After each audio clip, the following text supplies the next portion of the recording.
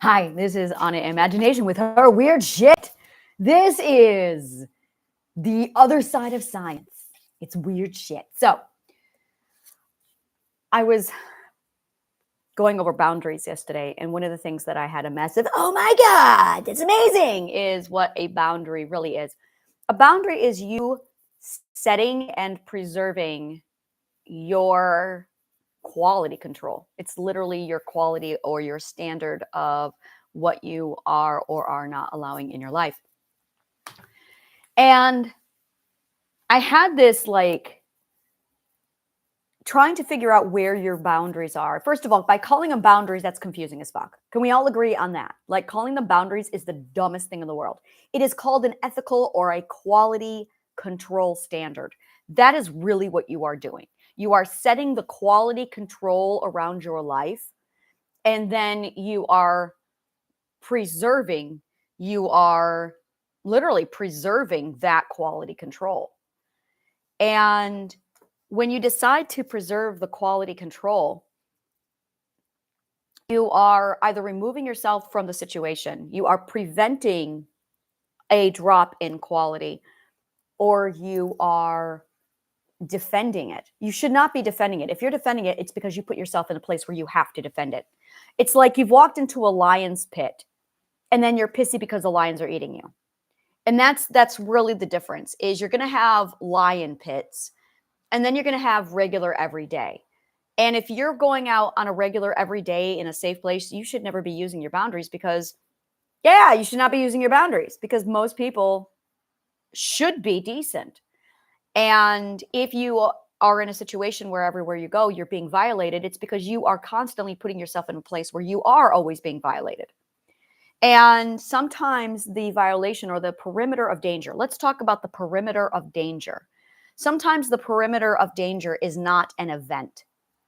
Sometimes the perimeter of danger is an entire region. And this was something I ran into where I grew up in a perimeter. I grew up where the region was a perimeter of danger, the whole region. You couldn't go to the grocery store safely without some asshole violating you. You couldn't. And when you realize, okay, at that point, you just need to relocate. I've met people where they are in a massive, dangerous area and it doesn't occur to them to relocate. And in some cases, it's extraordinary how it's just mind blowing. And this concept of, yes, but this is where my home is, that is actually a sentimental attachment to a location. And I want to say, if the Von Trapp can come here from Switzerland, look at Vermont and go, oh my God, it's the same energy as Switzerland, let's settle here, then you can too. Like, that's the way I think. That is the way I think. You do you, but that's my mindset. Is if the Von Trapp can come here from Switzerland, look at Vermont and go, oh my God, it's just like the Swiss Alps, and they settle and they stay here, that's exactly it. And there's places and regions where the energy is duplicated. You can feel it. So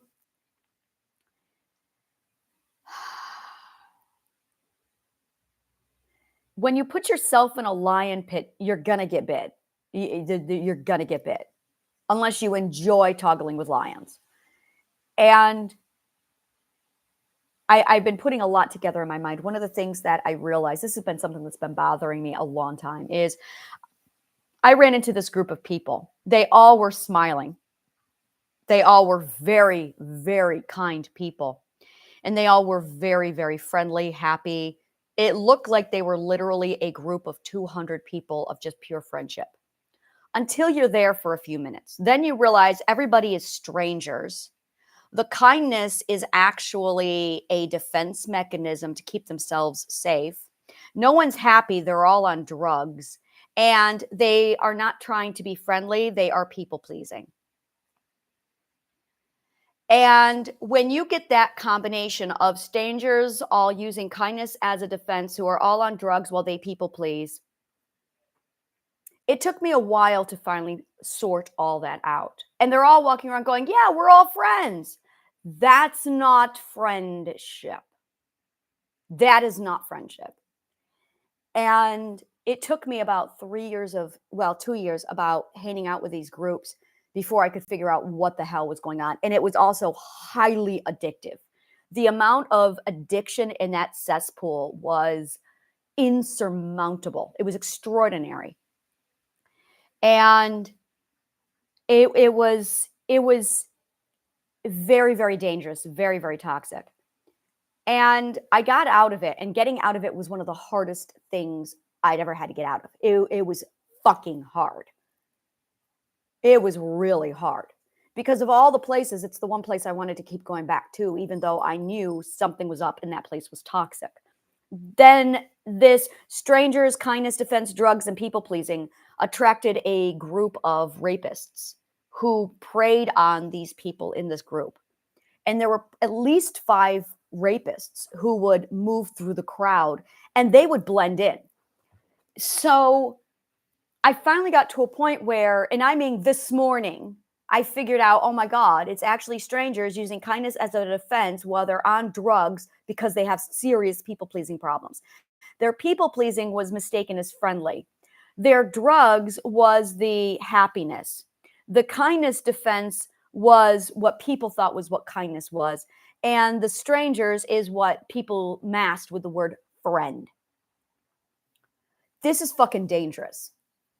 And it was about a year ago, May of 2023, when I finally pulled myself completely out of it.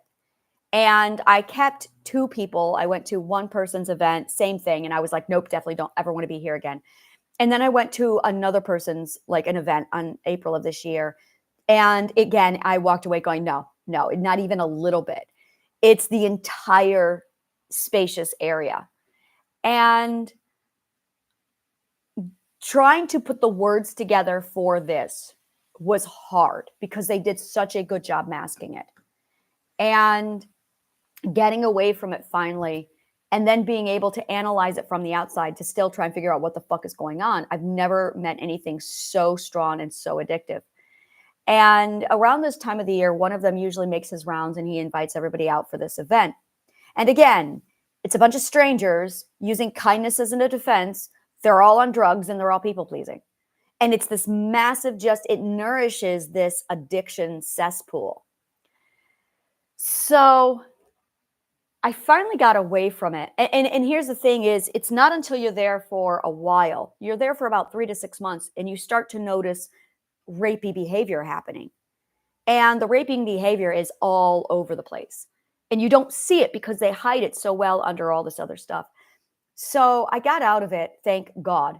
And I finally was able to articulate it. And now I'm looking at this concept of what a boundary is and quality control. And there is, I'm just going to say it. I know there's really no words for it. And I hate these words, but I don't lack any better words right now. I lost my soul for a while. When I was disintegrated to the point of 4 altars, I had no soul. And it wasn't until I got my soul back. It's actually my heart. I would actually articulate it by saying it's my heart. You have this breath inside of you, this piece of breath.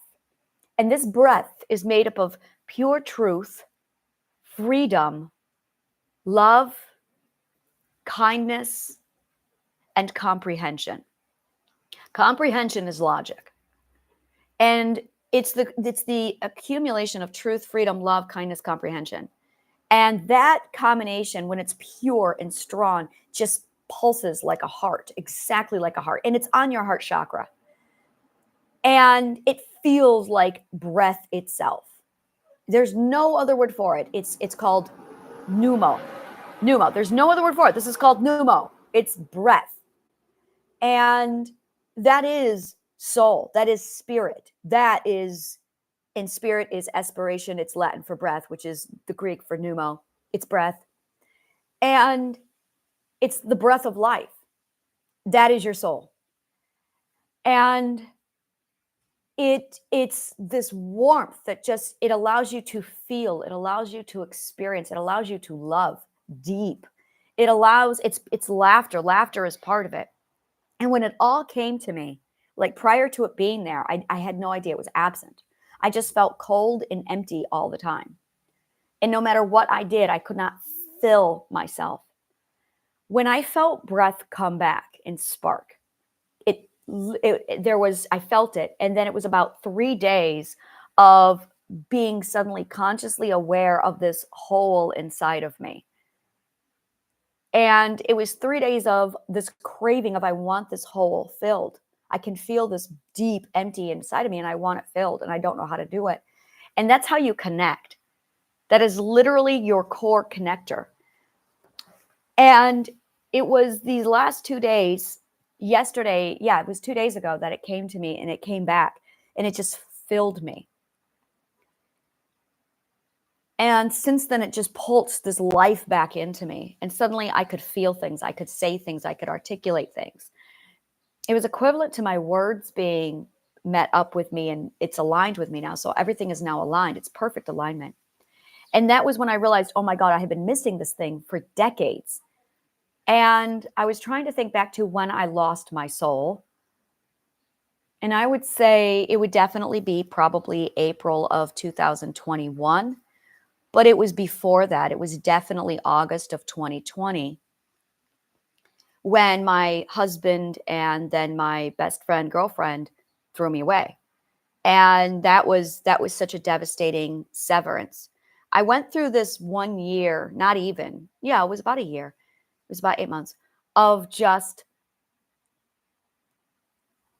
I don't give a shit. I don't give a shit. And I went on this massive party fest, literally as a means of distraction. And then by October, so less than 3 months, and then in October, it started to fade. By April, I went through something so horrific that the last of it was broken and I just did not have a soul again. And then I met my partner and it was what he did for me literally brought it back. It started the process of bringing it back. And I was able to replicate it and get it started back up again. But it took from April 2021 up to,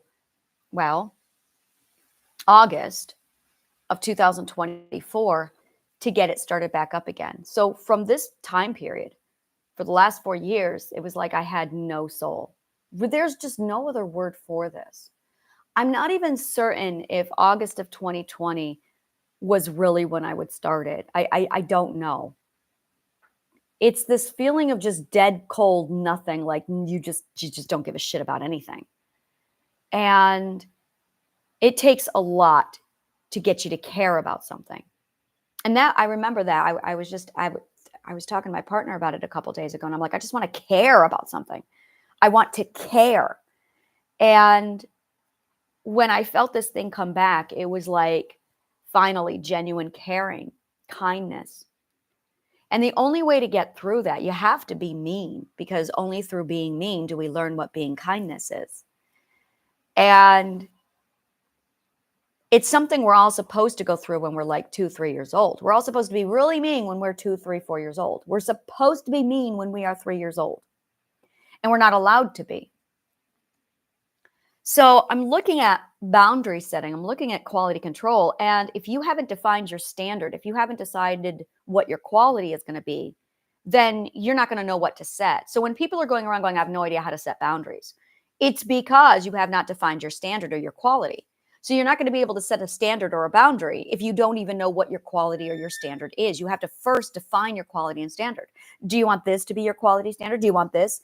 Now, some people are going to go, I don't want any narcissists in my life. I'm going to tell you right now, if you don't want narcissists in your life, you are setting the standard on such a fucking high level, which is good. I've been watching a lot of YouTube videos and articles on this, and it's pissing me off, to be honest with you, is there are, I'm one of them, so I'll be blunt. I am a 45-year-old woman, and my standard for people in my life is through the fucking roof. Now, does this mean I'm going to have low selection? Yeah, because the average asshole out there is an asshole. So you're going to lower you're going to lower. Well, no, you're thinning your selection pool. You're sorting out your selection. I'm going to use my words, and then I'm going to tell you how they translate it. What you're really doing when you're setting your standard is you are filtering. That is what you are doing. You are filtering the selection pool because you don't want the garbage in your selection pool. Some people don't want the garbage in their selection pool, so they set the standard high to make sure they eliminate the selection pool. When you eliminate people out of the selection pool, it leaves only the best of the best at the top. It's not that there's a limitation of best of the best. There really is not. And this is where it got really interesting is in this article I was watching, it was like, if you're over 30, then there's men who are going to be looking at women who are 18 to 30. And I'm like, I don't want those kind of men. If I have a man who's looking for a woman for breeding, he's not my man. Not even a little bit. That's garbage. So this whole YouTube video slandered women for having high standards, that women need to lower their standards so they can get a man. Literally, that is what the video was about. Women need to lower their standards. And I'm going, okay, I'm a 45-year-old woman. I am not for breeding. There's a lot of men out there who don't want children. And there's a lot of really intelligent, amazing, high-quality men out there. I call these C men. And this is actually, this is how I do my rating system. So you've got A women, B women, C women, and D women. I am a C woman. I'm going to tell you right now, I'm a C woman. An A woman is the woman who loves to be beaten by a man, loves to be accepted by any man as long as it's the lowest of the garbage. She just doesn't give a shit. A dirtbag could come along, rape her, and then beat her, and then tell her he loves her, and she'll be happy with that. That is an A woman. No standards. That is literally your Neanderthal woman. The second type of a woman who realizes, oh my God, I'm a slave and I can't get the fuck out of here. They know they're being used for breeding. They know that they are being held captive with fear from their brothers, fathers, spouses. They know this. They don't know how to get out. I was a B woman for a very long time. I call these women the Dobie women because they're house elves who know they're slaves and they want out. The happy house elf is your A. The C women are the freed slaves. Most women are under the A and B category. I'm here for the B women who are going, how the fuck do you get out of this shithole? I will show you how to do it. Try to Healing Part 1 and 2. And then there is the D women who are born free. I do not meet many of these. I have maybe met a total of 3 D women in my entire life. It's amazing to see a D woman. To see a freed woman is like, you're born free. It's extraordinary. So with men, though, it's an A, B, or C man. The A man is the bottom of the barrel, abusive. They expect a woman to be a slave. They cultivate and they nourish that mindset. And if you don't act like the slave they want, they will beat you, degrade you until you are. The B women, or I'm sorry, the B men are, well, they're clueless. They're clueless Morgan is really all you can say about them. They will take they're very passive. They'll stand back and let the woman do whatever the fuck they want. They know that women are having a hard time, but they're clueless about how to handle it. They won't nourish it, but they won't condone the abuse either. They won't nourish the empowerment of the woman, but they also won't beat her down or anything. They'll just take a massive step back and said, I have no idea how to be a man. They have no idea. And they just stand back. And I don't mean that man as in be a man. I mean that as in they don't know how to be nourishing or empowering. They just have no idea how to handle women today. So a lot of them just passively stand back and have a hands off of, I don't know what to do with this. The C man has figured out what to do with it. They empower women. They nourish women. And if the woman's already empowered and nourished, it's a synergy. I only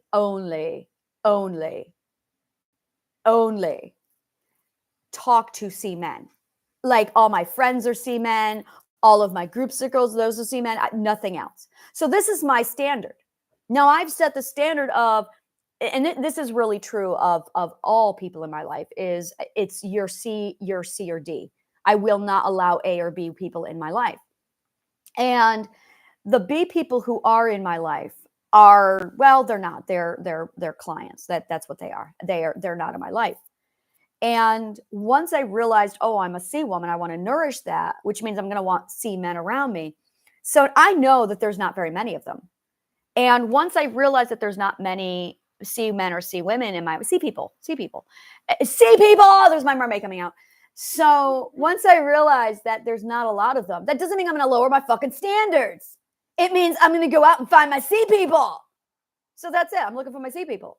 So now when I meet an A woman or an A person or a B person, I'm not going to allow anything beyond a casual conversation with them because I don't want them in my life. I don't want them near me. They're not healthy. They're not toxic. They're not using a healthy language. They will contaminate me because that's how the brain works. So once you decide what your standard is going to be, do you want A people in your life? Do you want B people? Now, if you're a person, you need to find C people and learn from C people.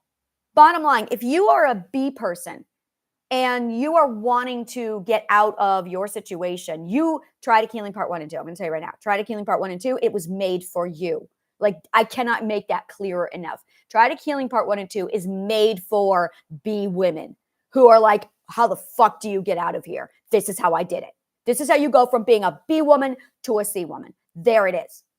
And you're going to have to raise the standard because it's how our brains are wired with that mimic, mirror, repetition response. Now, if you love your husband or your whatever, your spouse, your partner, and you don't want to leave them, but you want to do this, talk to them. Say to them, you know what? I want to increase the ethical standard of our lifestyle. I want to be better people. And I don't know how to do that. I'm going to have to change my language. Now, because you're in my life, I would really appreciate it if you changed your language with me so we can increase the quality of our lives. And you set that standard, and this is the language we need to be learning. So the concept of, I'm going to go ahead and do this project. If you've got a partner who you do love and consider, talk to them about it. Don't just do it. Try and include them. Now, if they have no interest, now you've got to make a decision. I know a lot of people who are trying to make it work where they're doing the work, the partner isn't. And it's causing conflict. Because when you start to raise the standard, what you are doing is there's a lot of old behavior. There's a language you're going to have to give up. The language is a big deal. You're going to have to cut out people because the people are not all willing to convert over or not. And it's a lot of work to go, excuse me, I won't allow that language around me. The kind of language I refer to it as is gossip. Now, people think that gossip is, as long as I'm not talking about somebody, it's okay. That's not true. That is not true. Gossip is basically, festering language or festering conversation. It's false information. It is false information. And if you are misquoting an article, it's gossip. If you are reading some garbage tabloid, it's tabloids. There you go. It's tabloids. I don't have to say anything else. I think that really covers it all. It's tabloids. Gossip is tabloids. It doesn't have to be about a person. It's just garbage information. So there's people who are passing along tabloid information claiming that it's knowledge. No, it's not. It's tabloid. And one of the things that I'm strict about is this is Asha, is gossip and tabloids are not allowed. It's not allowed around me. It's not allowed in my circle. If I create a group, it's not allowed. I do not cater to the tabloid gossip garbage. We have an entire world that does that. I want my space without it. So I had a group. I have a group, and people would come in, and it was not for, it was 100% for explorative discussion to advance the concepts of things beyond. And that's when I realized, oh, they're not there yet. So that's where I'm like, all right, let's just set this down. That's for later then. So I started the group too soon. And what I noticed happening was people came in. Thank you, Lizzie. Gossip, godsip, godfather, godmother, baptismal sponsor. What a weird word. How did it go from point A to point B? Well, there's no relativity here to what we idle talk. All right, there's a whole story here. So gossip, late Old English godsip. which means godfather or godmother. Baptismal sponsor, literally a person related to one in God. This is what gossip meant. From God plus sib, a relative. So a God relative is godsip. In Middle English, the sense was a close friend, a person with whom one gossips. Hence, a person who gossips. Later, idle talk, from the verb, which dates from the early 17th century. Wow, did that? Wow.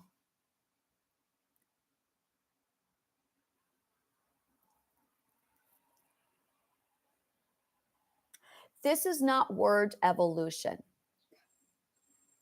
This is people not looking up the definition of a word and misusing it, and then distorting it, and then forgetting, and then making shit up as they go along, and then having to reverse engineer the definition based off of what they are seeing it being used as. That is not word evolution. If it were word evolution, the word would have changed with the definition over time. The definition is what changed because people stopped looking it up. But it's the 14th century all the way up to the 17th century. That's going to happen, which is why dictionaries existed. So we all know that we're using the same word with the same definition, which means you need to look it up. Now, authors know this. Authors do it naturally. We have to. We're writing books. So we go all the way back to the beginning and we look up the word. Whereas when you get into the sciences, this isn't a debate. We look up the word. We all know what word to use from linguistics and on. Well, linguistics are sloppy with it. Linguistics is a science, and here it's a science. So yes, from linguistics and on. Now that linguistics on that side, it's garbage to them. They have no idea what they're doing. Lack of ASHA standard. So linguistics and on, the word is already defined. It's a question of, are you actually doing the work to look it up? So that being said, gossip, tabloids, it's misinformation. And when you decide where your standard is going to be, it's up to you to now reinforce your own standard. You cannot set the standard and then expect it to be upheld by other people. Other people are not going to uphold your standard. You do not walk around with little pamphlets telling people, this is my standard, please follow my rules. You can't do that.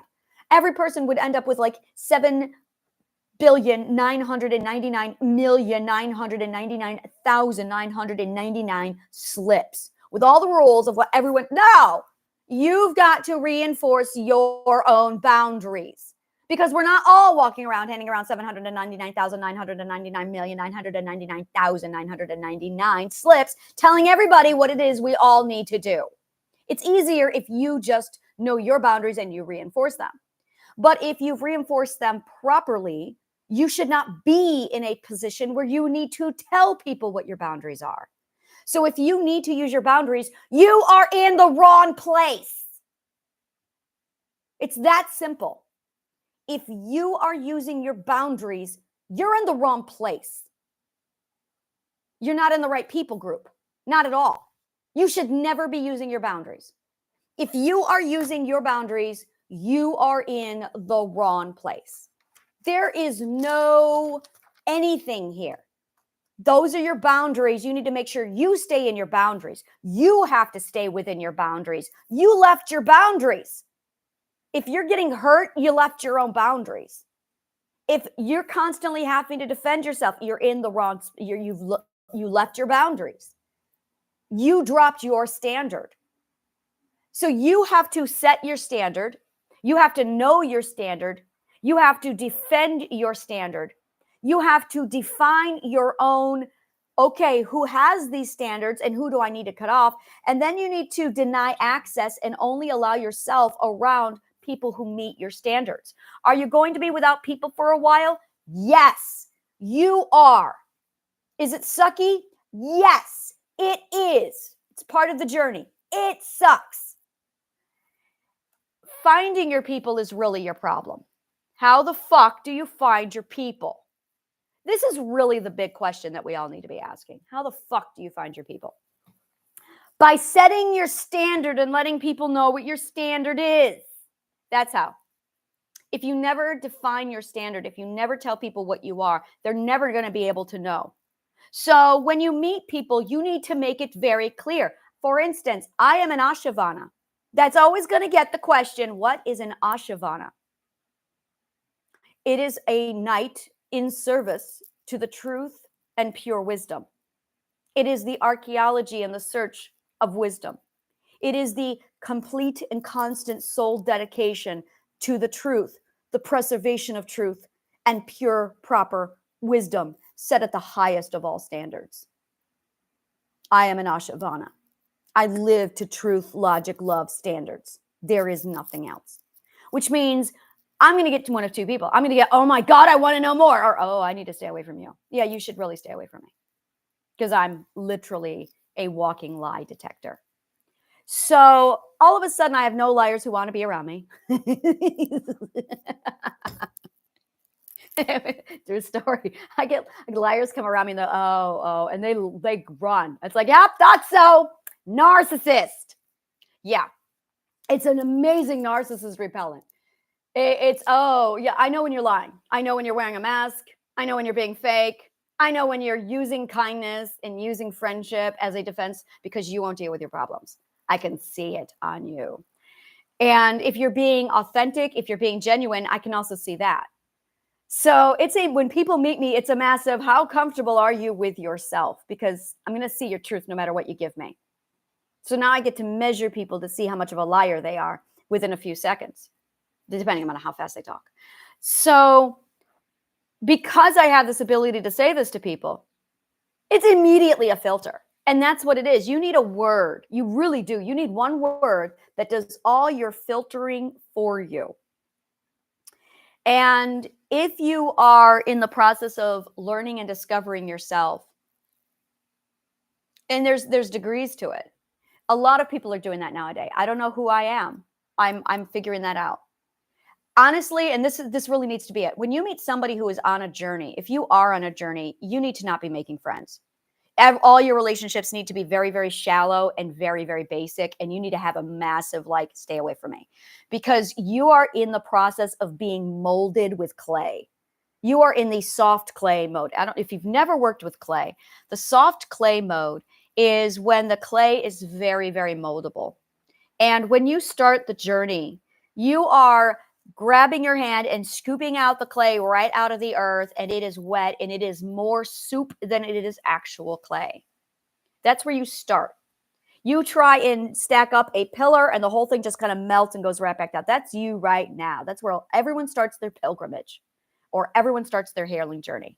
You are not in the condition. You're soup. You are soup. Soup is not at all in a condition to make friends. Not friends who will last. You cannot make friends when you're soup. The next stage after that is when the clay has dried out some, dehydrated, and now you can start molding it into shape. Now, there's two stages of this. I love sculpting. There's two stages of this. There is the soft clay stage, and there is the semi-soft clay stage. The soft clay stage is you build up this beautiful thin thing, and it's so soft that the top of the vase goes gloop and falls in on itself because it is that soft. That means you have still too much water in the clay. And it's still, what is it? You are looking at me like, what the fuck, Mom? What? Talk. You are totally a pottery person.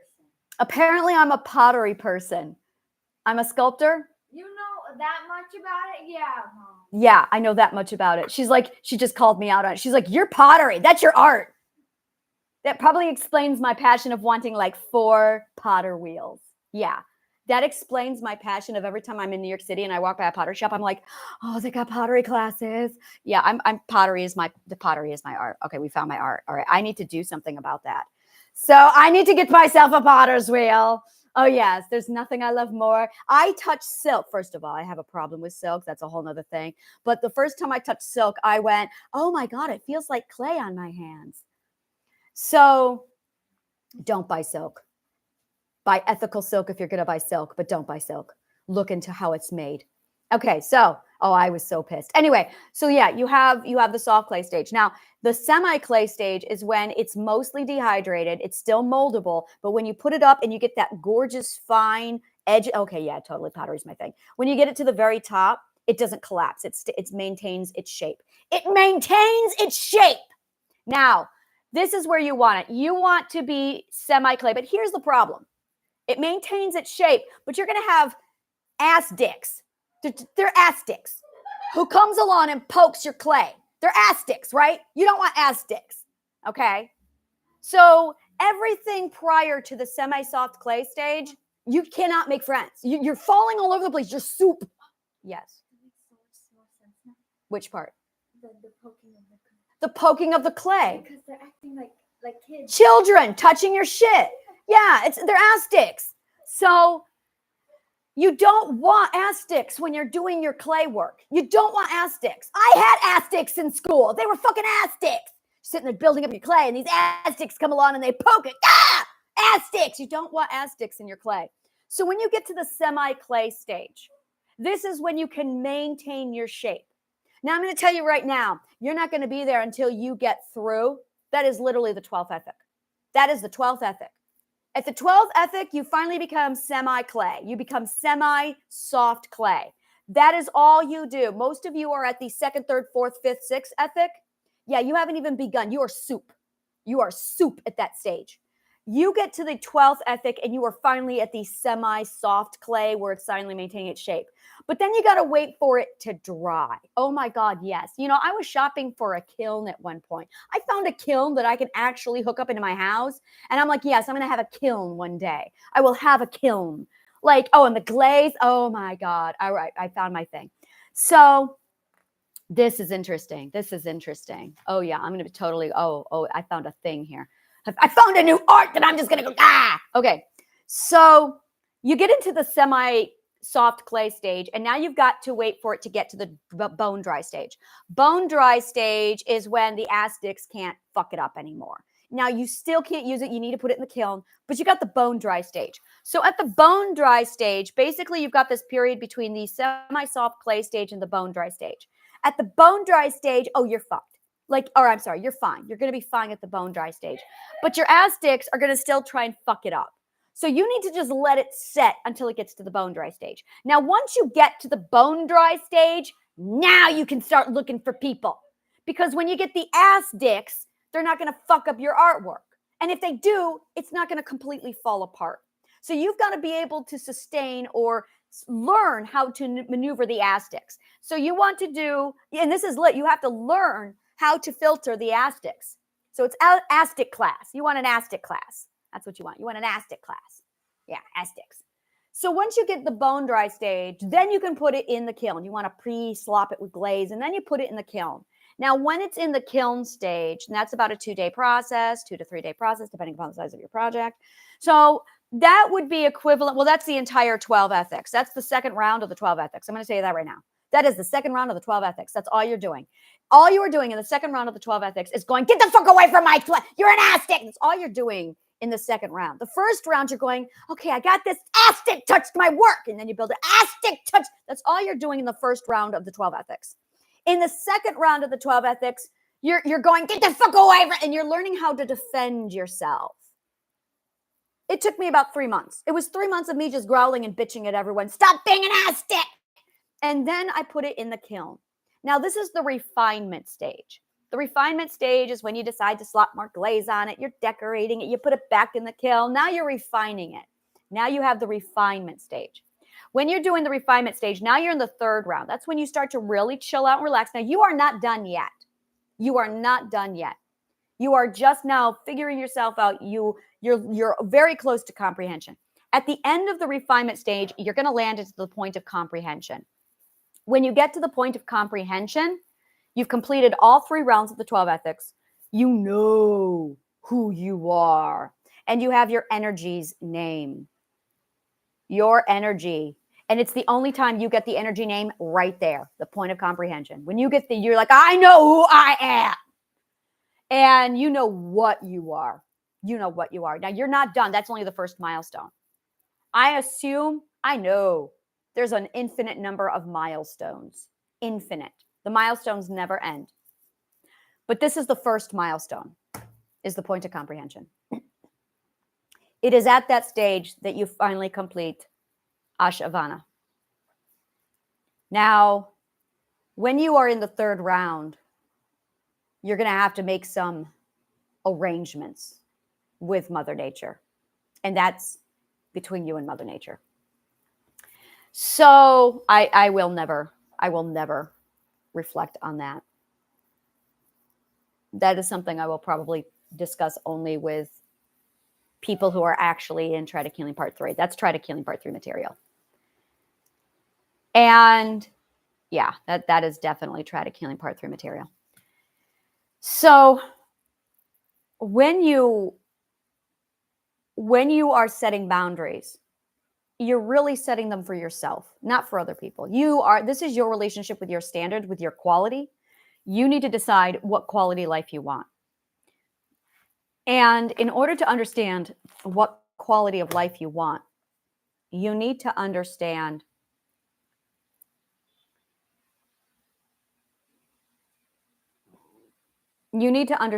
what people do to and for your quality of life. People teach you language. They teach you mindset.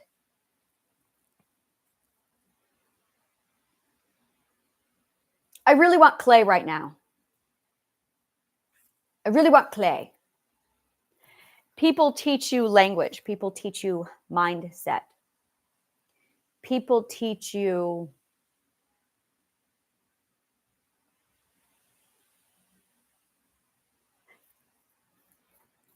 they reinforce and they define you. Now, let's say you have received this education and knowledge very early on. Let's say that your parents were amazing people. They were educated in Asha and they made sure you got the Asha journey when you needed it from birth all the way up. So now let's say you're about 15 years old and you've already completed the first, you're already in the second journey. Actually, you would probably be closer to the third journey. No, I would say second. That would put you midway through the second round of the ethics. So let's go forward. You're 24 years old. You've completed 2 rounds of the ethics, and you are now very, very mindful over what people are for, what they do. People reinforce and define while also enhancing. So they enhance what you already have, and they reinforce and they define it. Now, if you choose low quality people, you're going to mimic and absorb those people, and it's going to completely emanate you. When you are in high school and you're looking for your friends, what you are really doing is you are looking for, you want to know the psychology of cliques? Cliques are people who are matching security level. That's all they're doing. They're matching security level. Nothing else. All the insecure girls who are pretty and popular but highly insecure about their own self is a clique. All the jocks who have their defined and their security level, they're jocks. All the nerds with their security level. What you are watching when you are looking at high school cliques are the security levels of all of the ethical perspective growths. So you have the 12 ethical stages of perspective growth. Well, the 12 ethical perspective stages of human growth and evolution. Every one of them has their own security level because they're in a process of defining themselves. So your first ethics are in high school are going to be the quiet, submissive, invisible kids. These are the ones who just seem to have no personality to them. They're actually quite rare. Of all the groups, this one is the most rare. This is usually the 1 or 2 really quiet kids sitting in the back who has no personality. They almost never have any friends. It's because they have no identity with which to cling to, find anything. They have nothing to define themselves. So they just sit in the back, observe quietly, and they just have no purpose in life. They are the minority. The second group is going to be, and this is where you see the churchgoers. This is where you see the good girls. This is where you see the good people. And this is because they are usually under such strict lock and key at home, severe conformist, that they are terrified of stepping out of line and being anything but perfect. They are having a serious problem with perfection. And if they're not perfect, then they're not secure. So they have a constant mindset of, I have to be perfect or else. The third group are your bullies. That is where your bullies are. This is where your, well, there's just no word for it. Those are where your bullies are. That bullies are the third perspective. That's it. They were supposed to be out of that stage when they were 3 years old and they never made it. So they are permanently a bully until they get out of the third ethic. The fourth ethic is all about following the rules. They're the ones who are your social justice, but they're not looking for, they will sacrifice humanity for the rules. That's the difference between the fourth perspective and the sixth perspective. The fourth perspective is a social justice warrior without humanity. They prioritize the law and the rule above humanity. The fifth perspectives are your class leaders. Those are your class. They're the ones running for president. They're the ones doing the newspaper. Those are your fifth ethics. And the sixth ethics are your vegetarians. They're the ones who are all about social justice, but with humanity. They have the humanity with it. They're usually the kindest. They are the most kind. They are self-sacrificial. They are martyrs. They're always putting everybody else before them, and they would never be caught dead being mean. They are terrified of being mean people, most likely because they were bullied by the third perspectives from the bully stage. The scientists fall into the fifth and sixth perspectives. The nerds fall into the fifth perspectives. There's no first perspective. Your jocks are going to be under the church good, have to be perfect or else. You're either perfect in the physical athletic type, or you're perfect in the appearance type, or you're perfect in the religious and the righteousness type, but you got to be perfect. So that's what high school is. And when you go in, you're actually sorting yourselves all by your ethical perspectives. Children are really fucking good at this. I'm going to tell you right now, children have got this figured out and nailed. The problem is they're not taught this. You put children together and they will naturally sort themselves into the 12 ethical perspectives. Adults don't know how to do this because they don't understand it. They think, okay, now you're an adult. There you go. All the adults have to get pulled together. But then adults get pulled together and it's like, oh my God, what the fuck? Everyone's an asshole. And now you're no longer in an environment where you can figure out. It's really fascinating. And now you're sorted by career choice. That's really what it is. You're sorted by career choice. So scientists have got this made because the nerds are all in the same place. Like everybody in the science field is a nerd, 100%. Like all the nerds went, I'm going to be a scientist when I grow up. There you go, nerds. You guys are amazing people. I love you guys. So all the scientists became nerds and dorks. I love the hell out of my people. You're my people. And then you've got this other group.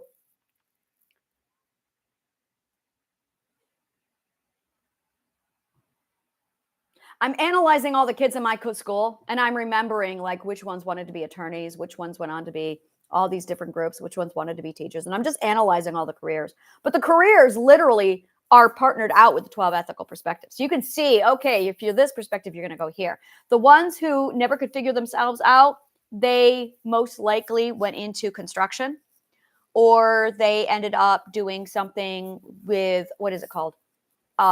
Janitor work. They may not have even gotten a job. They may have stayed home. They never went to college. Those are your first perspectives. And if they did, they were probably back home relatively soon. The first perspectives are the ones who almost never leave home. The perfect good people constantly striving, those got sorted into your aggressive third perspective achievers, your overachievers. I hate the word overachiever. I don't believe in such a word. I hate it so much. Ambitious. There you go. Ambitious. So you have your very ambitious people. Now, here's the problem is you have ambitious people who are now looking for perfection because they are trying to still fit that archetype of I'm a bad or an unethical person if I'm not perfect. So a lot of ambitious people have this problem with being perfect. And then you've got your unambitious people. You have your unambitious people who are still striving for perfection. And now you see a lot of those become hyper controlling in whatever, just absolutely controlling. Now, this is where yesterday I was talking about your two different ways you can go with this, where if you had forced indulgence on you, you went one direction. It basically comes down to freedom or control. That is it. Either you seek freedom or you seek control. I am a freedom seeker. Oh, yeah. Yeah. So You are either a freedom seeker or you are a control seeker. A control seeker is somebody who has, and you can be, this is a spectrum. Everything is on a spectrum. So it's a ratio. It's a dichotomy. There are no opposites in the abstract. It's all a dichotomy. So if you're freedom, this is one extreme, freedom, and then you have another extreme, control, and then you've got a spectrum. So it's a question of how much is your ratio? Where does your ratio fall on this? And then, yeah, that's about it. So if you're unambitious, there's a good chance that you fell down to the I'm going to seek control. And then you may have created yourself a pod of whether it be your home, whether it be your friendship circle. And you also would probably have a severe need to help everybody. By the way, that's all narcissism. All of it. This whole concept of perfection, that's all narcissism. It is an intolerance for anything less than God level. The third level is your bullies. Your bullies divide into highly aggressive management positions of power. So any kind of a position of power would attract the third perspective. So there's your teachers, there's your psychologists, there's your doctors, there's your attorneys, there's everybody in power. Yeah, all your authorities are bullies. The majority, I would predict that 70% of people in a position of authority are narcissistic asshole bully. At least 70%. I have no doubt about that. Solid. And there's your third perspective. Any kind of a position where they can condescend and look down on others, school teachers are huge with this. Huge attraction for our bullies. Which is why I'm so anti-teacher, is because what it's really about is take away the bully, the third perspective's power trip. That's really what it is. You're taking away the third perspective's power trip, because no one needs a teacher after they know how to read. No one needs a teacher after they learned how to read. No one. I grew up, my first 6 years of school was in a homeschooled. You called it a schoolhouse, a one-room schoolhouse. I grew up in a one-room schoolhouse from kindergarten all the way up to fifth grade. So from kindergarten to fifth grade, I was in a one-room schoolhouse. I got that environment. You had that in preschool. Yeah. Yeah, preschools had this. I had it from kindergarten up to fifth grade. Kindergarten and first grade were in one place, and then the second graders to fifth graders were in another place. And then the sixth graders to 12th graders were in another place. But we all mingled together. So I had the one-room schoolhouse. We had one person in charge of all of it. And it was all DIY. It was all DIY learning. It was all DIY learning. All of it. We had a teacher who taught us how to read and write and do math, arithmetic, in kindergarten and first grade. That's it. There was no teacher after that. I had no teacher. I had a supervisor. She was Umbridge, but I had a supervisor. And her job was literally circle a page in my book and say, work to this page. And then she stood there and made sure we all were quiet and did the work. And that's all she did. If you ran into a problem, there was no, you learn how to solve it yourself. She would do basic math classes where she would walk through basic, simple mathematics, like algebra, and then you had to figure it out yourself. This is how I was taught. I could work on whatever the fuck I wanted to work on, so long as the work got done. After the work got done, I could do whatever the fuck I want. I wrote books. I wrote books. That's what I did. I wrote books. And then I learned real quick that I could just fly through the work, do it myself. And so I completed all of my books. This is one-room schoolhouse. I did not need a teacher. Then I switched over at sixth grade. I switched over to the public school system, and I was introduced to that stuff. And I had never been spoon-fed more information in my life. Like, I felt like I was a child opening my mouth and it was being shoveled into me. And I'm going, really? I can read, Cowboy, if you just get out of my way. So immediately I ran into a problem with my teachers where my music teacher was fantastic. My masters were phenomenal. And that's the other thing, is I ended up with 7 masters. So I had 7 masters, and then I had these idiots who were in the front of the class getting in my way of learning. And that was it. The masters actually taught. Holy shit, did they teach. So I got to see the first 6 years of education without any teacher. And then I got to get 7 masters. And then I got a whole bunch of idiots. And I got to compare 3 data points. 3 data points, that's all I need. Give me 3 data points and get out of my way. I got the rest. So I was able to analyze the different teaching structure of all 3 of these and how I learned under each one of them. I learned the most. That's a good question. I either learned more from my master's or the DIY period. I took the DIY material and I transferred it over to my master levels. So honestly, DIY is all the way to go. Like as soon as they're done reading, kindergarten, first grade, you need a teacher. After that, you're done. You do not need a teacher. You need a master after that. You need masters. Holy fucking shit. It's on a level. Completely different kind of education. Holy shit. This is the difference in education. I go into my math class, no master. And he sits there and writes the example on the board and he walks us through the equation and how to calculate. I already had logic, so I was already doing the problem. I was just sitting here doing the problem. I could already read the instructions. Like I would get in, I would sit down. We had 3 minutes. I had 3 minutes before the bell rang. I looked at the problem that was on the board. I sat down and I immediately figured it out, calculated it, and started to do it because I had 5 years of DIY education. And then the bell rang and he started the class and my assignment was done. I had the rest of the class where I could just sit there out of boredom and listen to him explain what I already figured out. I didn't need him. He was wasting my time. So he then would and he always had the homework assignment. So I was doing the homework assignment while he was teaching the rest of the class how to do it. I had already read the instructions and know how to do it because I knew how to learn because I had 5 years of those DIY teachings. So, and then the internet came out. No, the game over. As soon as I'm good. Everyone get out of my way. I got the internet now. Wow. Fuck you, Dewey Decimal System. Fuck you. So that was amazing. Oh, I remember the day the internet came out. I'm like, yes! Knowledge! I was so happy. Look at it all. It's all the knowledge in the world. So the masters, they didn't teach you. They gave you assignments. They gave you quests. That's what a master does. They give you quests. And then you got to go figure it out. But if you have the DIY training, it's not a problem. I did.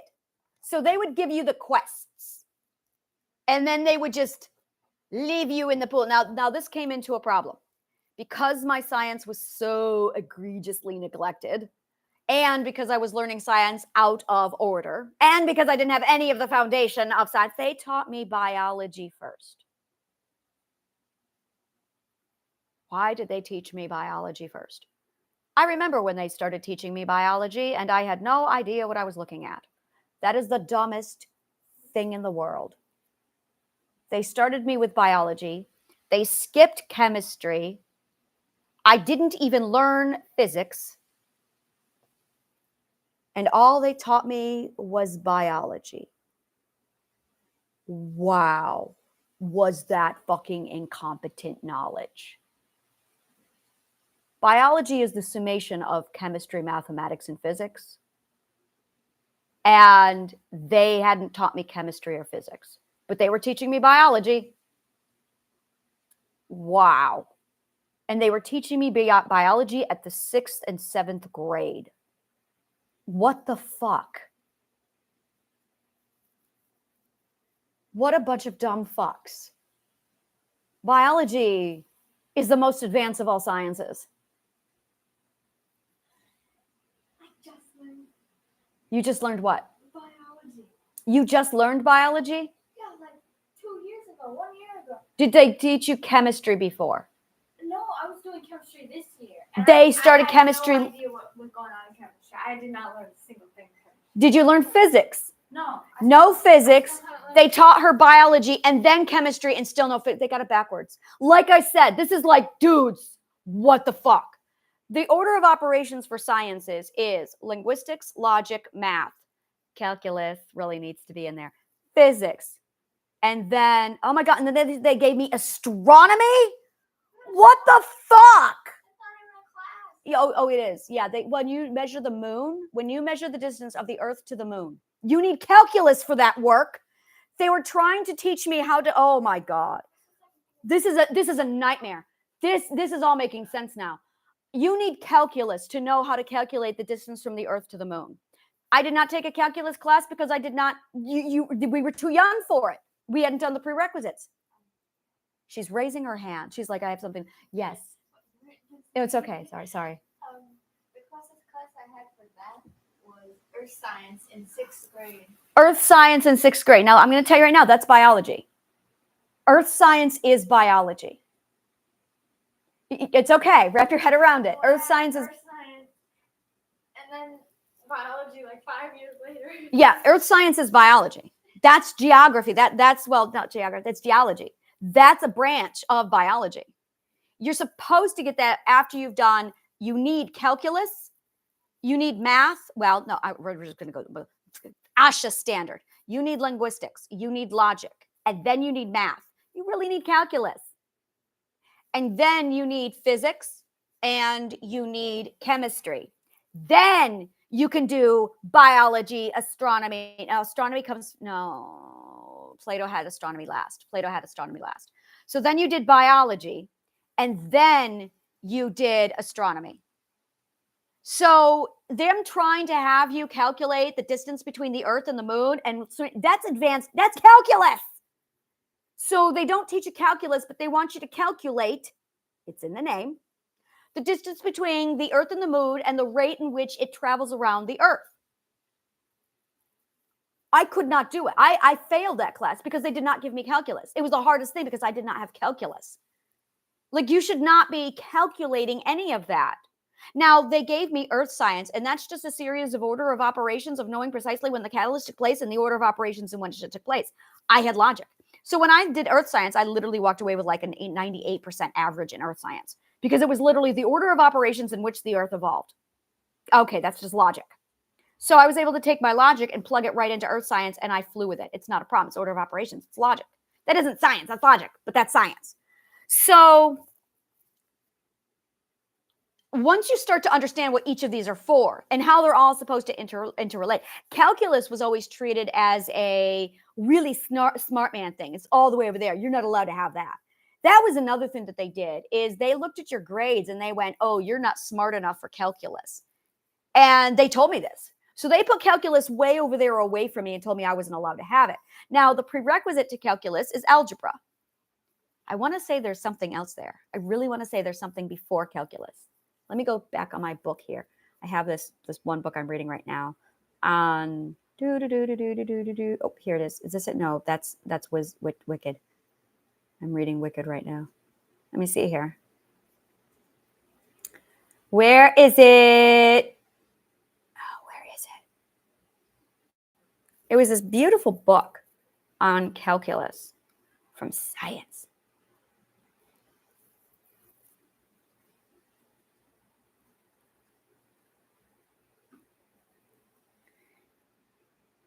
Oh.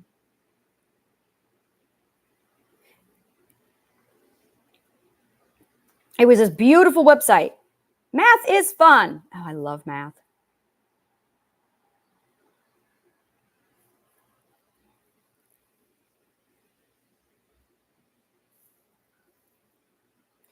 Basically, it broke it down saying right here. Oh, was it Wiki? Of course it's Wiki. Calculus is the mathematical study of continuous change. Geometry is the study of shape. Algebra is the study of arithmetic operations. Algebra, geometry, and calculus. Math is logic. So calculus is calculating change, which is why you need calculus to figure out the speed of the Earth and all that jazz. Geometry, oh, I did geometry. I went nuts over geometry. Geometry is shape, and then algebra is operations. Okay, see, and that's it right there. Because I studied geometry, that's probably where I'm able to like plug in what I'm able to plug in, and I have logic. But logic is the rules and the how. Physics is literally the laws. Logic is the how, and the order of operations, that's the math. So it goes linguistics, logic, algebra, geometry, calculus. I really want to put physics right in.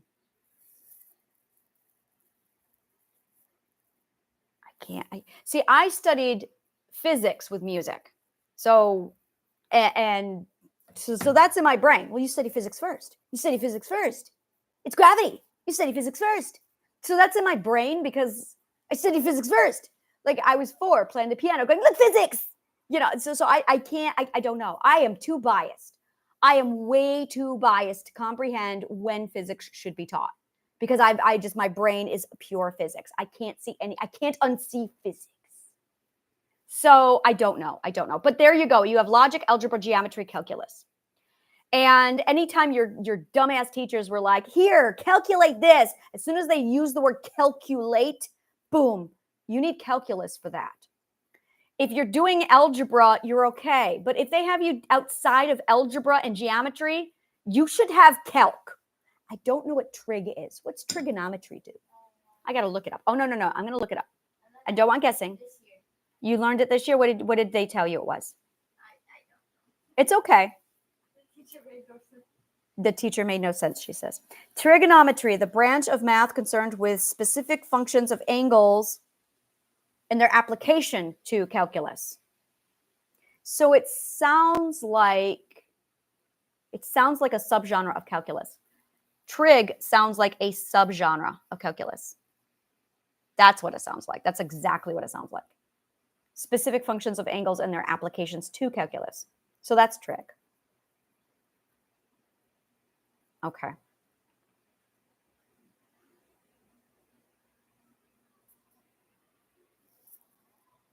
Oh, ancient Greek, triangle, metron, measure. Okay, you just sold me. I'm done. I still want to do trig now. Oh no, that's all I needed. Everything in the world just completed itself. Oh yes, my priority for learning math just went through the fucking roof. Holy shit. I see the word triangle and measure and I am smitten. This is all I need in my life. The field emerged in the Hellenistic world during the 3rd century BCE. Euclid. Okay. Euclid. All right. I love this. Yes. I love it. All right. So there it is. This is I love being a girl scientist. When I see that, I'm gonna walk in a lab and I'm like, where's the sparkle and the glitter? Where's the imagination in the story? There's some pottery. All right. So, oh my God. I want one of those neuroscience machines that plugs up to my brain so I can measure waves and I can get data. I remember when I was watching, what was it called? I can't remember what it's called. Twister. And they had the science and the little scientific balls. And it went in and they could get the read of the tornado. And I'm like, yes! And then at the end, they're talking about the data. And I'm like, put me in the lab. I want the data. Oh my God, I love data analysis. It's the best thing in the world. It's like stories. It's story. It's real life. It's like, wow, we're watching story. Oh, I love data. Data is the best thing in the world. All right, I gotta focus here. I'm so happy. All right, there's like a whole science of being loved and accepted. And that's it. You're asking the question, who would love me? Who would love me? That's the question we're really asking. Who would love me? And then in addition to the who would love me, you're asking the question of who would I love? And this is really, these are hard questions. Who would love me and who would I love? These are really fucking hard questions. See, now that I'm here, as soon as I realized, oh my God, I'm an Ashavana. Oh, that makes so much more sense. Oh my God, it's like the missing part of me. And I went, oh, all right, I got this down. So I'm a nerd. I'm a scientist who values Asha above all else. Like suddenly it occurred to me, scientists are my people. Scientists are my people. I have had a very, very, very, like this makes so much sense on a level. And I'm like, oh, I understand. I understand.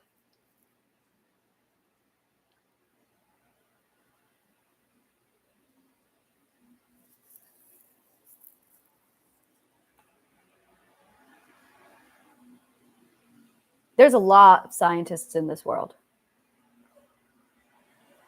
And I have been totally severed from that community. Totally severed from it. Like 100% severed from this community. And I'm only recently starting to find it. Like the people I'm accumulating are a bunch of scientists. I've got 4.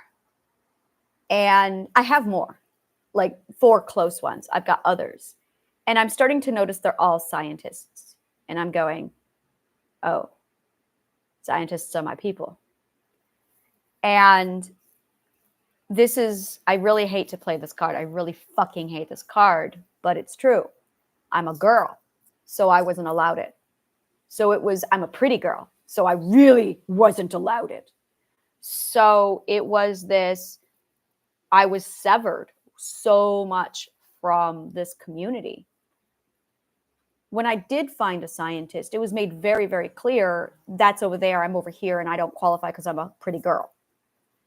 And there is the abuse of being a girl, and then there's the abuse of being a pretty one. And it is, I remember sitting down in high school talking to some girls about this. And we all just, it was the most honest conversation I'd ever had in all my life. I was 12, 13 maybe, and there were 4 of us. And we were all talking about our looks. We were all talking about what it was like being a girl. And I was the prettiest one there. They were all very, very plain. And that's what we were talking about. They were talking about it. I was listening. And these 4 plain looking girls opened right up to me and talked about how difficult it was being plain and what they felt it was like and how hard life was for them as plain looking girls. And they told me what they thought very, very cordially. It was not at all a damnation. They told me that I must have it easy because I'm pretty. And they listed all what they thought would be advantages for being pretty that they didn't have. They said that being pretty, I could get all these guys. I could, get away with things. I had made exceptions. And none of them had been raped. None of them had been molested. None of them had been abused. And it was the most, we were all friends. It was the most warming, like, let's talk about this. And I corrected them. I said, no. I said, I don't have advantages because I'm pretty. I'm raped because I'm pretty. I'm beaten because I'm pretty.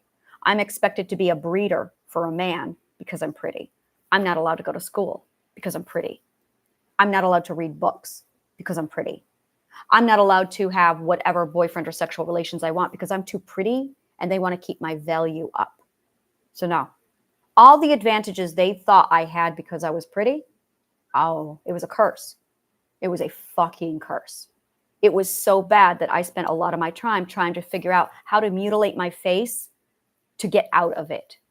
I spent the majority of my youth trying to figure out how to mutilate my face, wishing I could be ugly to avoid all of the bullshit I got. What I wanted to do was be a scientist. I wanted to be an archaeologist. That's what I wanted to do. I wanted to be an archaeologist and a philosopher. If I had really the whole world in front of me when I was that age, and if I had the nourishing parents, I would be a musician, an archaeologist, and a philosopher. Those would have been my 3 majors.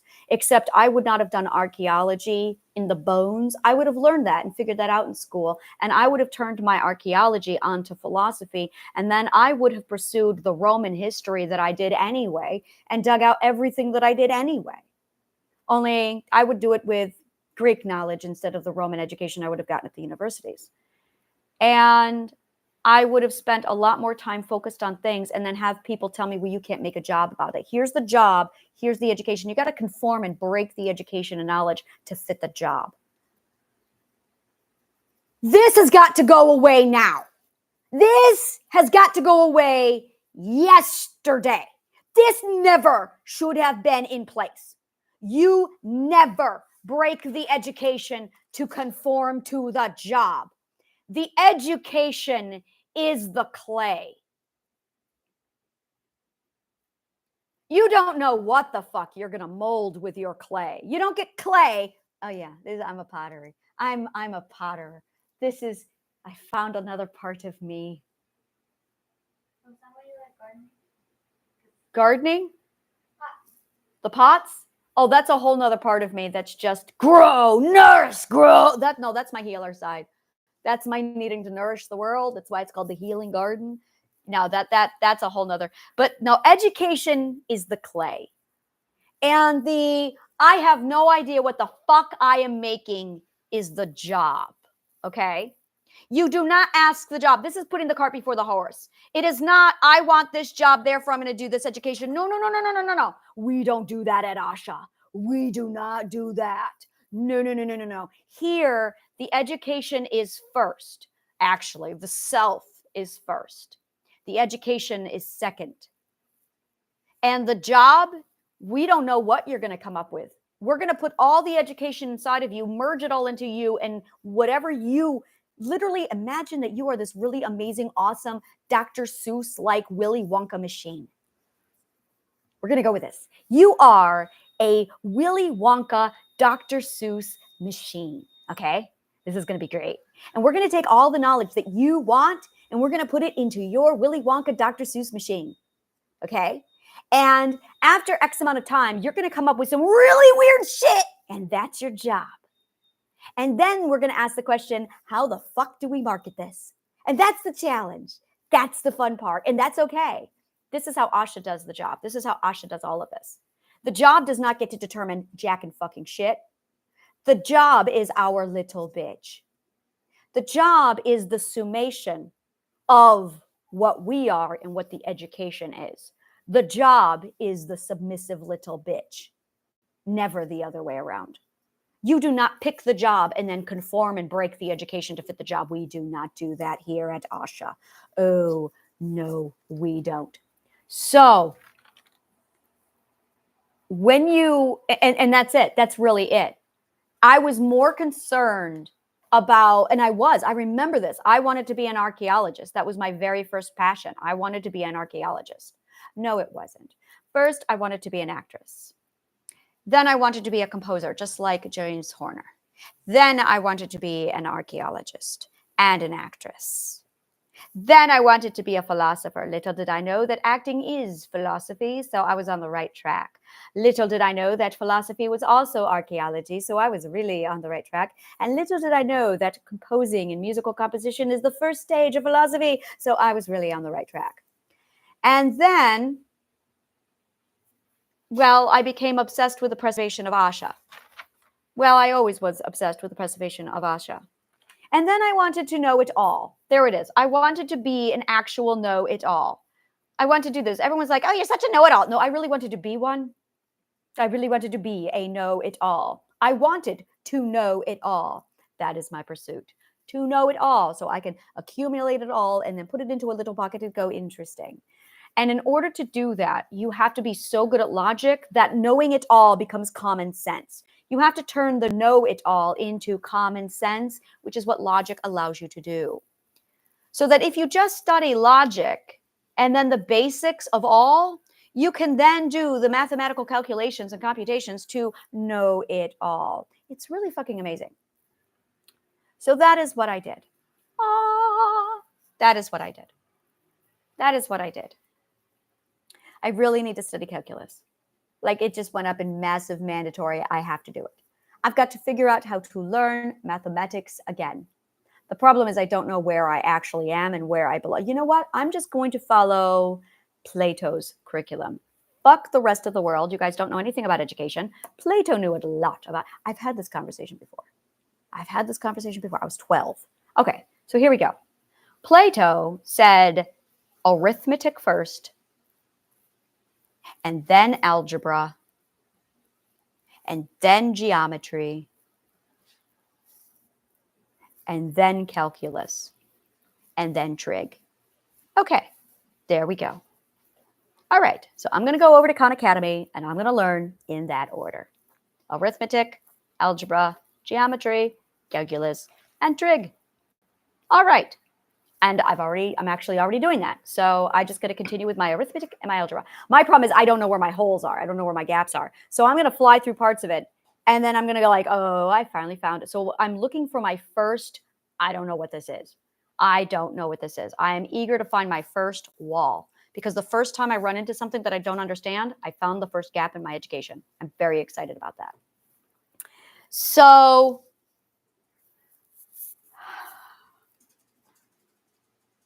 yeah, and this is a nightmare. So really, and this is what we do at Alexandria at the Healing Garden, is we give you the order of operations for the education. The education doesn't change. The academic disciplines are the same disciplines. There are people who can teach it better. There are masters out there teaching it. And then there's the order of operations. The order of operations is vital. The order of operations is the most important part of your education.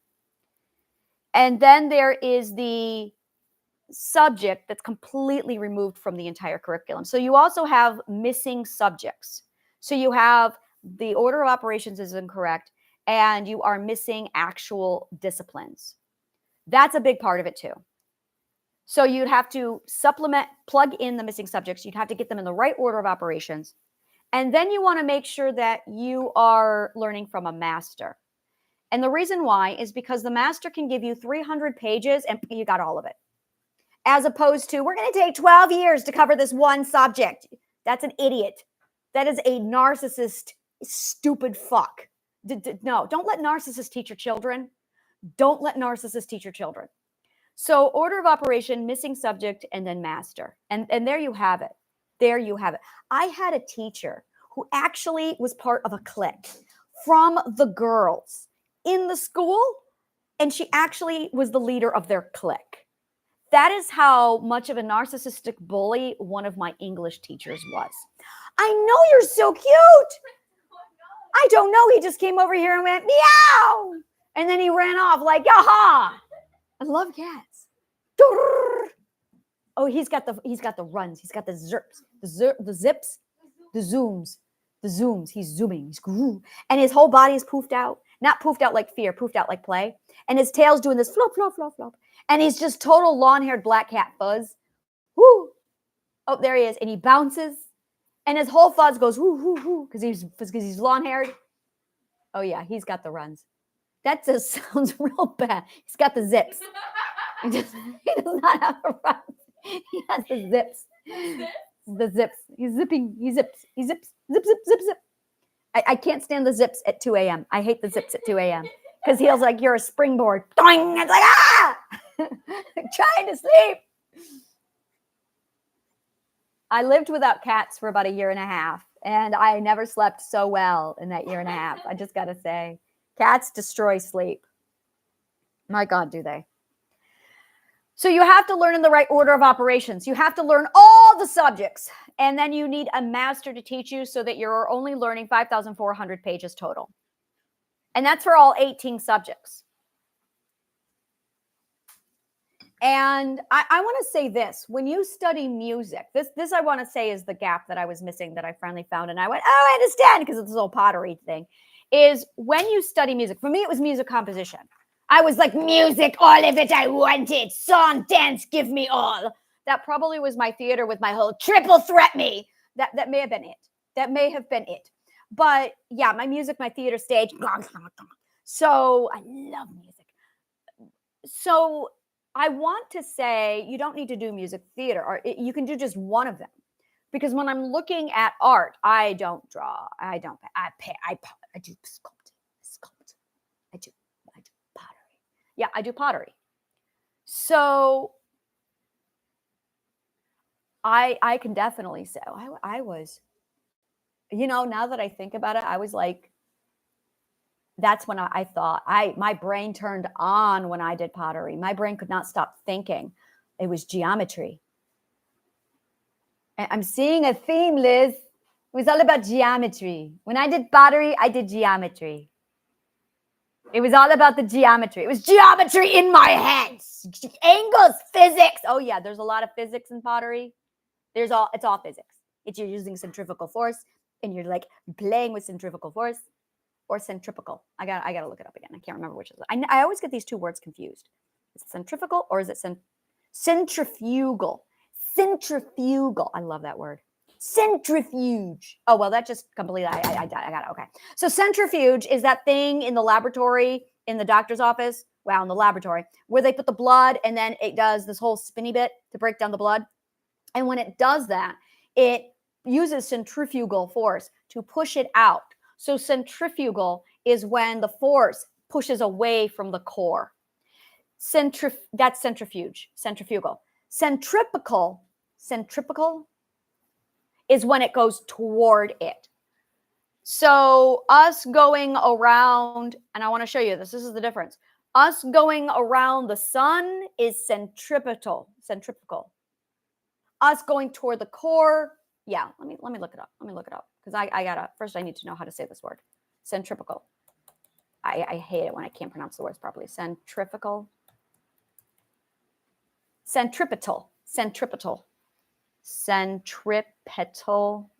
Now let me take a look at the etymology. Where did it come from? Centripetal. It's the word pedal that's attracting me here. So centripetal etymology. Okay, so seek, petere, seek, petis, centrum, of course, is central, center, yes, center seeking. So centripetal, petal, that's what it is. Petere, that's the word I needed. And that means to seek. So going toward. There you go. So centripetal. All right, now that I've got that out, now I want to know,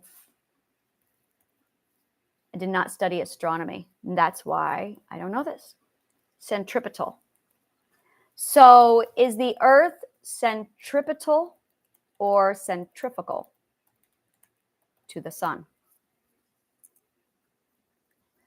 It's centripetal. It is centripetal to the sun. There it is. That is it right there. It is centripetal to the sun. That is what it is. The blood in the centrifuge, that is centrifugal. So that it's being thrown or cast aside. It's literally being tossed. It's literally being tossed. So that if the walls, oh, here you go. Okay. So I do this with my cup and the wine. You swirl the wine. When you swirl the wine, that's centrifugal. That's centrifuge. And without the glass mug being there or the wine being there, it would go all over the place. That's centrifugal. It would go out. So when it goes toward the center, centripetal, it means that it's being drawn and pulled toward the center. So when the Earth spins around the sun, it's centripetal. When you swirl your wine glass, that's centrifugal. That's the difference between the two of them. I don't know why you needed to know that. I don't know why. That's force, that's physics. Okay, so back to my pottery. So when I'm sitting here building up my potter's wheel, that is centrifuge. That's centrifugal. So I'm building it up, and I know one of those is American and one of those is British, and I can't remember which is which right now because I study both, and all I know is centrifuge, centrifugal. I don't know which one that is. That's the one I like to use because it feels better. It feels right. So centrifugal. So when you build up pottery, you're playing with centrifuge. You're playing with centrifuge. So yeah, I just see physics. All I see is physics. Oh, and I remember, that was like, that was my favorite part of it. See, and this is an example of the indulge, and then integrate. I never got enough of it. I was insatiable with it. When you find something that is insatiable with you, that's who you are. So you're going to have levels. You're going to have your insatiable levels. That is you. And then you're going to have your indulge, and that is like your secondary. That's not that you might be very passionate still about it, but that's your secondary. And then you have your, I did it once and I'm not interested. So now you have your not interested. So it's exactly like tasting food. It's exactly like it. Your passion is going to be the stuff that's insatiable.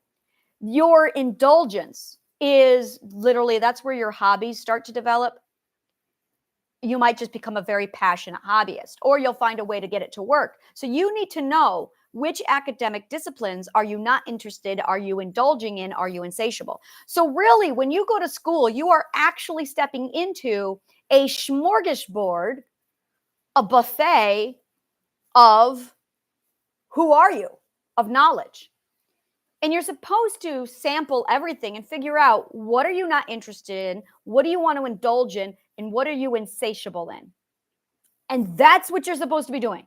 You only have 6 core subjects to choose from. 6. And this is really what it would look like. I'm shaping up my school and I'm developing it right now. Teachers would be responsible. I don't want to call them teachers. I do not want to call them teachers. NPCs, I'm going to call them NPCs, non-player character. As a reminder, they should not be involved in your education. They are supposed to be scientists observing your education. Yeah, scientists. We really need scientists to just sit there and observe prime directive. Really, you need to be a science. That's it right there. This is why I love science teachers. Scientist teachers naturally do this. Science teachers are my favorite teachers. They are amazing. Science teachers know how to take a massive stand back. You do not. Bullies do not become science teachers. Science teachers are probably the only anti-bully in this classroom. Were yours? No, speak up. What was your experience with your science teachers? The first ones were okay, but the ones I had this year were so bad. Define bad. Unskilled, mean, what's unbad? I don't know. E.B. White, use small words. When you struggle with vocabulary, break it down into smaller words. And when you break it down into smaller words, it allows you to define it much more simply so you can understand what you're dealing with. E.B. White taught me that. E.B. White was a fucking linguistic genius. E.B. White was a goddamn fucking genius when it came to logic and word. You want to study linguistics, study E.B. White. Holy fucking shit. That man put us all to shame. I read his books. I really did not like Stuart Little. I read his books. And I'm going, oh my God, this man put me to shame. Here I am with my fantasy novel at 500 words. I actually had to cut it in half because they're like, it's too long for a first book. Fuck that shit. It was 200,000 words and I didn't care. E.B. White was a fucking word logic genius.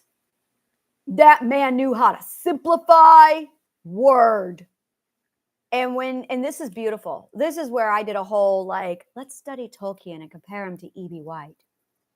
I did that. And Tolkien invented language. But that man knew nothing about meter. I love Tolkien. I am a Tolkienite. And that man knew I am such a fucking nerd. I belong to the scientist and the nerd world. Why has it taken me this long to figure this out? And this is what I have a problem with. I am 44 years old. It should not take you 44 fucking years to figure out I'm a scientist and I belong with nerd people. No, you do not get to do this. I was always on the outside going, oh, scientists and nerds. And I never felt like I belonged because I'm a pretty girl. That's it. And Walter, I remember, Walter did this for me. I was watching Fringe. At first, I was watching this woman. She graduated from college with a doctorate or whatever. And congratulations, kudos, she's a scientist. And they took this whole thing about, oh, a woman scientist. And somebody, a dude, referenced how, I can't remember if she was doing this or I can't remember, but somebody was basically talking about Fringe. And they referenced the woman in Fringe. I got pissed. I'm a girl scientist. That girl was FBI. She was not a scientist. They were so desperate for a woman scientist role model that they used this girl FBI person, said she was a scientist. No, Walter was a scientist. Walter inspired me. Walter didn't just inspire me. Walter helped me define me. When I saw Walter's behavior in Fringe, I didn't relate at all to the girl. I don't even know what her name was. That's how little she impacted me because she wasn't a scientist. They were so desperate for a female scientist. Bones, with the whole phalanges, Bones inspired me. When I saw Bones, I went, now that But it was really, no, the thing that showed me what a scientist really was Walter. And I identified so deeply with Walter. There were days where I was watching Fringe and I had to pause the show and just cry when he pulled out his box. And I went, oh my God, he's got boxes too. And he had his whiteboards. And I went, oh my God, I've got whiteboards. And then I saw him obsess and do the research. He was doing the same shit I was doing. And when I watched Fringe, I learned that I have always been a scientist. Walter taught me that I was a scientist, that I always have been. I was a scientist when I was 4 years old, questioning the religion, going, now, just a minute here. I see a logical fallacy. You're trying to tell me that God is love, God is perfect, and God is jealous? I found the logical fallacy, by the way. We don't know what jealousy means. So I'm going, that does not make logical sense. How can God be perfect and jealous? Or God is not love? Where are you lying to me? So now I have to go through and define all three of these things. First, I have to figure out what is perfect. Well, that was easy. Thank you, Socrates. And then I had to figure out what was love. That was fucking hard because no one has any idea what love is. And then I couldn't figure out what jealousy was until literally like a week ago. And I'm going, oh. So as soon as I figured out what jealousy was, I went, oh, we all have what jealousy is. Jealousy is all wrong. People have no idea what the fuck jealousy is. Jealousy is a lack of loyalty to truth. That is what jealousy is. It is when you feel a violation of truth. And we transfer that violation of truth because we lack that word in comprehension, and we project it onto another person. But what you're really dealing with is you've lied to me. But it's not really a lie. It's more of a, I feel violated. Truth has been violated. Now I'm going to be blunt. This is highly complex, and it's how bonding works. And now we're getting into try to killing part 5 stuff. Highly complex relationship bonding and the relationship bond and relativity to truth. Really complex stuff. And no, it's advanced.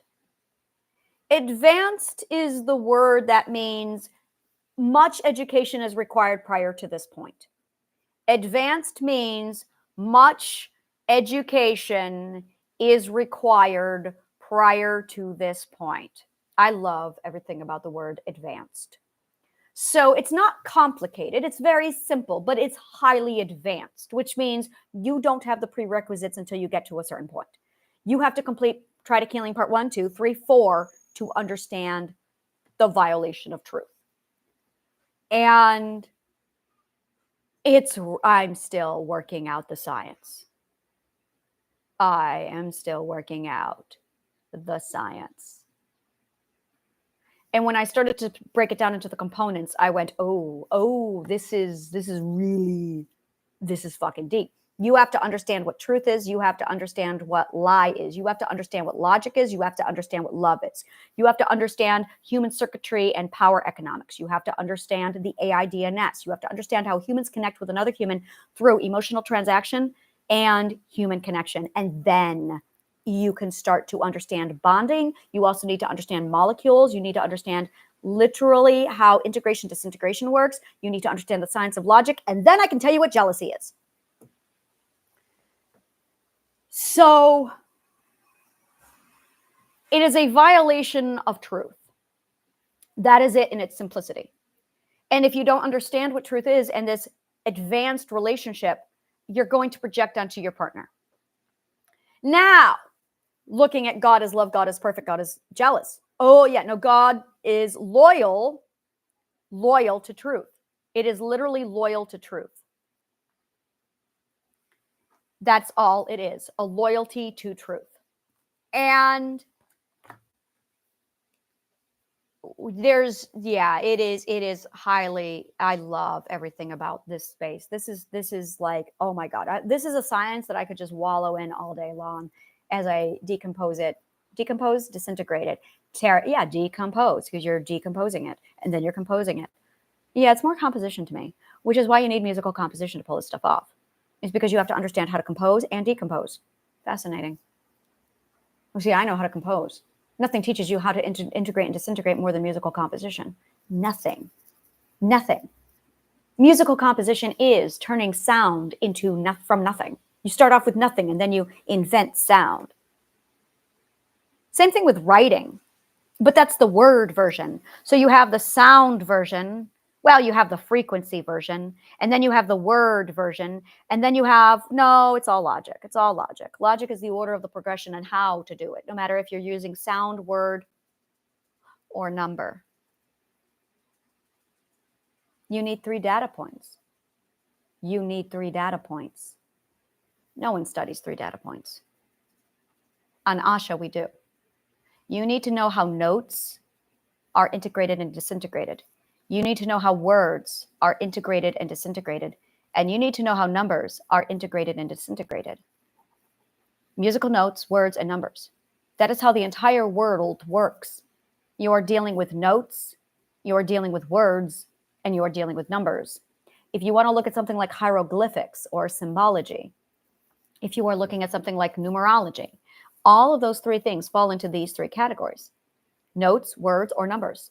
You're talking about sound, you're talking about words, and you're talking about numbers. Once you start to understand the composition and decomposition is always first, decomposition and then composition, then the whole thing comes together.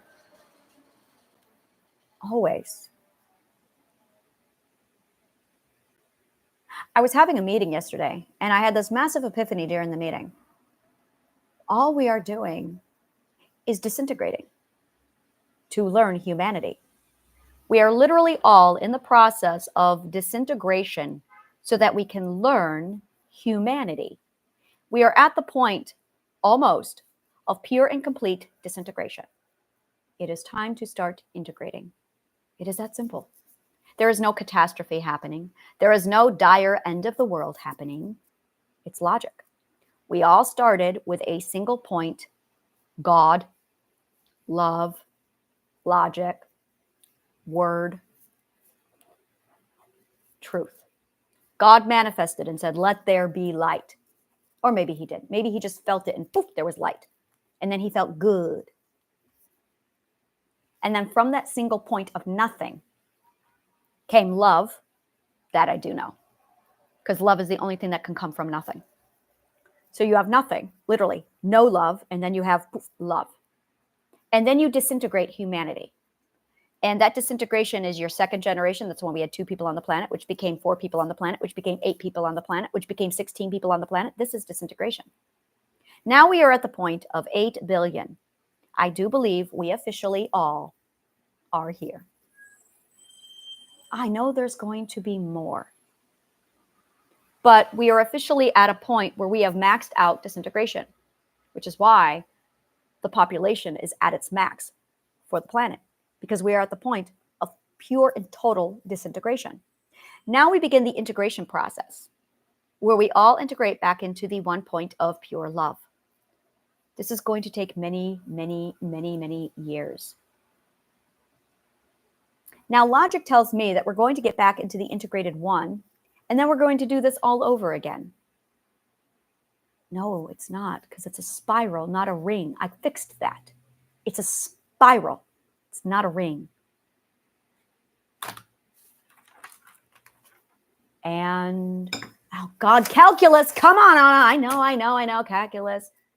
You integrate and form a new foundation so that the integrated whole always has synergy. It's literally the 12 ethics all over again. It's indulge in A, indulge in B, and then it's integrating A and B. There's more. I know, I see it. I can see the math to this. I just saw the math to this. Give me a minute. I'm integrating now the logic with my math with, oh God, I need a whiteboard.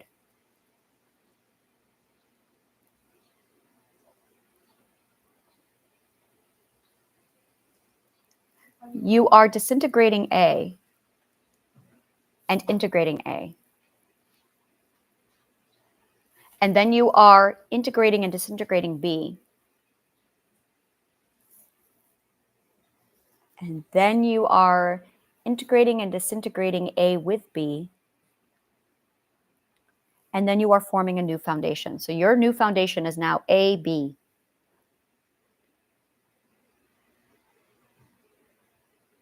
And then you integrate and disintegrate C. And then you integrate and disintegrate D. Now, when you are integrating A and B, you are actually integrating and disintegrating C. You're indulging on C. So while you are integrating A and B, you are also indulging on C. Thank you, dear. Thank you. I need to have it behind me, and I'm just going to like whiteboard it out. That's coming, guys. I'm going to have a whiteboard behind me at some point. Like, oh, to the whiteboards. I'm going to wear a cape. I'm going to have a cape. I'm going to have a cape. Maybe no capes. I got to figure that out. Do I want a cape? No mask. I don't want a mask. Unless it's like a pretty butterfly mask. I've done those. No capes. Would it be amazing? And then I'll go and I'll fly to the whiteboard. And then I'll do the math. God, I love this shit so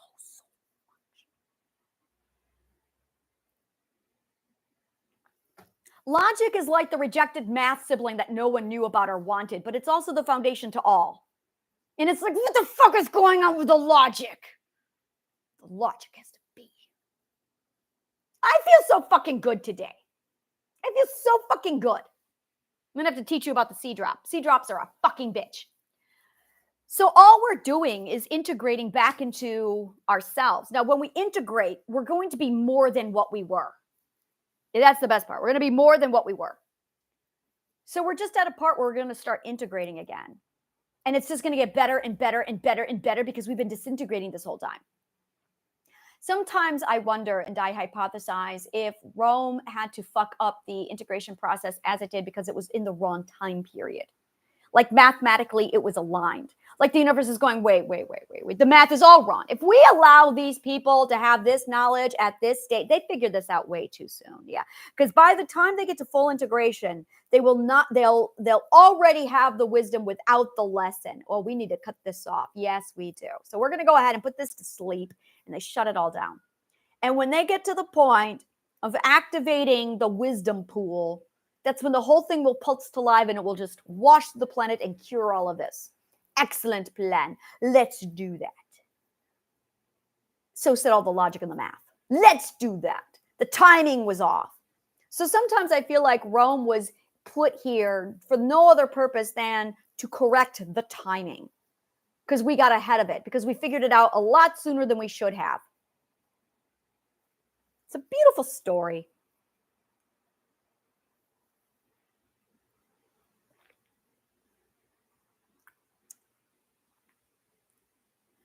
So when we come back into the integrate, okay, so I really don't want to die. I mean, I really don't want to die. I love it here. I fucking love it here. I love who I am. I just figured me out. I'm 44 years old. I just figured this out.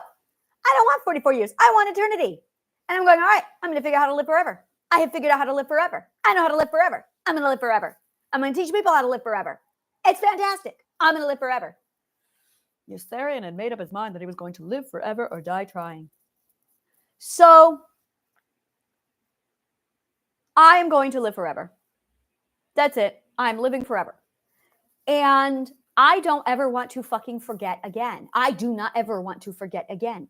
Ever. It was fucking hell. The forgetting part was the worst part of all of this. So this is the last remembering. We will never forget again. There will never be a need. That's right. We will remember. This is the last time we ever have to remember because this is fucking bullshit. We are on a spiral. We are not on a Big Bang ring. We're on a spiral. But if we fuck up the logic and we disintegrate, we go right back to the whole thing and we have to start the whole thing back up again. So we got to get the logic right. That way the whole thing can continue and we won't have a giant logic loop. The Big Bang is just a giant logic loop. No! The cat decided to knock over the whiteboards. And I could see the physics of it going, and I was like, no, I'm not going to dash for that. Now the cat is using the back of my whiteboard as a scratching post. The first thing he decided to do was, I'm going to sit on this and scratch it. Thank you, Liz. And he licks his lips like, yes. What's the problem? I am not moving. Go put them over there, please. Go put them back in the bedroom, please. I do need a whiteboard. It was more of a note to self, not a bring them here right now, but I do appreciate it. I do. However, I appreciate it. I mentioned I needed my whiteboards, and my daughter ran immediately and got them. And I appreciate the gesture. But we had a communication like. So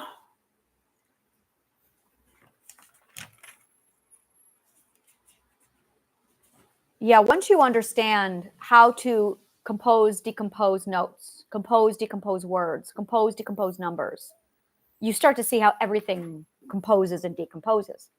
And that's the learning. It's the, I'm going to disassemble, and then assemble. We all do it. It's assemble, disassemble, and then assemble. We have disassembled our culture. That is what we have all successfully done. Give yourself a round of applause. We have successfully, completely disintegrated our culture. We have disassembled it so we can figure out how it works, which is why a whole lot of geniuses and I are sitting here going, oh, look at that. We know how society works now. Let's put it back together the right way. So we are now assembling. We are assembling. I really could not be happier about everything right now. Like, I had a meeting yesterday with World System Solutions.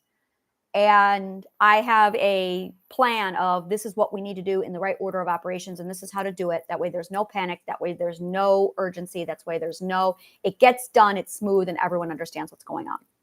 So basically what we need is a high quality, simple to understand, with direction,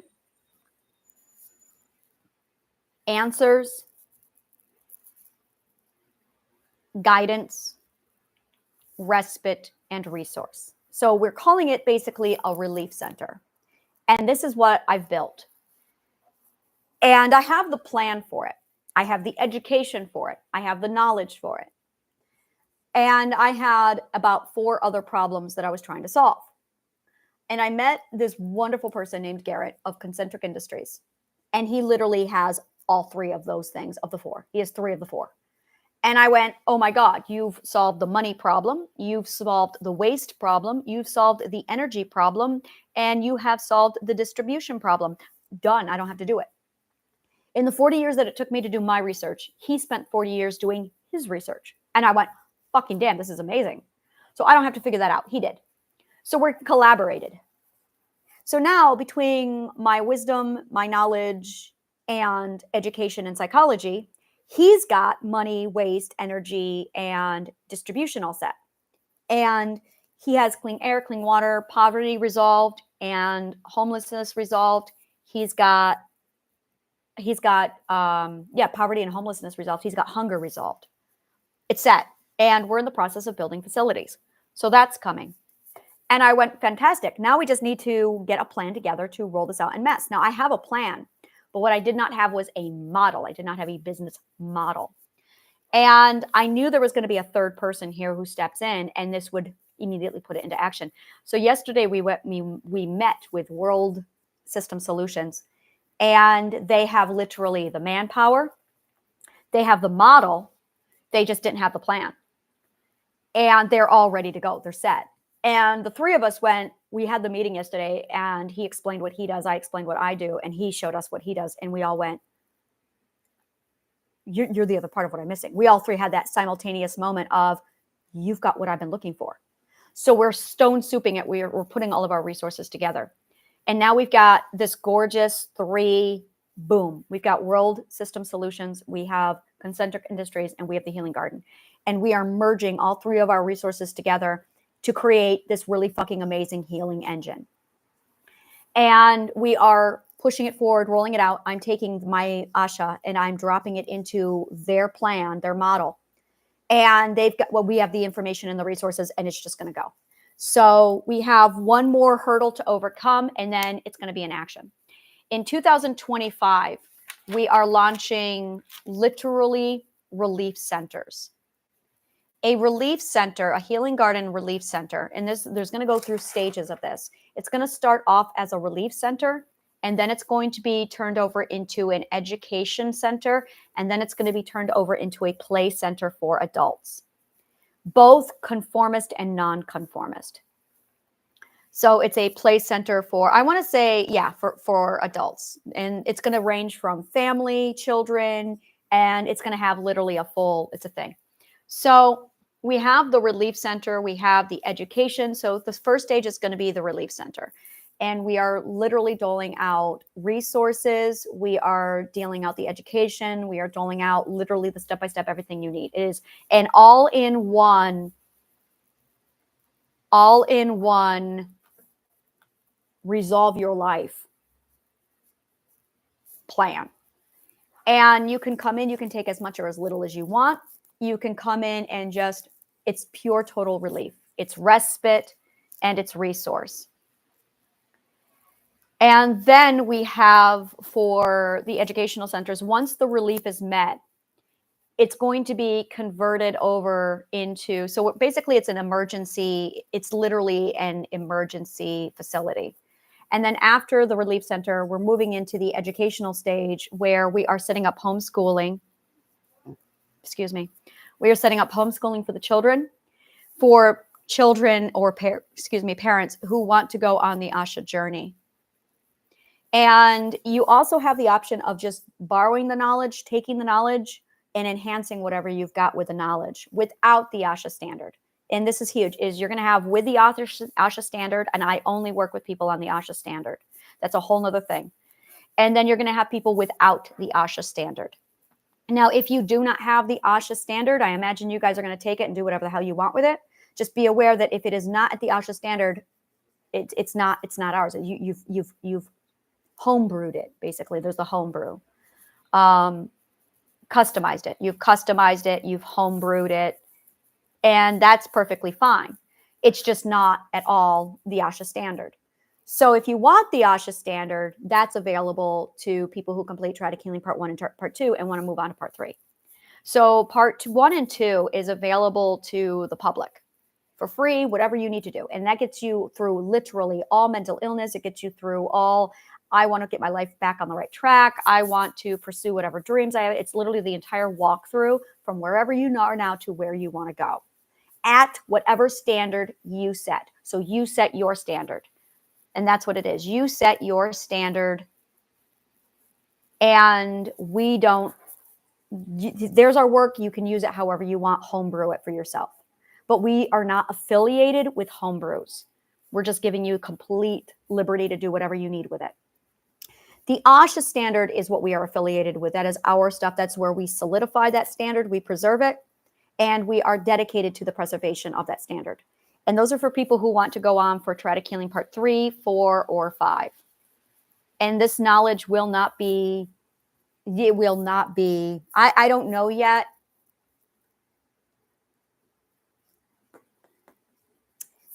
Traumatic Healing Part 3 is the training for the Asha standard. That's what it is. So I know I will not be putting the training out there because I can't modify. I can't moderate it. The Part 3 requires the moderation.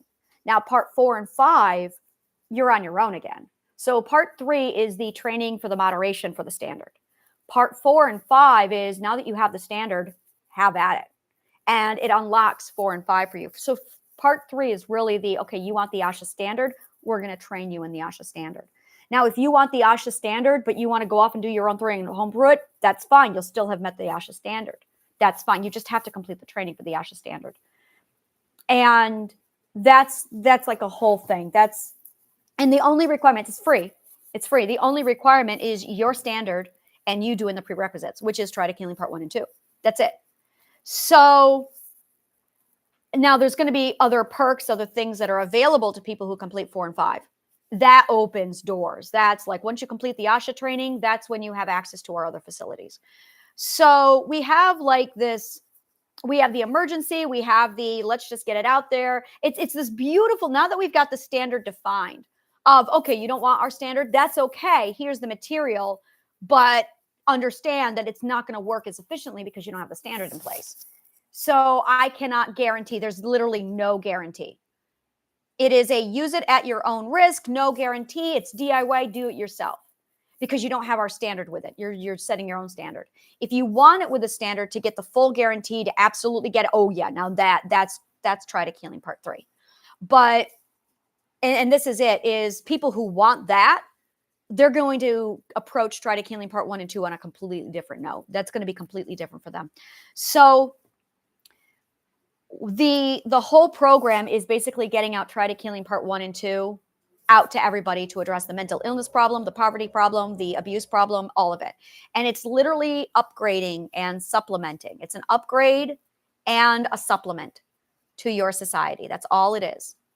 And again, it's 100% optional, and you have all decision on how and where you want to implement it. So we also will be doing classes on how to integrate it and implement it into whatever you've got. And what we're going to be doing, and this is what this entire podcast is going to be turning into, what this is where I'm going toward this is the daily instruction, your daily instruction videos on how to manage all of this. It's how to take Triadic Healing Part 1 and 2 and implement it, integrate it into your life. So I'm going to be doing like assignments to walk you through. It's literally the apocalypse walkthrough. Oh, I'm going to call it that. We have an apocalypse walkthrough. That's what this is. We're calling it an apocalypse walkthrough. I'm enjoying that. Welcome to your daily apocalypse walkthrough. Oh, trademark that. That's mine. The daily apocalypse walkthrough. I do believe that is what I'm probably going to be calling my podcast. This is what this name is going to be changed to in a couple weeks. That's it. I got it. Daily apocalypse walkthrough. Your daily apocalypse walkthrough. And we are going to be basically giving you assignments. I'm going to be reporting on our progress with the healing engine. I'm going to be walking you through what you can expect. And as you see it, you're going to see it pop up in the news. So you're going to see it pop up in the news, but I am not going to give media any kind of power over what they think is going on, because it's media. So I'm going to be reporting on my own fucking shit from the inside as one of the 3 massive pillars of the healing movement, to tell you what is really going on. That way you can hear the truth, and then you can weigh it against the bullshit that the media says. I'm not going to concern myself with the bullshit of the media, because we all know how trustworthy they are. So instead of allowing the media to just run with my material and say whatever the fuck they want to say while they trash talk me and the group, and they have their own, they are not the ASHA standard. I will be reporting on it directly to let you know where we are with every movement, what we are doing next. 100% transparency on the healing movement. That is what we are doing. 100% transparency. Now, I also read the news to assess. I read a lot of science news. I read a lot of what's going on there. I read where people are scared. And where I see people scared, well, we're going to call that department Robin's Wish. That's what we're going to do. Yeah, we're going to call that Robin's Wish. So we are looking at transparency. We are looking at Robin's Wish, basically eliminating fear. We eliminate fear with knowledge at the ASHA standard. That is what we do here. And we are 100% passionately backed by science. 100% passionate. However, we do not have the bias of science of, oh my God, that's religious or that's magical. We can't, no. All gloves come off. Gloves come off. I am waiting for them to find dragons in the UK. Wait for it. They're going to find dragons in the UK. I was so fucking high last night. I was lounging in my living room and my daughter said, oh my God, Mom. And I went, did they find dragons in the UK yet? Yeah, that's right. Yes, I was high. We were watching Supernatural and I'm like dozing and I'm like, and she goes, Mom, and I went, did they find dragons in the UK yet? Did they find dragons? I'm waiting for them to try. This is what they're going to do. They're going to find a pot of dragons, like a dragon graveyard. They are going to find a dragon graveyard where a wizard played with magic in the UK around the 1100s. That's right. I see this. And they're going to be like, oh my God, we found a dragon graveyard. Based off of this, a wizard had access to advanced alchemy, magic, arcane arts, logic, biology, and they were able to actually use life code to create their own dragons. Like, we found, this is amazing. They found dragons in the, I'm waiting for this. It's going to happen. And what's funny is there's going to be signs of it, and the signs are all over the place. So yesterday it was scientists found an alchemist's lab and they discovered a new element. The magic is coming. The magic is coming. And I cannot wait because they're starting to figure it out. We have a new island with new creatures we've never seen before. Dragons and unicorns. And basically what we are at is we are walking into, this is me reading from the universe. Magic was taken away from us. All of it. The muggles totally anti-maged us. It was long ago. There was a muggle war against the mages.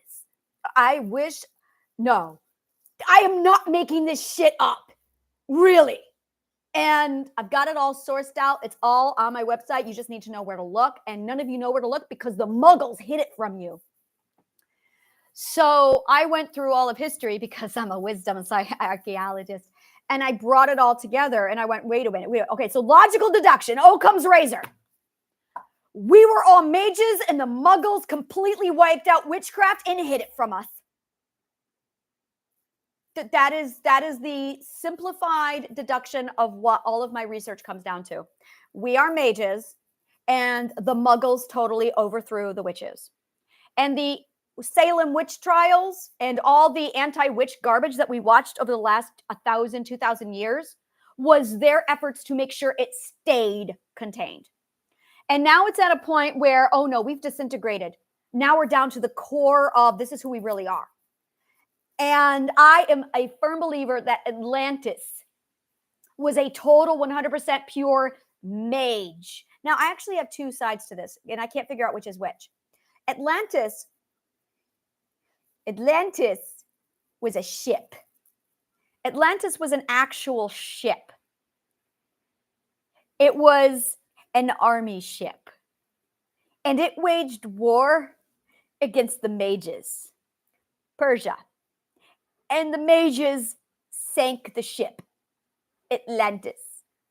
Atlantis was a Navy army ship, an island.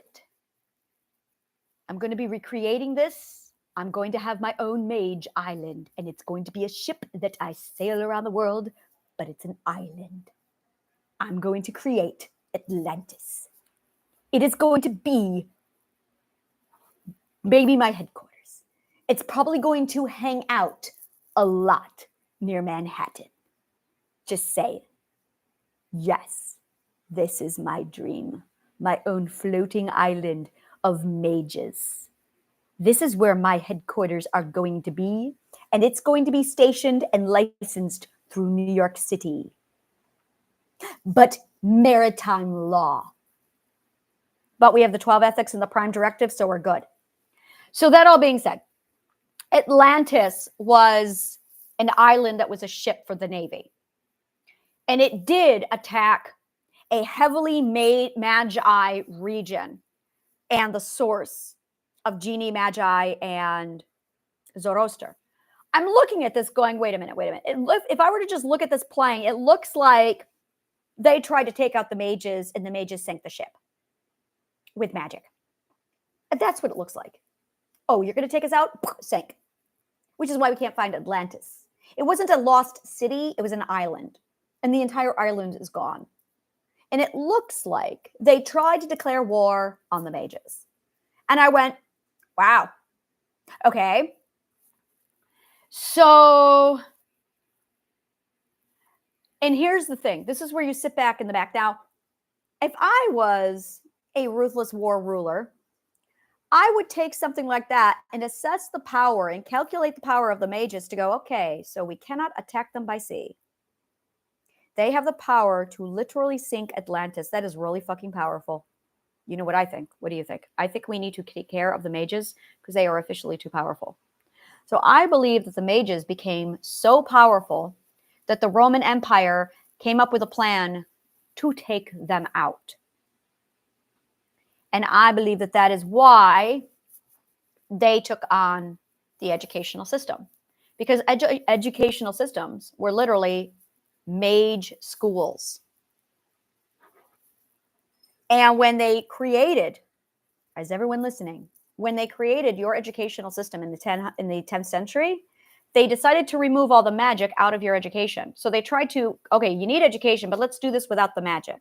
So they removed all of the magic and then gave you the educational system that you have, anti-magic, which is why the linguistics and the logic is missing. Because linguistics and logic is pure magic. Oh, good God, is it? It is the core of magic. Linguistics and logic. They are the core. Oh, good God, are they? Make believe and imagination are also massive core ingredients. Ironically, your schools also took that away from you. Do you see a trend? So I'm sitting here going, wait a minute. They took away linguistics, which is spell work. They took away logic, which is the ability to literally break down and reverse engineer all of magic. They took away your make believe and your imagination so that by the time you hit 8 years old, it is made very clear you need to grow up and not use that anymore. Isn't that interesting? So by the time you are 8, second grade, they make it very clear that magic is not allowed. Thou shalt not suffer a witch to live. Prove me wrong. Prove it wrong. It's all documented. It's all cited. All the sources are available. You just need to know how to put it in the right order. And then you apply Occam's razor and prove it wrong. Everything I just said is 100% provable, except the hypothesis of why they botched our education. That's it. The part where they botched our educational system is the only part that I have no other explanation for. Why would they botch our education? Why would they target our education so much? And if you put all of this in place, it actually makes perfect sense. It's like, oh, well, it's because the mages took out Atlantis and they went, holy shit, that's really fucking powerful. When did Atlantis sink? I know Plato and Plutarch both mentioned them. So Atlantis. Atlantis, click. Plato's work, part of the allegory on the hubris of nations. Hubris. Dangerous overconfidence, complacency, often in combination with arrogance. Hubris. In the story, Atlantis is described as a naval empire that ruled all western parts of the known world, making it the literary contour image of the Achaemenid Empire. The Achaemenid Empire is where all of Zoroaster's people were, with all of the magic, all of the magi, all of the genies, all of it. Boom. So the naval empire that ruled all western known parts of the world, making it the literary counter image of the academic empire. So the Achaemenid looks identical to academic. Achaemenid. Academic. Now, I know that comes from the Greek, academicus. Let me look that up. I want to get the exact Greek word here. Greek word for academy. Akademia. It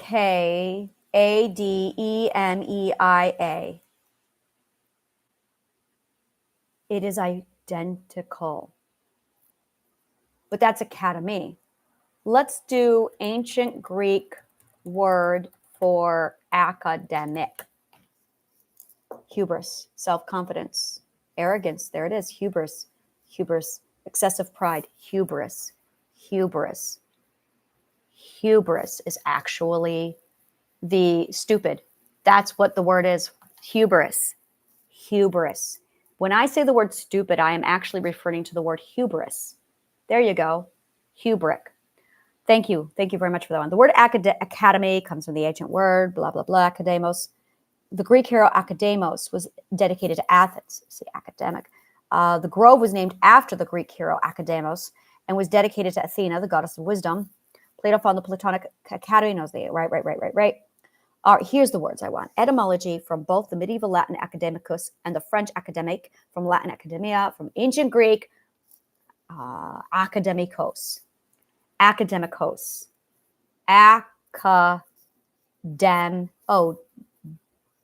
demikos, academikos, from academia or academia, the name of the place where Plato taught, compare academia. But here's the thing, Achaemenid, that is so similar. So the Achaemenid Empire is literally in Persia, and it is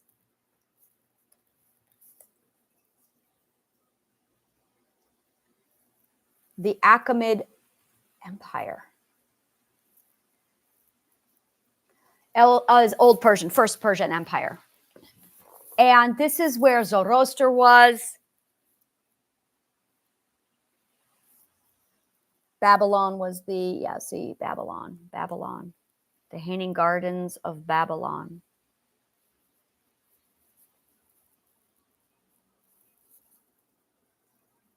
This is where Persepolis was. That's interesting. Persepolis is Perseus. This is an entire city called Persepolis. Persepolis. Yeah, Persepolis.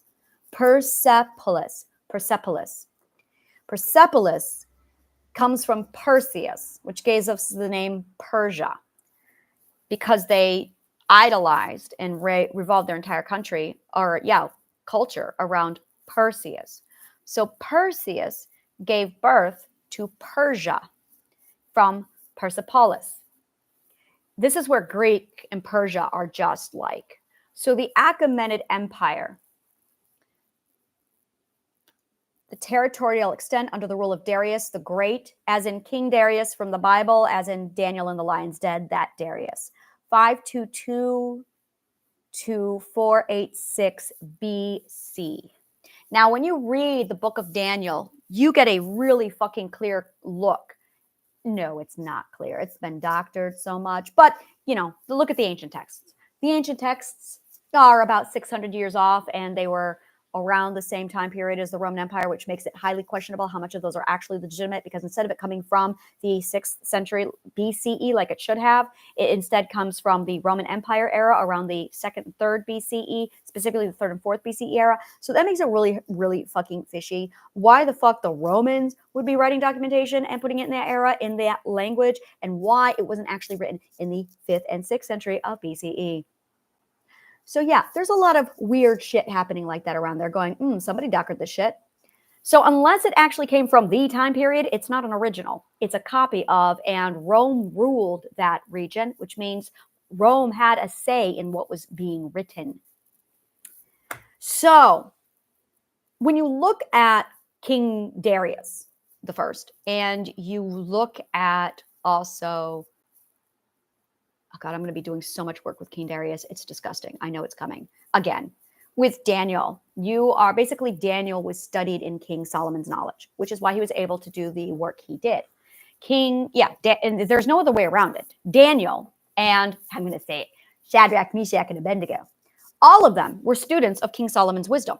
They were all practicing Zoroastrian, and they were all skilled at being able to translate and transfer all of the data from King Solomon.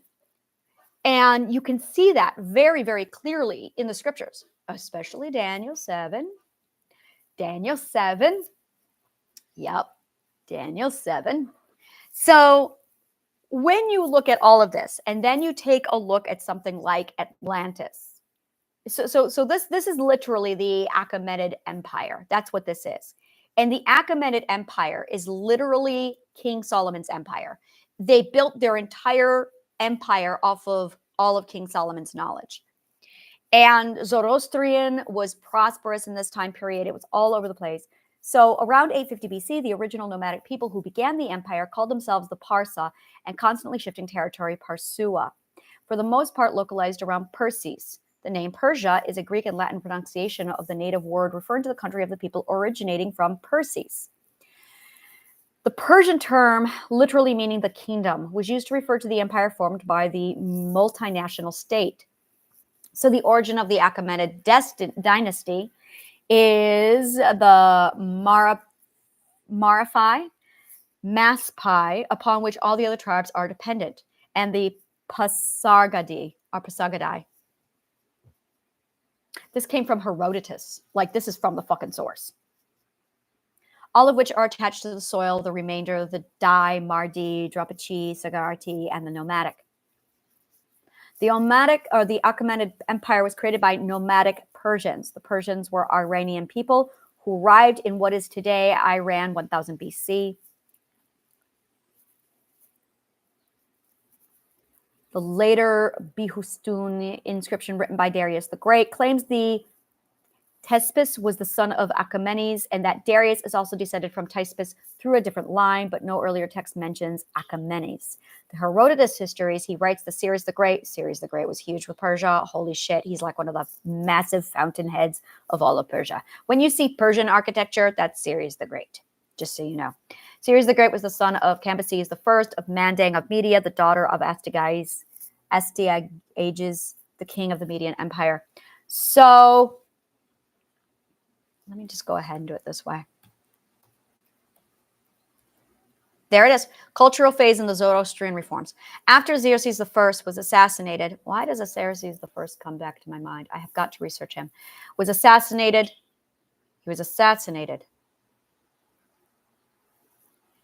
That is what we call a red flag. Why was he assassinated? You know something's going down when a king is assassinated. It tells you, though, there's a lot of political height and tension going on, which is why he was assassinated, which now asks the question, what the fuck was going on that Xerxes I was assassinated? Served the fourth king of kings of the Achaemenid Empire, reigning from the 480. Did you hear that? The king of kings. There it is. Jesus was a king of kings. It is a name given to people who study Solomon's work. Xerxes was a king of kings. Western history, Xerxes is best known as the invasion of Greece, which ended in Persian defeat. Xerxes was designated successor by Darius over his elder brother, Atrobazan, and inherited a large blah, blah, blah, blah, blah. Greece, after returning to Persia, Xerxes dedicated himself to large-scale construction projects, many of which had been left unfinished by his father. He oversaw the Gate of All Nations. Gate of All Nations. Also known as the Gate of Xerxes, is located at the ruins of the ancient city of Persepolis. The commander of the royal bodyguard, he was succeeded by his third son. So who killed him and why? Assassination. Why? Why was he assassinated? Aha, right here, Artabanus. His heir Darius were assassinated by Artabanus, was a Persian political figure during the Achaemenid dynasty who was reportedly regent of Persia for a few months. Commander of the royal bodyguard. Interesting, the bodyguard killed him. He was succeeded by his third son who took the throne. Seriously, why did he do it? I want to learn more about this dude. Artabanus of Persia, Persian political figure, reportedly regent of Persia for a few months, probably originated from the province of Hirsani. See, this is where you div up dirt on everybody. And reportedly served as the chief official of Xerxes I. He's considered to have served either as his vizier or his head bodyguard. According to Aristotle, all right, Artabanus was responsible for the death of the crown prince Darius. He then became afraid that Xerxes would seek revenge and proceeded to assassinate the king. All right, so that was just a guilty conscience. So he killed him because of a guilty conscience. All right, there we go. Got the answer. I'm good. So when you look at the Achaemenid, it all keeps coming back to the Achaemenid Empire, basically. And when it's extraordinary to see this, the Achaemenid Empire, and how Solomon, and then into Zoroaster, and then into ancient Greek. Really, really fascinating. By the way, that all took place approximately 100 years prior to Pythagoras. That was all going on between King Solomon and then Zoroaster. So that's time period. Then Zoroaster to Pythagoras. Now, Zoroaster and Pythagoras lived at the same time period, and Zoroaster literally taught Pythagoras directly himself. So to see how, basically what we're looking at is, this is a time period where Solomon's knowledge went all out. Solomon's seal is what is over here. Solomon's seal, it's all over the fuck place. It's really bizarre. It's not bizarre. I mean, he's got naming rights, so it's here. And when I got here, I was looking for pentagrams. And none of it was here. That's all man-made. That's all Christian shit. Christian propaganda made that shit to scare people. So, and I studied Freya from the source. There's no pentagrams. There's no pentagrams. Christians added that shit later to scare people. I studied a lot about Baphomet. And when I studied Baphomet, I'm like, wait a minute. Oh, I studied everything. I studied Crowley. I studied that really weird dude. Okay, I studied the Romanov family. I did a lot of work on the Romanov family. I studied everywhere black magic or any kind of magic crept up. And I went, okay, what the fuck is really going on here? And every time I studied it, I dismissed, okay, magic's not real. Let's look at the science of it. So I broke it down to look at just the science of it. I studied magic through the scientific. That is not a word. We're not going to do that. No, that's not going to be a word. I say so. Through the scientific point of view. For that matter, while we're on the subject, stop saying methodology. It's the dumbest fucking thing in the world. Methodology means the logic of method. What you want to say is method.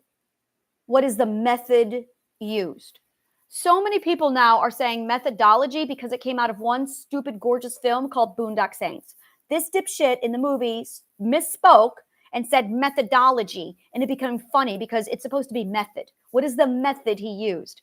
But the dumb fuck said methodology. And then all these dumb fucks thought that that's the real word. So now everyone's saying methodology because of one movie using it as a joke to say, what's the methodology? It's to make yourself sound smarter. But you're actually sounding stupider to a linguist and a logician because you're actually saying, what is the logical method used of this? No, you're complicating it. Method. The word is method. Stop saying methodology. Methodology is the science and logic of method. Do you want to know the science and the logic, or do you want to know the method itself?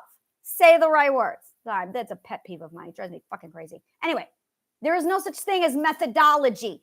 That's not a science. It's a fucked up word that people put together to sound smart. From Boondock Saints. That you all then parroted and said, oh, this is a real thing. It's not a science. It's called method. Just method. So, it's a fictional word. Anyway. Google it. Look at the etymology of methodology. It doesn't exist. So anyway, it's a mark of stupid. It's like the number one mark of stupid is you're saying the word methodology. The word is method. I don't understand that. That's just... So, when you start to dig out, if you were to look at all of the magic references and just look at the science of it, well, you start to see the truth. You really start to break down the truth. I believe that Rasputin did use magic. Absolutely. I believe that Rasputin was magical. Abso-fucking-lutely. I believe that Rasputin was one of the last...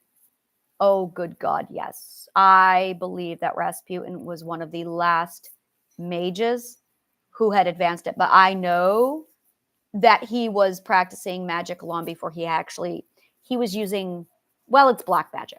It means that it's sloppy hacker magic. That's what he was using, hacker magic. Hacker magic is when you lack the Asha code and you try and practice magic anyway, you're going to get botched situations. Watch Full Metal Alchemist and learn. I have nothing else to say about that. Watch Full Metal Alchemist and learn. That's going to be like required viewing in my class. We're going to watch Full Metal Alchemist. You're going to see what happens when you don't have the ASHA standard.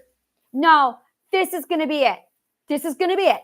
FMA is going to be mandatory viewing things that we do in over here, because you can't watch.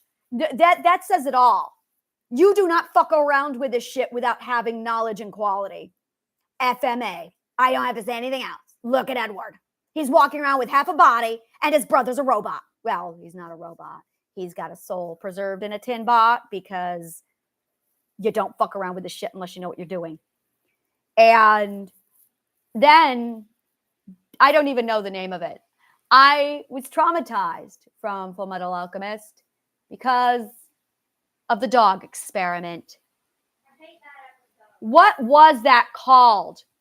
Everyone hates that episode. It's traumatizing. When magic goes bad by bad people. What was her name? Nina? Nina? I think so. So, for those of you who have not watched Full Metal Alchemist, first of all, Full Metal Alchemist is real science magic. It is the real fucking deal. It is real fucking magic. And it is taking place at the end of an era. First, okay, I got to do this for the fans. There's the manga, which is the original story.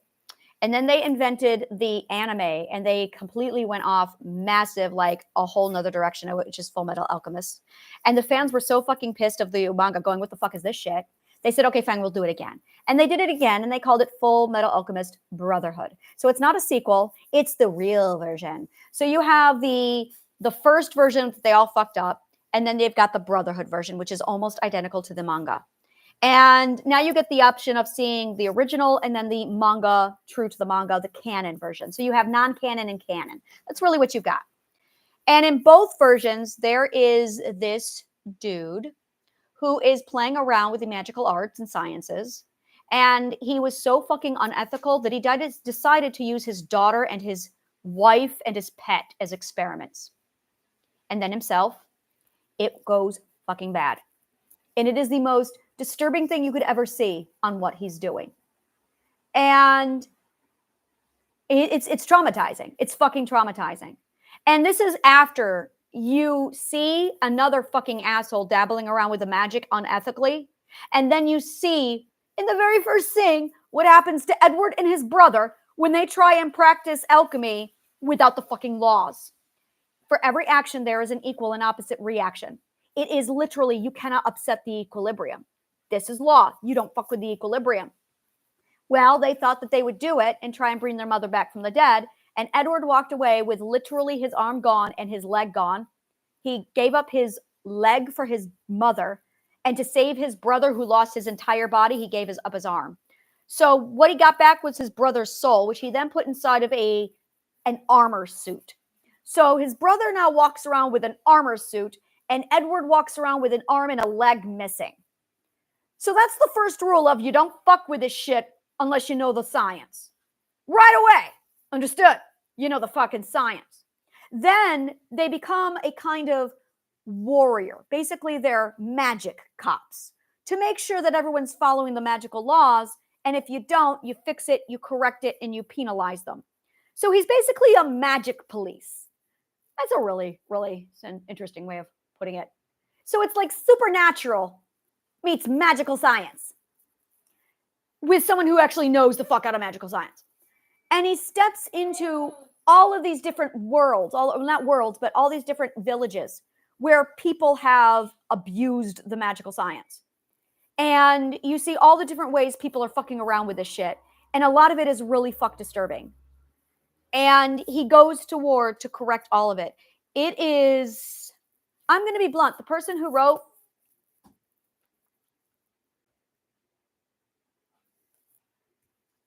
it's someone's version of the Akashic Records. It's someone's version of the Akashic Records. It is fucking accurate shit. Fucking accurate shit. Which is why we have the Asha Standard. Is because I'm looking at things like Full Metal Alchemist going, that's not fiction. That is a future prediction. Full Metal Alchemist is a future prediction. And it is not at all, no.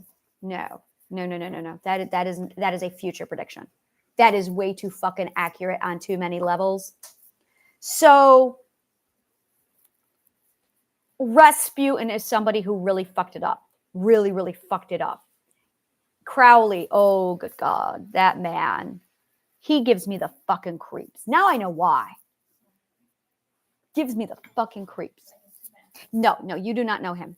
You have to go back to Crowley was one of the last cultists who tried to dabble with magic.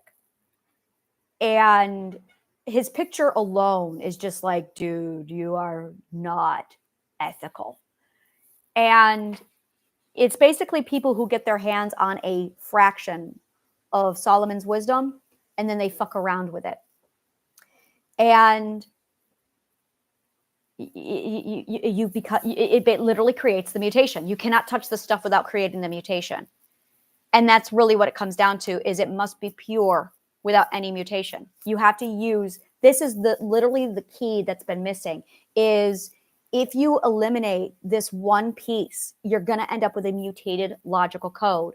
And that mutated logical code, once it's embedded inside of anything you create, is going, and that's really what it is. You are creating with a mutated code. And there's only two ways you can do it. There's only one way you can do it. When you create, you can either create with the pure code, which is love, or you can create with the mutated code, which is fear. And if you don't have the knowledge to create on that scale, okay. But see, and this is what happens when these people who are seeking power and they're creating out of fear, and then it goes horribly wrong. And then you've got people like Rasputin. You have people like, well, you got Fullmetal Alchemist happening. And you must create out of pure love. There's which is why Try to Healing Part 4 and 5 is you don't touch that stuff until you have the standard. You have to know the standard. You have to know the standard. So basically, and this is what we're seeing, is we're seeing a substantial amount of evidence where magic is real. And what's funny is, and that's just it, is the people who doubt this are becoming less and less. And some of them are becoming more aggressive and more loud because those are the loudest and the most obnoxious. But then over here, you've got this space where it's just call a duck a duck. Speak truth. Magic is real. The dragons are real. And there's going to be a massive amount of change. It's going to be scary for some. There's going to be people who need direction. And we're watching and we're doing what we're doing in the back end, where we are building up these facilities. We're putting everything in place. And we now have we have the foundation, finally, of this massive, and that's it, the Healing Garden, World System Solutions, Concentric Industries. And these three pillars have come together. And we have other groups, other companies that are coming together. And basically every nonprofit is being called to. We are literally calling together every nonprofit, every fucking nonprofit. And we are putting together this massive fleet. It's a ship, you might say, of just the healing engine. And we're going through with it. We're pushing forward. We have the facilities. We have the manpower now. We are waiting for this one thing, and then the whole catalyst is going to roll. Once the catalyst rolls, we're going to see, we have to literally lay it out strategically on an order of operations. Who should get the stuff first? What should we do first? And Try to Healing Part 1 and Try to Healing Part 2 is already available. And that is for literally anyone who's wanting direction or healing or clarity on anything to get you healed, to get you mentally stable, to get you on back to your life stream so that you can get the life you want. So any kind of life direction, everything, it's all in Try to Healing Part 1 and 2. And then it's basically mass distributing it. Now, there's going to be, and we already have this in place, so it's just a matter of, we have teachers. We have parents. We have scientists. We have priests or any confessional environment. I'm going to be doing something for psychologists. I have no idea what yet. We have an individual. If you are just an individual who wants this for yourself. We have people who are in positions to help. So I call these cultivators. So we have our cultivator directions that if you want to help, if you want to get involved, if you want to take action, this is where you need to go with it. And for instance, teachers, your classroom is going to need to be changed. Get rid of all chairs. Everyone needs to be sitting on the floor, standing together. The teacher needs to be at a round table with the children. You need equal footing in the classrooms. That is vital. Children really need to have 100% full consent to learn. That has got to change. Parents require a lot of direction, starting with two things. Allow your toddler to be mean. This is important. They will not learn how to be kind unless they learn how to be mean first. The pathway to kindness is being mean. Let's do this when they're 2 and 3 years old and not when they're 15, 20, 30, So we need to allow toddlers to be mean. so they can learn how to be kind. That is the only way. The word no needs to be respected from toddlers. That is mandatory. When toddlers say no, it is your cue that is them setting a boundary, and you need to respect their boundary so they learn how to respect a boundary. They also will learn that when they say no, it actually will be respected. That will help them develop trust. If you deny a child the word no, they will have trust issues, big ones. It's really important that mom and dad respects a child's no. Don't mock them. Do not mock your child ever. Mocking children needs to stop immediately. That is the biggest narcissistic bully move you can possibly pull on a child, and they're not stupid. They know when they're being mocked, and they remember, when did you get mocked as a child? Because that is the same mark you are putting on your child when you mock them. Stop mocking children. Respect your children, and that will teach your children respect. Not respecting your children and treating your children like shit when you mock them and violate their boundaries is going to teach them to violate your boundaries and disrespect you. They will come back at you tenfold, which is why every child reflects their parent. So parents need to respect their children. They need to not mock their children, and they absolutely need to respect the word no from their children. Let your child be mean. Now, when your child is mean to another child, do not address your child. Go to the child who's being victimized and teach that child how to stand up for themselves. They're being mean to you. Tell them, say no. Teach that child how to use their boundary. A 2 and a 3-year-old is easily more able to stand up for themselves against a bully than any other age group. How easy is it for you to stand up to a bully? It's because you were never taught, which means you need to be taught how to stand up to a bully, which means when your child bullies somebody else, teach that somebody else how to stand up to the bully child. You're right there. You have the ability to come down on the bully, but that's not what needs to be learned. That child who's being victimized needs to learn how to say fuck off in a 2-3-year-old word vocabulary sentence. But yeah. And that will teach the child, oh, I can stand up to a bully. Now, what that's going to do to the 2-year-old who's bullying or the 3-year-old who's bullying is going to go, oh, I can't do that. Now they're learning how to do bully management. Now they're learning how to do standing up for yourself, assertiveness. So when you have a child who's not allowed to be mean, you are taking away the lesson of assertiveness from the child. This is vital. This is like a huge crux in our development. DIY learning, definitely up until 2nd grade. No, beyond. DIY learning up to the 6th grade. At 7 years old, no, let me do the math. At 12 years old. At 12 years old, yep, that's my painting. Yeah, that's my painting. All right, hand it to me. So this is me painting. This is me painting. So I have no idea. That's so good. I have no idea how you did the perspective.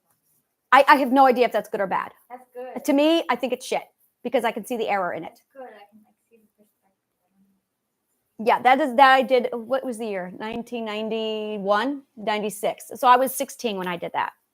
So I have no idea if that's good or bad. That was probably the most brain power I've ever put into a painting. I don't know how you do that. Yeah, that's my geometric shapes. Oh, I had to have my geometric shapes in there. And do you notice the mirror image of the mirror not reflecting the truth? Oh yeah, I had to put allegory in there. The allegorical meaning of on one side there's truth and on the other side there's lies. Inside the mirror is the truth. Allegory. I had to put the metaphorical meaning of philosophy inside the painting with geometry. Thank you. Yeah, you can hang it up wherever you want. Yeah, she found some of my original art. And I'm going, yeah, I have no idea. Yeah, that's fine. Yeah, I have no idea if that's good. I don't know. I have no idea. You just put a screw in the wall and you hang it up. Yeah, you can hang it up if you want. So, yeah, I have no idea. I have no idea if that's good or bad. So, I always hated it. Like, I always was pissed off because the angle was not right. I'm like, oh, the angle's all wrong. It really pissed me off. So, it was actually a dream I had That was a dream I had, and I painted my dream. I forgot about that. That was a dream I had. So that right there is a huge chunk of childhood development that once it's corrected, oh, it's going to change everything. It's going to change so much. For the DIY learning, at 12 years old, they should have masters only for teachers and nothing else. Set the fucking standard for your child's education. Don't leave that to other people. Never leave that to anyone else. Home school so you can set the standard. I'm in the process of building a homeschooling program. Now, here's how homeschooling works. You have the homeschooling curriculum and the walkthrough, and then you have the resources. Khan Academy is the resources I use. Khan Academy is fucking gorgeous work. Khan Academy does so much collaboration with like all homeschooling programs.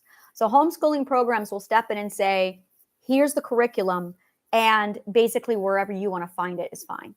And I'm going to be doing a how to homeschool your child course.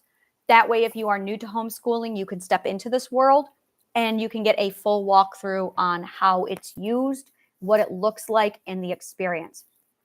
So it's literally we're going to be breaking down homeschooling for you, and we're going to be giving you lessons, literally lessons on how to homeschool your child. And honestly, what I had was phenomenal. What I had was breathtaking. It was kindergarten and first grade where I was taught how to read and write, and I was taught how to do arithmetic. So I got the third core, and it was high standard. It was fucking high standard. Holy shit. There was a strict reading curriculum. And that was literally the only thing they did right, is they taught me how to fucking read properly. Now, reading comprehension comes in with logic. So if you do not have logic, you are going to struggle with reading comprehension. By the way, this is why a lot of adults struggle with reading comprehension and listening comprehension, is because comprehension is your logic. So if you did not study logic, you are not going to be okay with comprehension. You're going to study with listening comprehension and with reading comprehension. So at 12 years old, 6th grade, that is when you basically introduce masters to your curriculum. So you have basically this introduction, and that's your basic, and that should all be DIY learning. And we're going to be literally replicating that, except, yeah, we're going to be replicating it. It's DIY learning, and there's a right order of operations. There's a what you should learn and all that jazz. It should be completely indulge and take as much of it in. And you want the full arts. You want the full, like you want to go up to physics. So that by the time you are 12, your child should have everything between music and physics set. And that's including math and logic. Math, logic, linguistics. And it's all synchronized to their natural learning schedule. What's the word? Development. Clock, their internal clock. So this is a really important thing to talk about. We all have an internal learning clock inside of us. Yeah. We all have an internal learning clock. I call it an ILC, or I will, starting right now.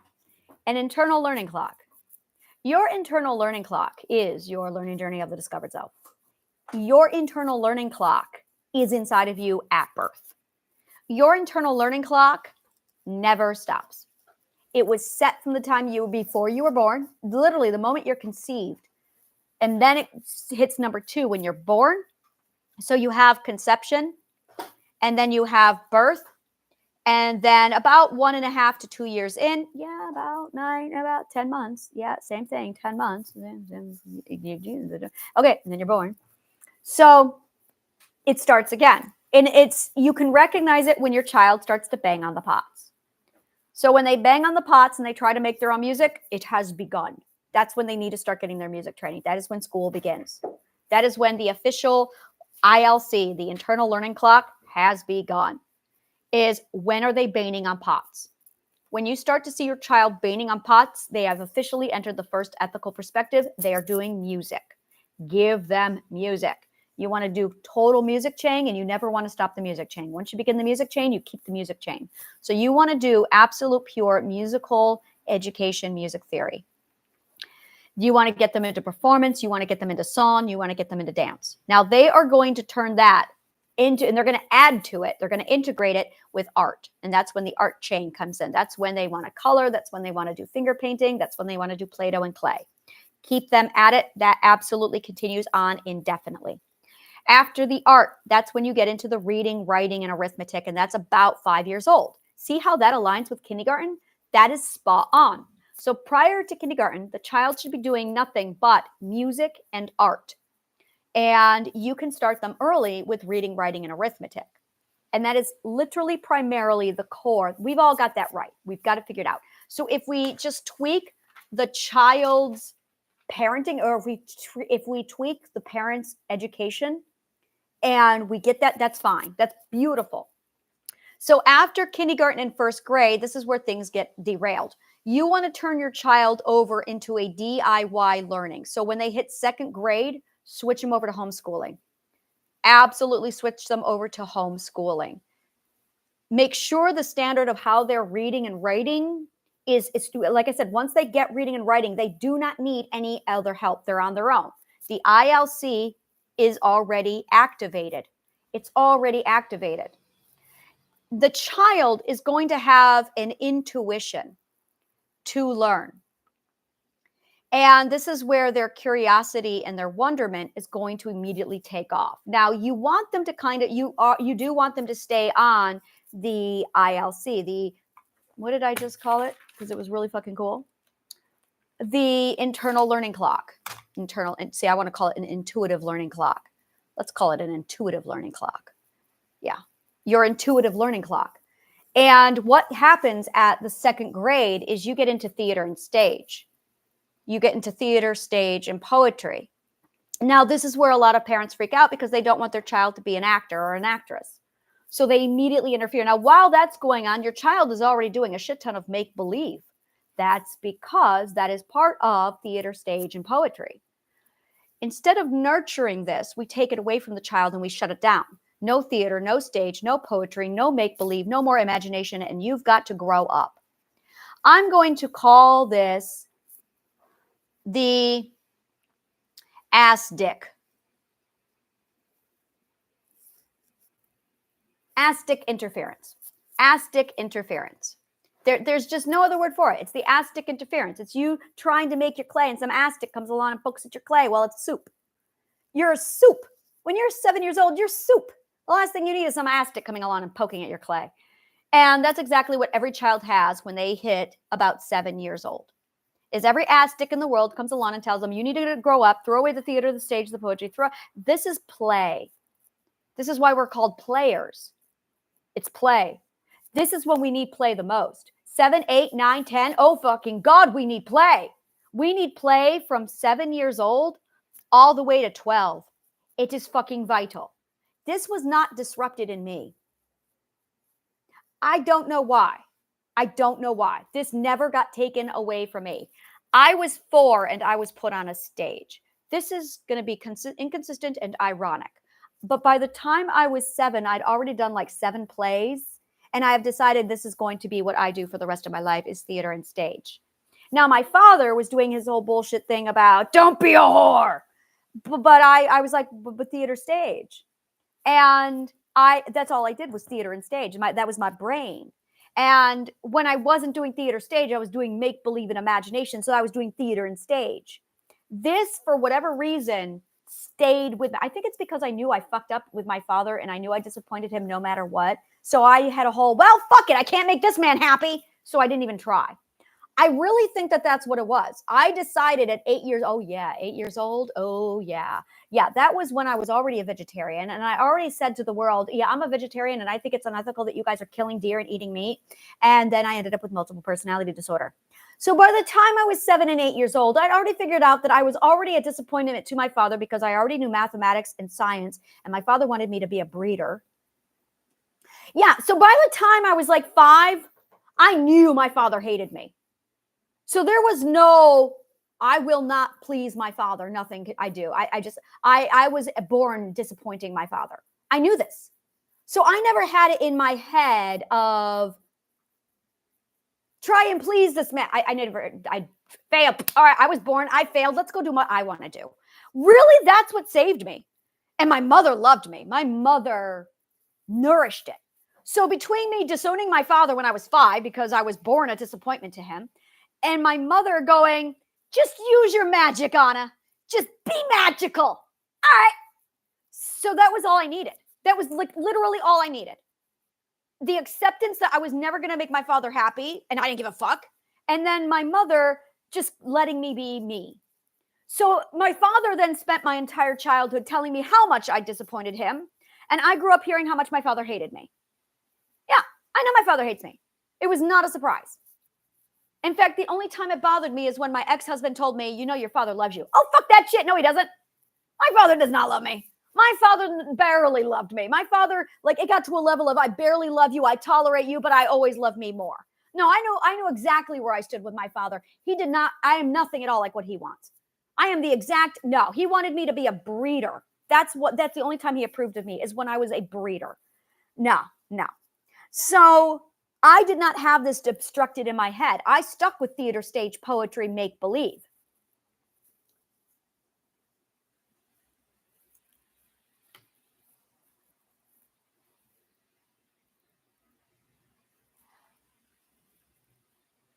Which naturally led me to linguistics.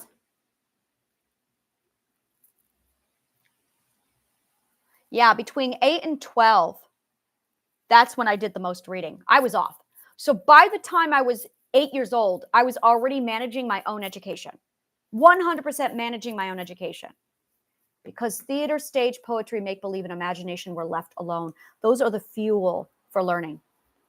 Make-believe and imagination are the core of learning. But we take it away from our 7 and 12-year-olds when they reach that stage and, okay, you can't have any more. Second grade kills it. Do not ever fucking let your child go to school in second grade and on. The schools will destroy make-believe and imagination. That is a scientific fact. There is so much documented proof over this with neuroscience. Like, just Google it. It's all over the internet. That being said, there's over 60 years of data. Literally, they started to do this research back in the 1960s. Between the neuroscience and Thomas Sowell, it's substantial. We know it's shit education. So this is where I'm different, is I had the theater, stage, poetry, make-believe, imagination. That's in my brain. And that fueled my learning. That's pure learning. Theater, stage, poetry, make-believe, imagination, that is pure learning. And that hit from 4 years old, from 5 years old to 12 years old. That's all I did was theater, stage, poetry. And because they left me alone, I was able to literally consume. Now, mind you, this is while I was still doing DIY learning. So I literally just, okay, you give me the assignment. I have to do this. I did it. I did it, done. Okay, now I was able to go and do my own thing. And because I had my imagination, I could just run with it. So then I had moments where my imagination wanted to do X. And I wrote. That's the very first thing I did. I wrote story. I was writing. Now, and this is where I want to show you. Had they left me alone, I was 8 years old when I started writing my first book. Had they left me alone, what they should have done is, oh, you're writing. Let's talk about that. This is clearly your interest. Why don't you continue writing? So in addition to my studies, why don't you write fiction?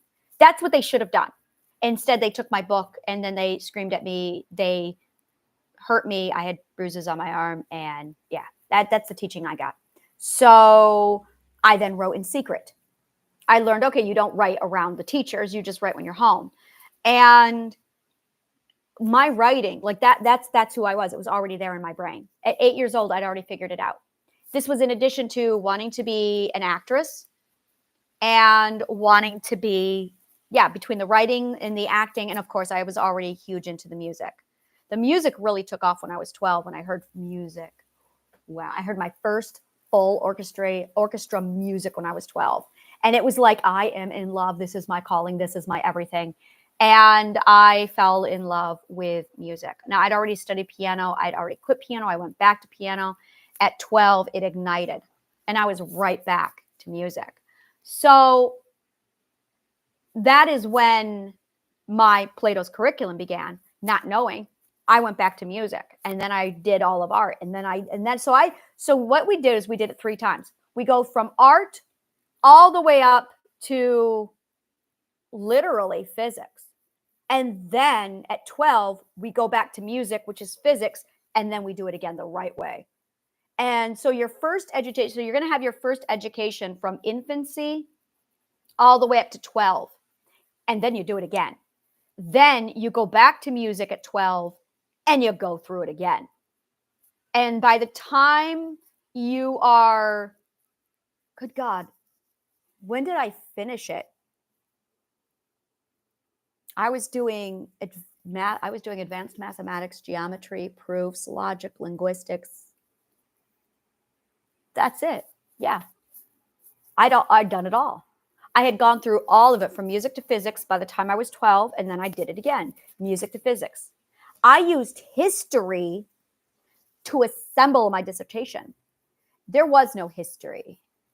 They tried to teach history, but it was garbage what they were doing. Like, I spent my history lessons reverse engineering what they were teaching me and locating all of the lies and then correcting all of the logical fallacy, pointing out all of the anomalies, locating the parts of the history that were incorrect, and then trying to pursue the actual answer because I knew what they were teaching me was bullshit.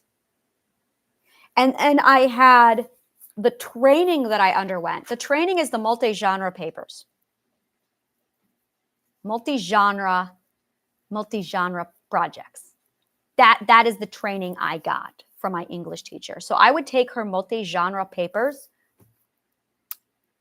I would take my philosophy and art discussions. Those were vital. I would take my linguistic philosophy. I had linguistic philosophy. I had a teacher, she was one of my masters, and she spoke 5 languages, and she was a philosopher. She's the one who said these standards are up here. These are what standards are. Standards are here. And she was the second one to give me that lesson. So we covered linguistic philosophy for 5 years. Like, I loved how much language she studied. So we talked about the philosophy of linguistics. And we did that from, oh my God, I did that from 7th grade up to 12th grade.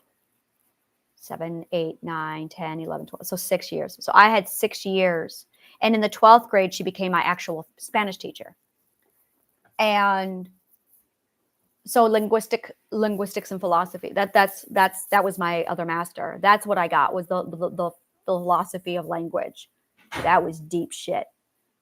Philosophy and art for the discussion, multi-genre projects with the English. My history teacher was a genius. He was amazing. The very first day of school, he said to us, don't trust anything in these books. They have been doctored by the victor. Every book has been doctored by the victor. Now, I had already studied how to tell truth from lie with my philosophy studies. So I knew I could read through history books and I could see tampering. I can see tampering from pure history. So pure history looks like X. Tampering looks like Y. And it's painfully obvious. So when I read anything, I can see precisely where people fucked it up and started to tamper with it, because there is illogic all over the place. When it's pure, it's logical. When it's impure, somebody fucked with it. So when I read history, I can get to a certain point and go, oh, that's been tampered with. Instantly. I can see who tampered with what history, where, and when. When you have a skill like that, you can rewrite the history books. I rewrite the history books. This is what got me into wisdom archaeology, is I realized exactly where the history was pure. Oh, it's a beautiful thing. You can just sit back, look at it and go, okay, this is what pure history looks like. That's what it looks like when it's been tampered with. So there's 2 history books. There's the bullshit lies, and then there's the truth. And my dedication is just toward the truth, which is why I'm spending so much time in Persia right now, is because I'm reverse engineering the truth of what really happened in Persia, between Persia and the Greeks. Because there's a whole lot of lying happening over there, when you step away from the Persians and the ancient Greeks. Ancient Greeks, well, those are the losers. So they have no reason to lie. And the Persians, again, purified, not seeing any tampering. Where I'm seeing the tampering, I do not give name to abusers because it gives the abuser exactly what it wants. Attention. I don't do that. So I do not give name to the assholes. Unless they're dead, which is why I call Roma out on all their bullshit all the time. So there you have it. Rome's a dick because they're dead. You know, they fell. They're gone. So now it's the ability to sit back and, okay, this is where it was tampered with. This is absolutely where they did the tampering. This is where, and now you've got parrots. Now you've got parrots without quality. These are my bane of my existence. I fucking hate parrots with no quality. Parrots with no quality.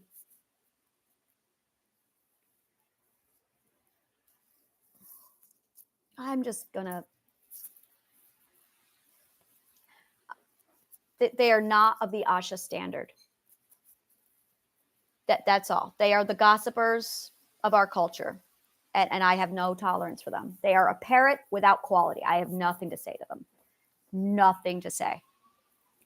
So when you start to put, so that was history for me. That was me being able to put together and piece together and figure out, okay, where is everything? Where does it belong? And I had already learned not to trust the teachers and not to trust the material and not to trust the books. And I had already learned how to figure out where I was being lied to and where I was being told the truth. So logic was a huge part of all of this.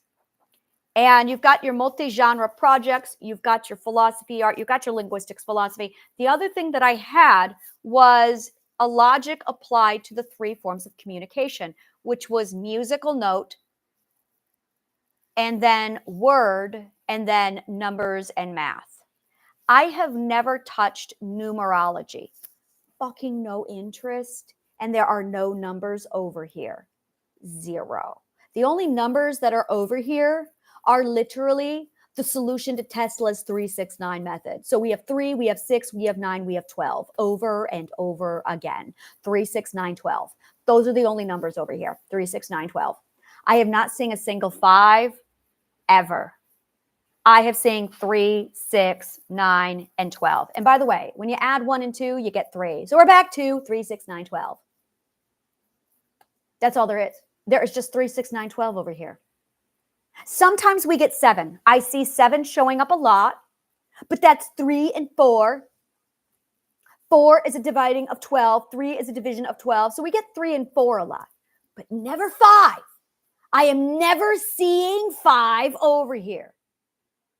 We only get 1 when we integrate things back into their wholes.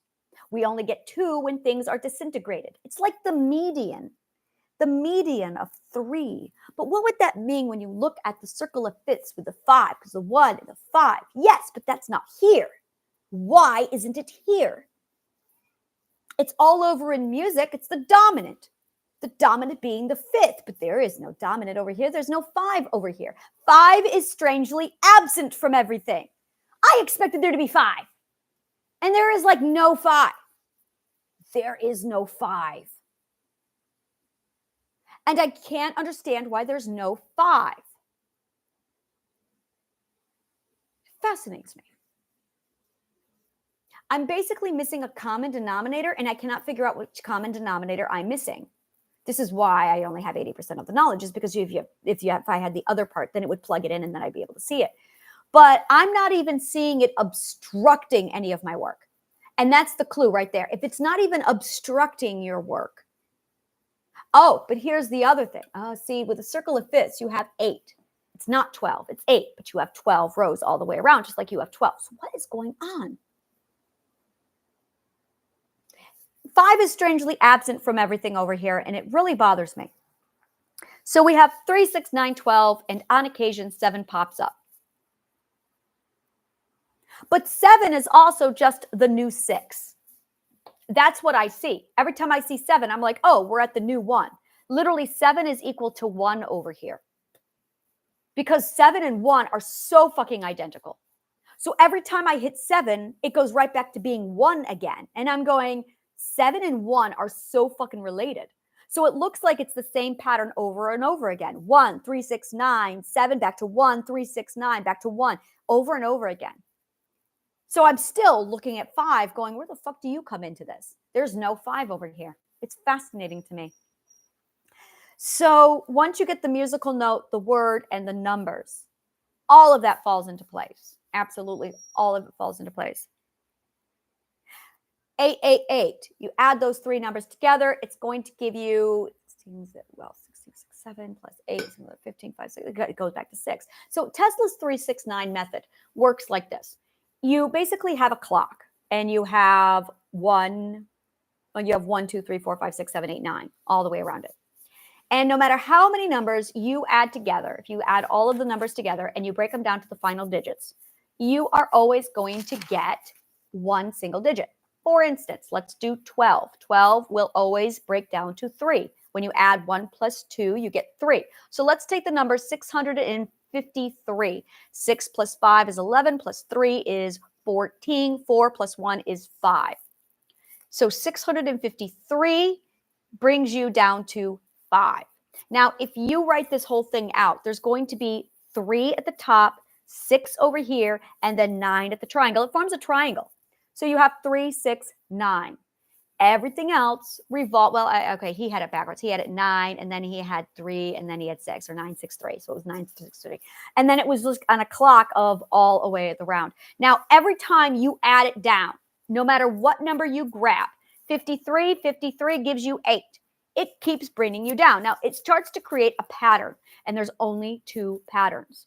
Every word in the number in the entire world always brings you down to this pattern that looks like this. It looks like a big W. And this triangle is always exempt, unless 3, 6, 9. So if the numbers break down to 3 or 6 or 9, it always falls on this triangle.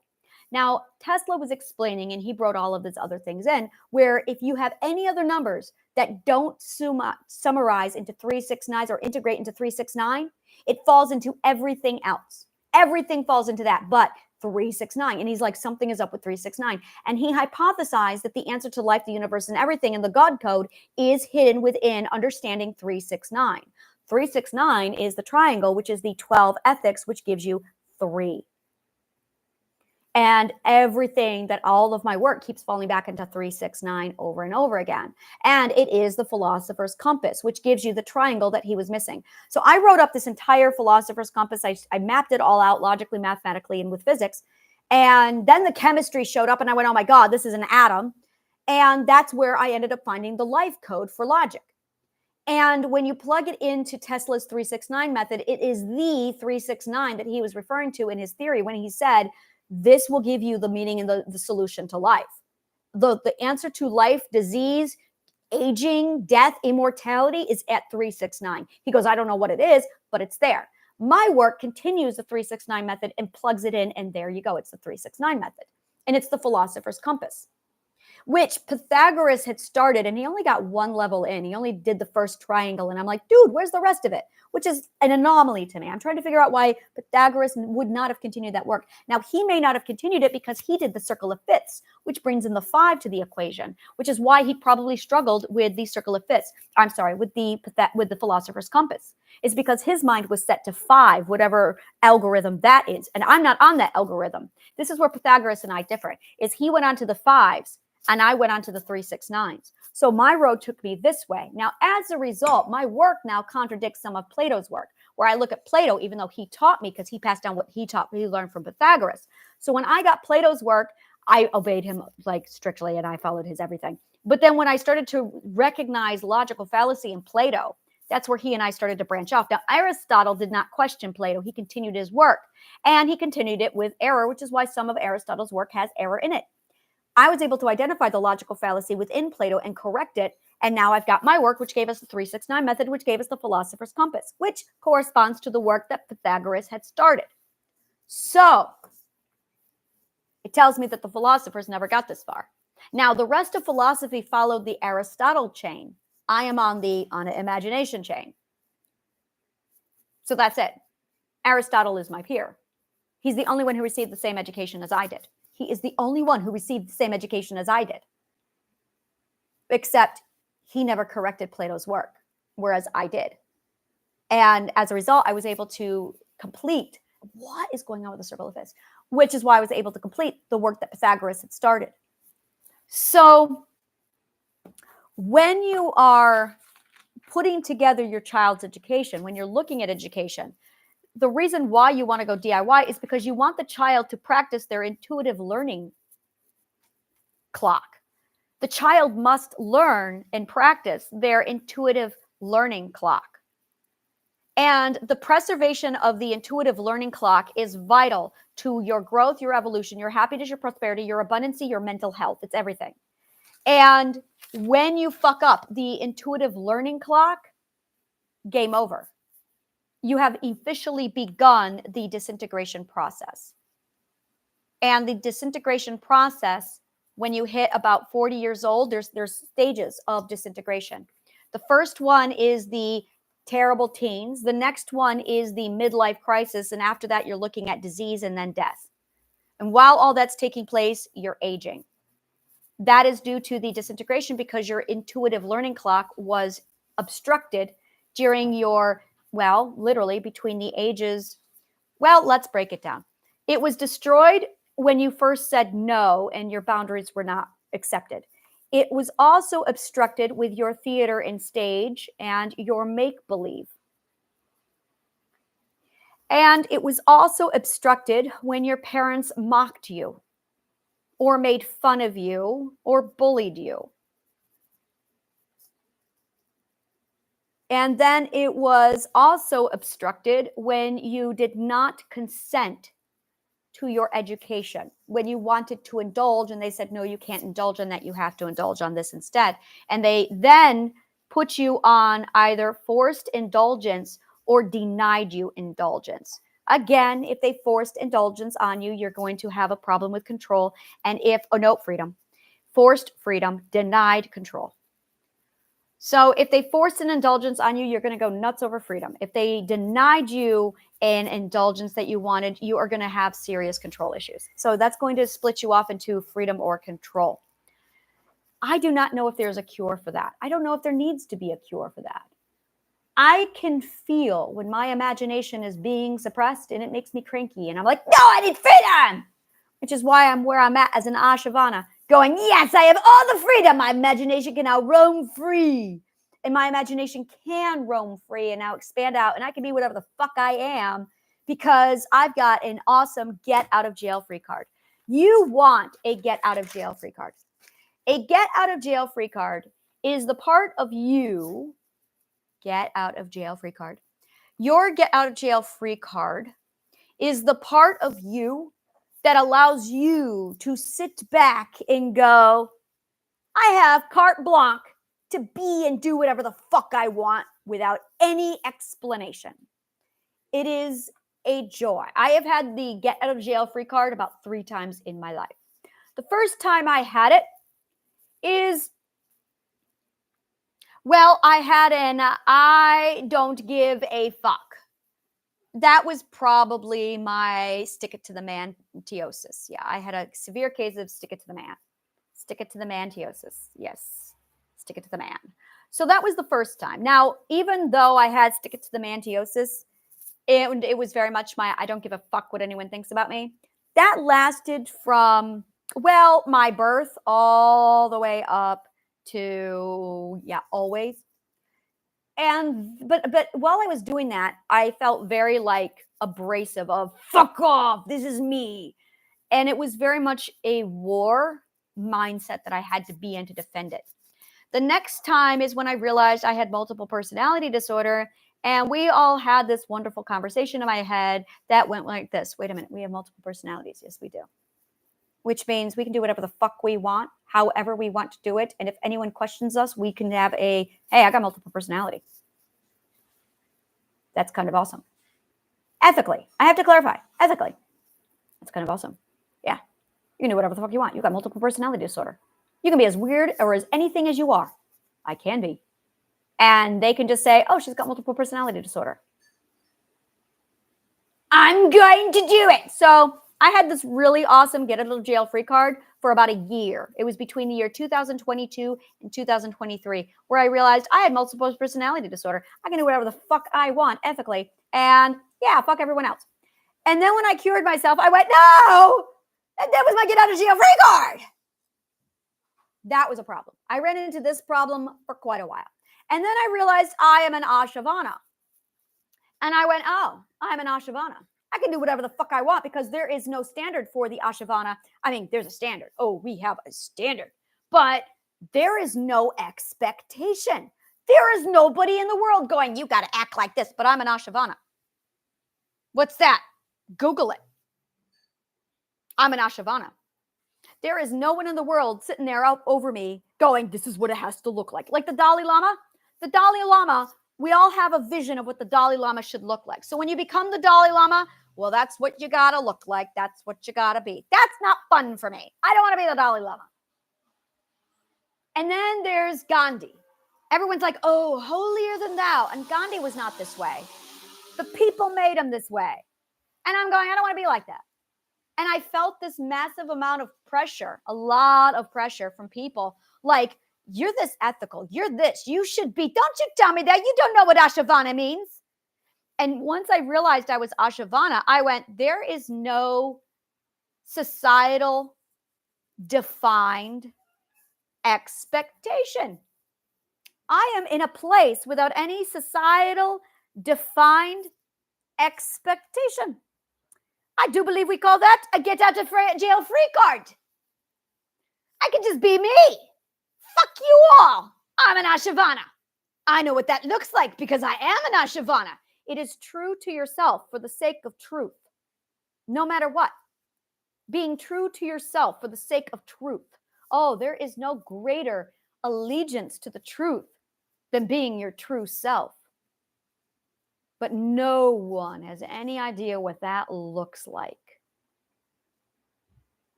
No one. So I have this really awesome get out of jail free card now that I'm an Ashavana going, all right, that's fucking awesome. Because it's truth. It's truth to the point where you have to be true to yourself. It is pure and 100% true to yourself. And myself is pure truth. So they kind of go hand in hand. Truth and pure true self. Oh, I'm set. I'm good. And I got my logic here and my love. I'm good. I can do whatever the fuck I want. And that's it. That's it right there. I have my prime directive. I got my 12 ethics. I know the difference between right and wrong because I mastered this field and I'm a sage in it. I'm good. I'm excellent. I know everything with right and wrong. I'm good. I can be as debaucherous as I want and it'll be ethical. Suddenly it was this massive get out of jail free card. It really was. And it's also taught me even more so about ethics.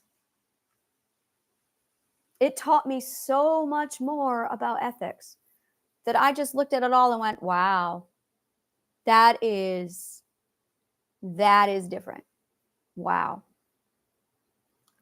So I cannot wait until I have my own office and studio. Because once I am in a private location, away from my children, during my working hours, I will be able to really bring out all of me. But I cannot do that yet for the respect and love of my children and good parenting. So, and it's literally watching their comfort, going, okay, that is not what they are comfortable with, so we're not going to do that. And it's a whole different, it's literally measuring their comfort level 100%. It's fascinating. So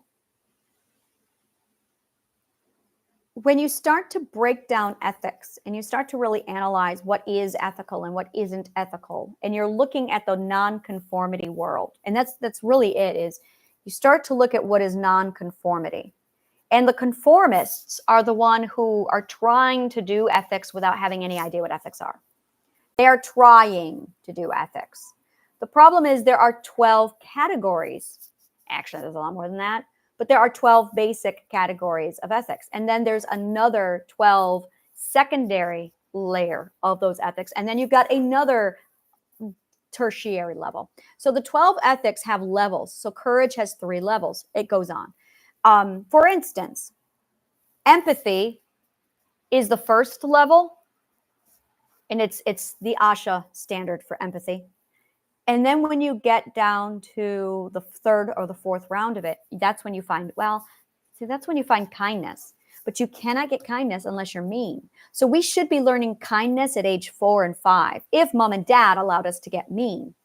But if you're not allowed to be mean, or you are avoiding being mean, you are never going to learn kindness. So if you prematurely try to be kind without actually being mean, you will never have a depth. And that's what it is. It's the deep understanding, which is intuition. It is when you understand it on a deep level. I was talking to a few people about this yesterday, and I was surprised at how many of them came back and agreed with me 100%. I had people who said, you're right. I was really fucking mean and an asshole at 15, and then I became really, really kind afterwards. Somebody else had said, I was a fucking asshole, and now I'm kind. I'd never went through that. I suppressed my being mean my whole life because I was avoiding being mean. So it started to leak all over the place. I really want people to go back and watch that. You can see my meanness leaking because I would not allow it. And then finally, and this is just 2 weeks ago, I went, all right, I'm going to be mean because the Mother Nature says so in 10th ethics. So I got to be mean. I don't know why. I think it's horrible, but Mother Nature's right. And it's the 10th ethic. And I did it. I wanted to be mean. I embraced being mean. I pulled myself away from all of my community. I put myself on YouTube and I treated everyone like fucking shit. And I know I did because Mother Nature said so. And then I reached a point after 5 days where I went, I got it out of my system. I'm kind now. Oh, this is kindness. Oh, this is kindness. And now I'm looking at all those assholes out there where basically it's their mean is leaking out. Like, have you ever sat down and allowed yourself to be mean? And what happens is we develop a fear of being mean. We really do. And when we develop a fear of being mean, we become more averse to, oh my God, I got to be more kind. And we've turned it into, it's the opposite of a forbidden fruit.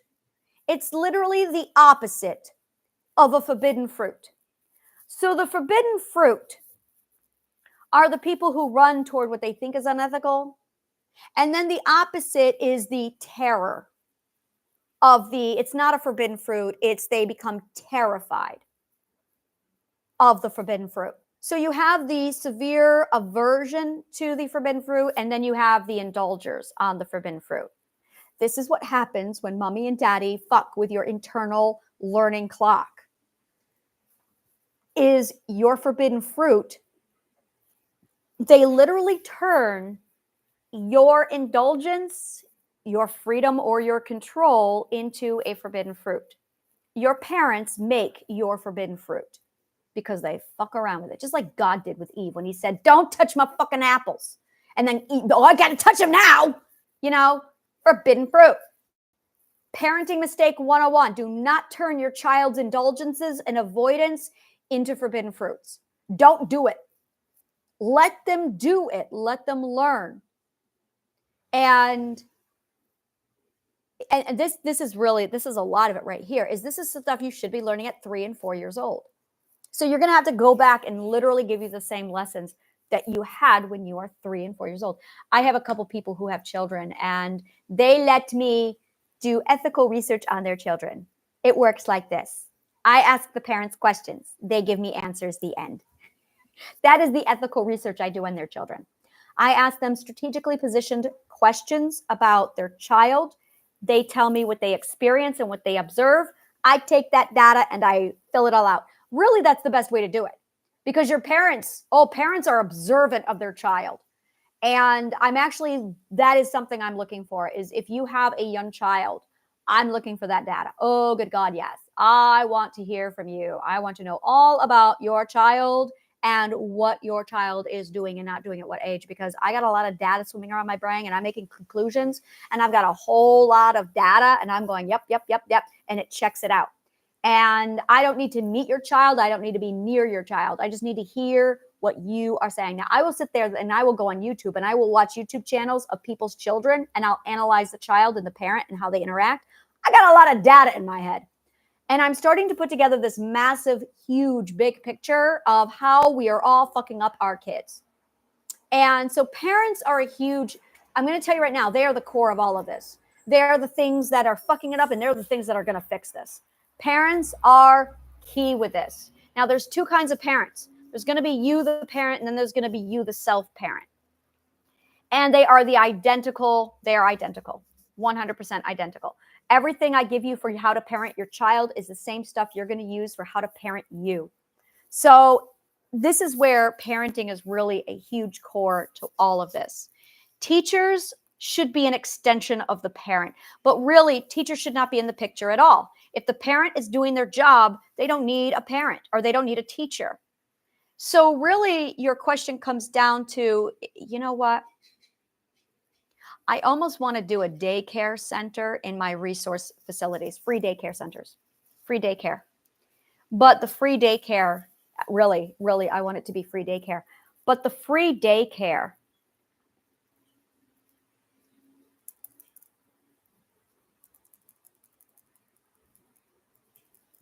I have a franchise already planned out. It's done. What I really want to do is have it a nonprofit organization that the facilities are set up around the country and it's just a resource relief center. Top quality resource facility for high-end education, the ASHA standard, and literally just nourishing society back to health with our program and everything we got straight from King Solomon. Straight from fucking King Solomon. You cannot get better than that shit. And we are not religious. We are not religious. We are not spiritual. We are pure science. Pure fucking science. We have studied a lot on Zoroaster, on Pythagoras, Euclid, the ancient Greek civilization, the Achaemenid Empire, and then the progression of education and learning, which was passed down from Solomon, who reverse engineered education itself. And when you understand that you've got this intuitive learning clock inside of you, that is an eternal intuitive learning clock. You don't fuck with this. You don't fuck with it. You leave this the fuck alone. It is the single most important thing you have in your entire brain. It is equivalent to you. Let me put it to you this way. Your internal intuitive learning clock began at the point of conception. And you literally, when you were in your mother's womb, deconstructed your intuitive learning clock. At your birth, you began the reconstruction of this learning clock. You made it 2 years before someone fucked with the process. So you had literally everything you needed from conception all the way up to birth, perfect, with some exceptions. But after that point, you got 2 years before things really got fucked up. And it got fucked up in your reconstruction stage during your intuitive learning clock.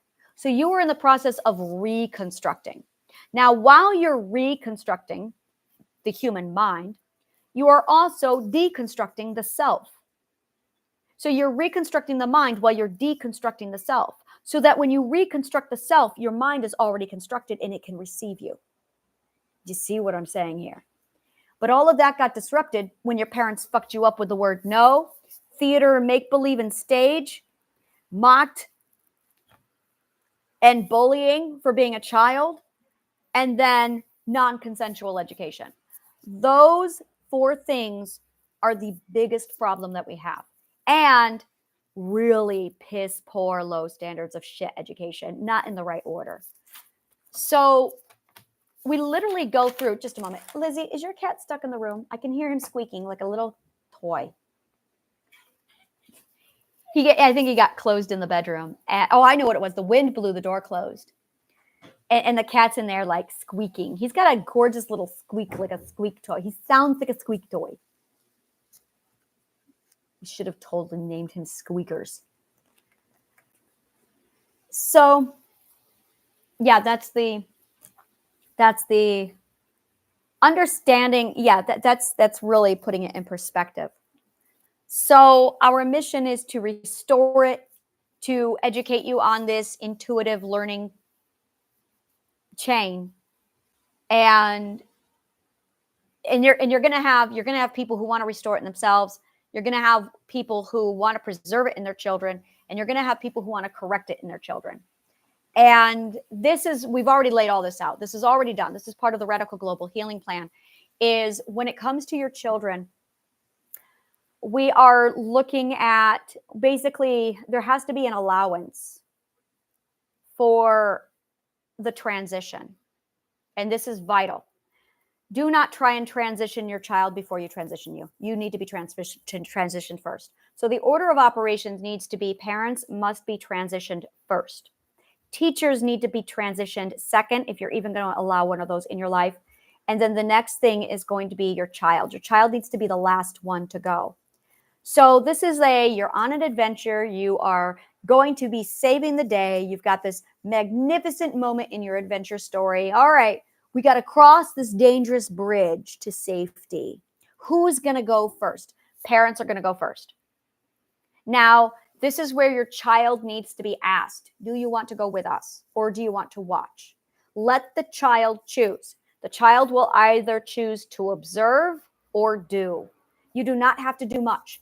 In fact, you don't have to do anything because your child's mimic mirror repetition is going to kick in. This is beautiful. Your child's mimic mirror repetition will automatically kick in. Let me give you 3 months. You're going to see a 1 through 3 month transition. And then you're going to see up to a 6 month. And then you're going to see a 9 month. There it is again, 3, 6, 9. The first 1 through 3 is going to be objection, protest, and it's going to get ugly. Prepare for that. And that's okay. Allow the protest. Yep, it's okay. And the reason why they're angry and screaming and throwing tantrums is because they're scared, which means you did something without notifying them and easing them into the process. So you want to break the news to them. Now, this is not going to be hard. The thing is, here is what we are going to do. And I have this all written out for everybody. It's already done. It's how to break it to your child, how to introduce this to your child, how to develop this. That way, there's no resistance. They understand. All they want is to understand and to know. They want knowledge. When a child screams and has a tantrum, they don't have knowledge. That is them going, I want the knowledge. Every time we get angry, we want the knowledge. We want to understand. But if you're making decisions without understanding and knowledge first, they're not going to be okay. So if you sit down and you say, look, I saw this thing on the internet. We're going to go ahead and try it. This is how we're going to do it. Now, you don't have to do it. So right now, you're making them feel safe by saying you have a choice. That is their first space of safety. You have a choice. We're going to do this. So you can watch or you can participate. And you can watch and participate completely as little or as much as you want. But we're going to do this. So you then, the parents, set it aside. You do it. Now, it's going to then lead to what this is going to look like, what it is, and then what it looks like, and what the end result is going to be.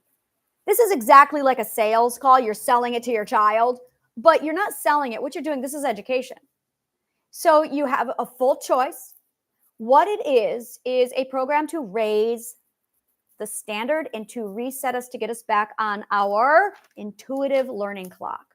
We are just restoring our natural learning clock. Now, this is the beautiful thing about your ILC. It is 100% already linked up. It is your subconscious mind. It is also 100% compatible and completely Mother Nature. It is 100% and completely true.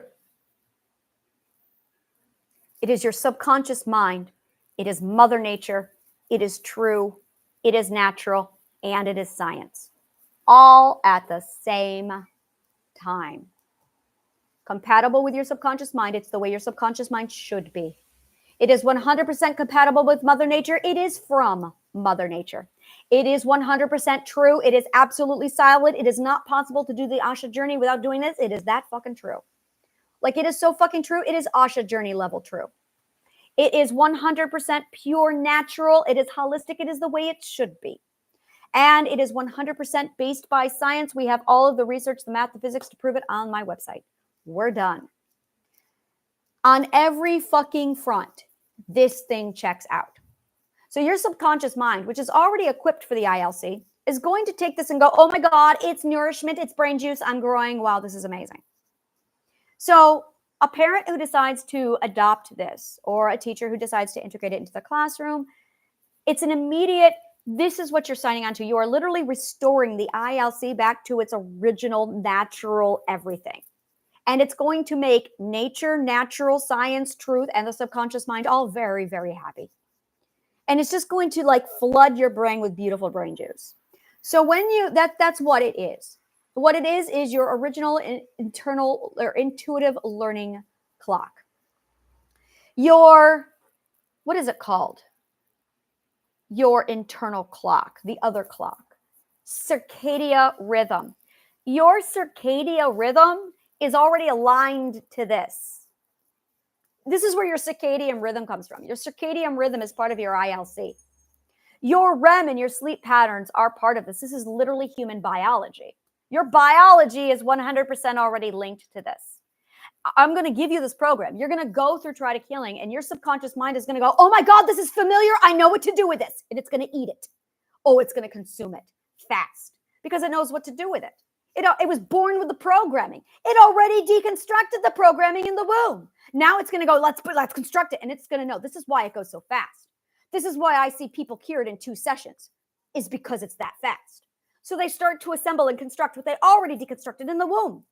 The only people who this will not work for are literally people with birth defects in their genetic code. Everybody else, it will work just fine, so long as you're not resistant to it.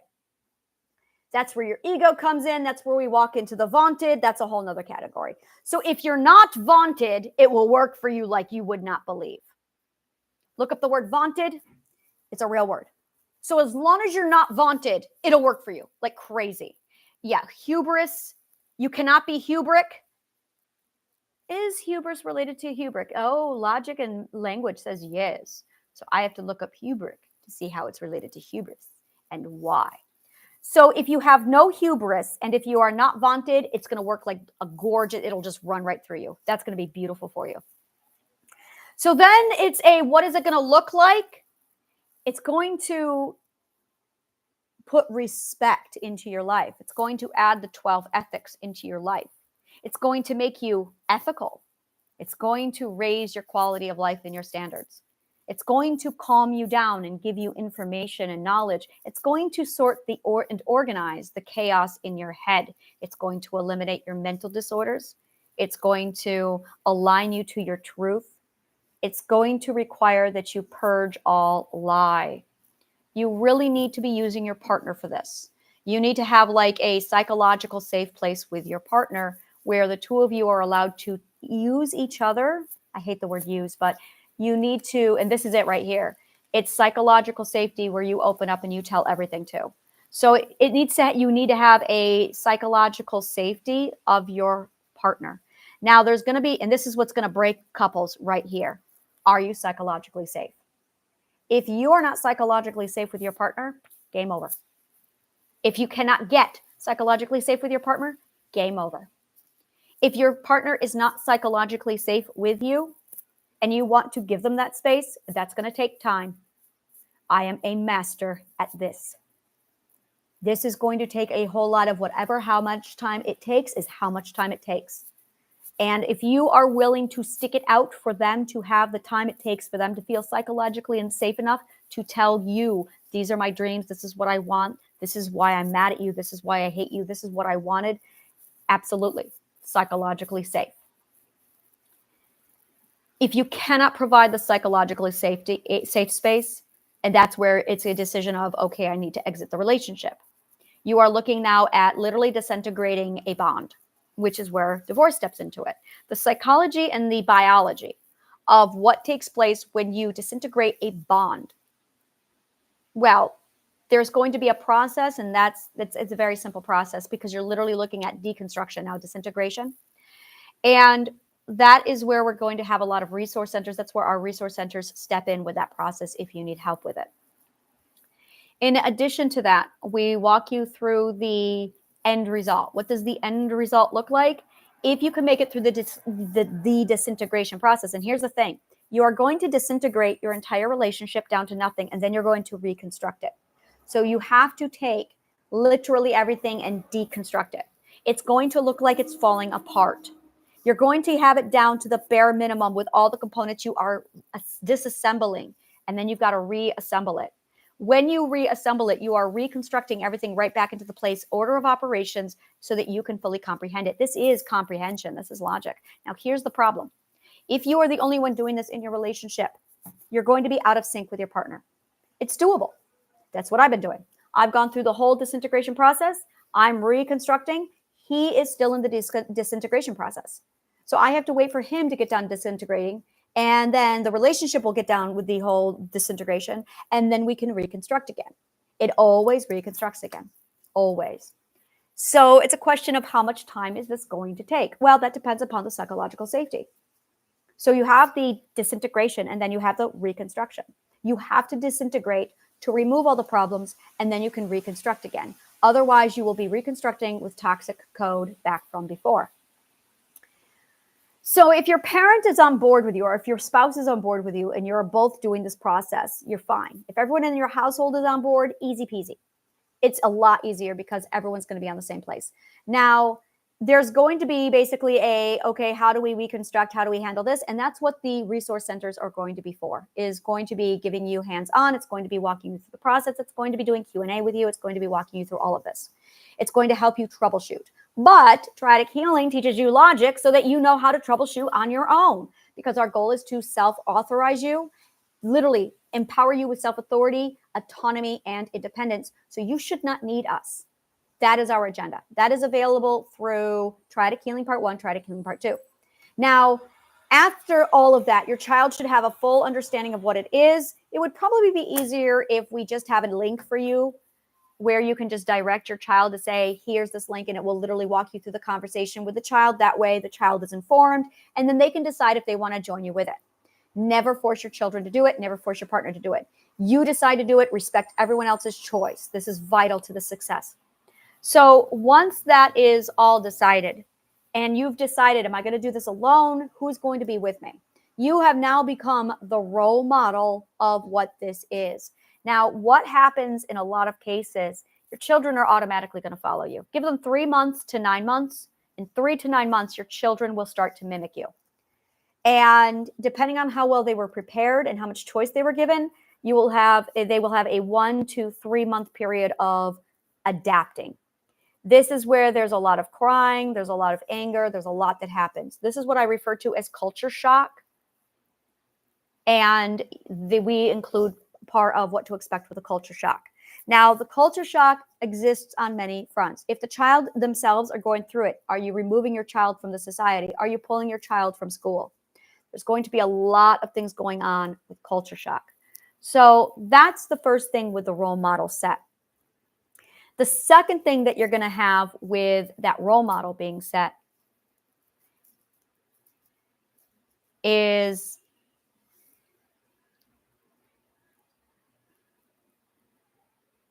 everything's going to switch over. Yeah. In most cases, like what a lot of parents do is a lot of parents or adults will sit back, watch the results, and then they will switch over to it once they see the results. And that's very, very common. So again, it's mimic. Now, what's going to happen is you're going to have the stronger of the two. One of you has to be a tree and one of you has to be a mirror. Now, everyone mostly is a mirror. When I say that everyone's a mirror, I mean you are in the soft clay soup stage of clay. You are soup clay. That is what it means to be a mirror. It means that everyone's mimicking everybody else. There's no stability and you're all over. And that is why the world is a mess right now. Most everybody is in a soup clay stage of being a mirror, and everyone's mimic mirror repetition response is just parroting off of everybody's mirror, and there is no stable tree. I'm the tree. I'm the tree. It's why it was so vital that I stick to the 12 ethics as rigidly and as strong as possible. I'm the tree. I don't let any mirror around me. If a mirror comes around me, they will be conforming to me, or they're not allowed around me, because I do not allow myself exposed to mirrors who are soft clay. I do not conform to soft clay. I am a tree. So I'm standing here as a tree defined by solid truth and logic and love. And then I've got these soft clay people coming around telling me how wrong I am. Oh, no, no, no, no, no, no, no, no. No, no, no, no, no. No, I am a tree. There is no negotiation. Your becoming a tree is the process of you removing all of the toxicity that is the mutant out of you. It's literally purifying you from all the lies. Now, here's where we run into a problem. There are lies that are from other people that you know are lies. There is misinformation that you got off of the internet, but there's also placeholders. There's also make-believe and fictions that you made up to yourself. There is you choosing shit education and putting that in your brain. And then there is the I value this person, therefore I will listen to them. Oh, they're wrong, I'm fucked. This is a grieving process when you realize the people I trusted were idiots. This is a real grief. The people I trusted were idiots. I have dealt with this grief 3 times. It is a different kind of grief than culture shock. So culture shock grief is when you are grieving the loss of your identity, your heritage, your culture, and all things familiar. You are grieving familiarity with your culture shock. The other kind of grief is trust. You are grieving a loss of trust. You trusted the idiotic English teacher you had to give you the right information. They were idiots. Turns out they had shit education themselves, and they didn't know what the fuck they were talking about. You study something, you think you've got a right person, and turns out, no, you did not use proper discernment for education and information to know if you were actually receiving true knowledge, because you were not given that knowledge. You trusted idiots to give you that knowledge. They did not give you that knowledge. So there is a realization of, oh my God, I was lied to, and now all of the education I learned is garbage. I have been through this grief 3 times. I know what it feels like. By the 3rd time, you say, fuck you all. I'm going to use logic now to figure out the truth because you're all incompetent idiots. That's what I did. And I have not had that problem since. I really have not. Because I just triple check everything to my sources. My sources have been validated with truth. So I figured that out pretty early, and I'm good. Now I had to reverse engineer and deconstruct all the bullshit that they told me. And it works like this. I'm going to go back to whatever they said and just rip it all out. The whole thing frogs itself. And okay, now I have to reweave. So you don't have to unlearn. You just have to pull one slip knot, and then you have to reconstruct. So I'm going to teach you how you can avoid deconstruction. You don't need to deconstruct. Don't deconstruct. All you have to do is pull a fucking slip knot. Pull a slip knot. You pull the slip knot, the whole thing frogs, and then you can just construct right from there. And that's what we call smart learning. Only idiots will tell you you have to unlearn to learn. No, you don't. You pull the slip knot, the whole thing comes out, you frog it, and you're good. You just start reconstructing. It works like this. Uncle John lied to me. Everything Uncle John said was a lie, therefore it's now invalid because he's an incompetent idiot. Boom, gone. Everything Uncle John ever told you is now gone. Now, where did Uncle John's education begin? That's simple. I have done that so many times. Umbridge lied to me. She's not reliable. Everything Umbridge said to me needs to be removed. Pull that slip out. Good God. All right, so where did she pick up from? This is where I left off. I'll continue from there. That easy. Everything my idiotic science teacher said was wrong and flawed. They had no fucking idea what they were talking about. They are now invalid. I pulled the slip down. Everything they said is there. Now I can just reconstruct. That's how you unlearn. You don't unlearn. You pull a slip knot and then you frog. It's so fucking easy. All you have to do is literally invalidate 100% of their source. You just remove the source. 100% of the source needs to get invalidated. Is that cruel? Yes. Is it extreme? Yes. But can they be trusted? No. Did they know how to sort out knowledge? No. So how can you trust anything they say? You can't. Why? Because they've proven that they don't know what they're doing. You shouldn't trust them. Trust is for people who tell truth. It's in the word. So if they don't tell the truth, you shouldn't trust them. Truth is knowledge and logic and love. So if you've got somebody who doesn't know love, did not study logic, and who's spewing information, they're idiots. You should never have trusted them. You have to learn who you should and should not trust. It's probably a lesson, and now we're getting into your authority versus their authority, which actually doesn't exist at all. It's called hubris. It's actually your authority versus their ego. That's really what you're up against. There is no such thing as authority. It's called self-authority because you're the author. Authentic authority, author, which means you write your story. There's only one author. There is only one author, and that is you. No one else can author your life for you. We call that ghost writing. So you've got a bunch of ghost writers. What are ghost writers? They are hubris with ego. There's no such thing as authority. You create the forbidden fruit paradox when you do that. You don't want that. You do not want that. The forbidden fruit paradox is such a pain in the ass. There is no author coming down. It's like God waiting permission to be God. That's exactly what it is. It is God waiting permission from someone else to tell him he's God. Oh, no. You don't wait for permission. You are, because you're the author. So that's it.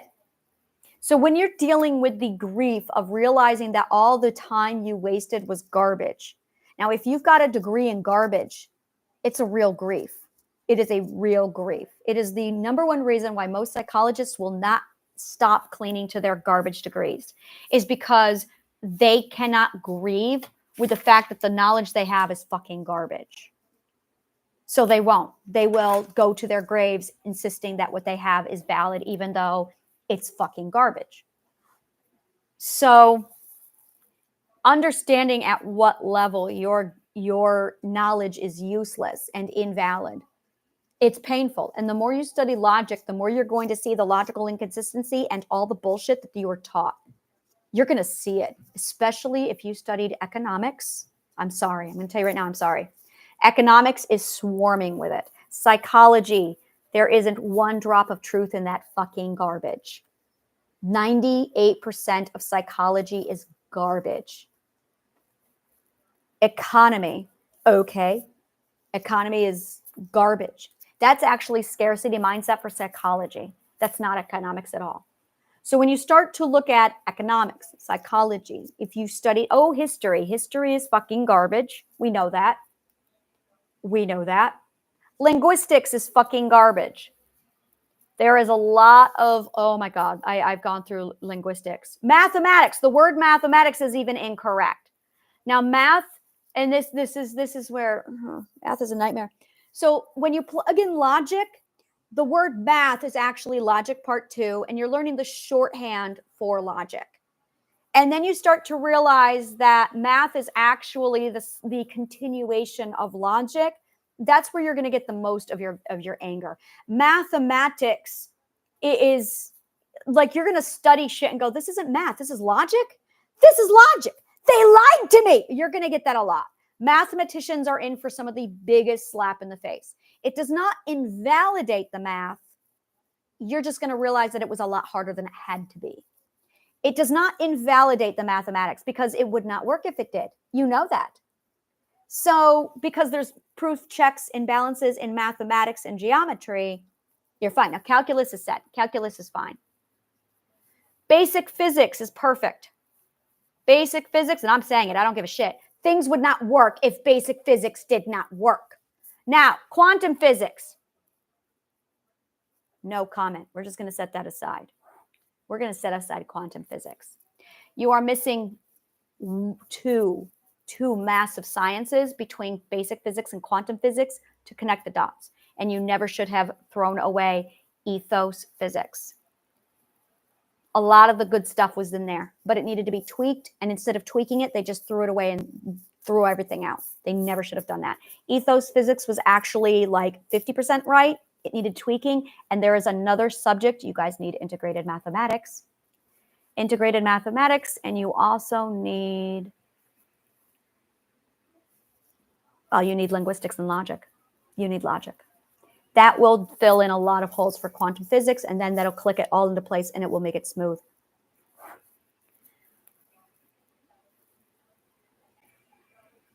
Philosophy and metaphysics. Wow. Where do I even begin? I think of everything I've studied, philosophy is the most you should have studied. Philosophers really should have studied just Plato's curriculum. Instead of reading about Plato, they should have done Plato. I did Plato. They read about Plato. You never read about anybody. You should never read about anybody. That's such... Eleanor Roosevelt. Small minds talk about people. And all you do in philosophy is talk about people. It's not until later that you start talking about ideas, but you're talking about the ideas that other people had. That's not philosophy. No, that is not philosophy. Philosophers have really fucked up what philosophy is because they were missing literally the first four, like the first four catalysts, the parent. You need the first four parents of philosophy to plug it in for philosophy to make sense. And that leads you to metaphysics. Metaphysics and ontology are fucking advanced sciences, way beyond biology, way beyond the fuck of biology. Well, no, way beyond biology. They're on the other side of biology. So biology ends and you got metaphysics, you've got ontology. That stuff is fucking shit, advanced stuff that you should not be touching if you have not studied at least up to physics inside Plato's curriculum. Businessmen have figured this out. Businessmen, you get into business and you go, well, this is all fucked up. And then they turn around and they do it the right way and they reverse engineer their own business. Businessmen are the people who are actually practicing reverse engineering properly with logic the right way, using trial and error without scientific method because they didn't study science. And a lot of them had figured it out. The billionaires are the ones who have figured out. The millionaires are the ones who have figured it out. That is reverse engineering your logic so you can understand how something is done. Businessmen have it figured out. That's how you learn shit. Businessmen, entrepreneurs, they're the ones who have figured it out. That's actually what they're doing. They have figured out that if you apply logic to reverse engineering, you'll be able to figure it out. They're looking for formulas. That's what they are doing. So businessmen have it figured out. So businessmen are the ones who went to be a businessman and they went, oh my God, everyone fucked up all of this education. It's garbage, which is exactly all you read about when you read Rich Dad, Poor Dad is, oh my God, the educational system is shit. We know this. So Triadic Healing Part 1 and 2 literally is the missing education and in the right order. It plugs it all in. And it takes about 3 months. It is not long because we use Plato's point to deliver it. Plato's point is the only and true point of education and knowledge delivery. Knowledge delivery. It is literally the knowledge and wisdom delivery process is Plato's point. It is the only delivery process of knowledge. I have taught my daughter Plato's point and how to find it. So she goes onto YouTube and she finds masters who can deliver Plato's point, and she literally has collected them all. She's extraordinary with this. She has like 5 people she watches, I believe 5 people. And they all have figured out Plato's point. So when they talk to her, they can summarize beautifully in about 2 minutes or less, highly complex subjects in a few sentences. And that's how she learns. That's how we all learn Plato's point. And she's going, oh my God, these teachers are really good. So she's learned how to identify masters. And once you know how to identify a master, you're done. You don't need anybody else. All you have to do is follow the master, listen to the master, and you're set. You're all set. So you want to look for masters who know how to deliver Plato's point. It is the only point where true knowledge can be passed on in a simplified comprehension. It's that simple. Which is why Walter Piston wrote all of music theory in 300 pages. Plato's point. So all you have to do is read the book. It's in your brain. You're done. You don't need to spend 12 years doing musical composition. You just need to study the book. 300 pages. And Wikipedia does this. Wikipedia is fucking phenomenal with this. That's where I get all of my knowledge from, is Wikipedia, because they document everything. It's all beautifully sourced, and they know how to condense everything down into Plato's point, and they're simplifying it. That's what the first introduction of every article is, simplified.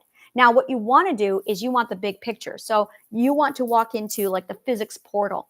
And if you look at this with Wikipedia, they have portals. So you step into the portal, you look at it, and there it is. So you want to do music theory, go into the music theory portal, and there it is. It's all of music.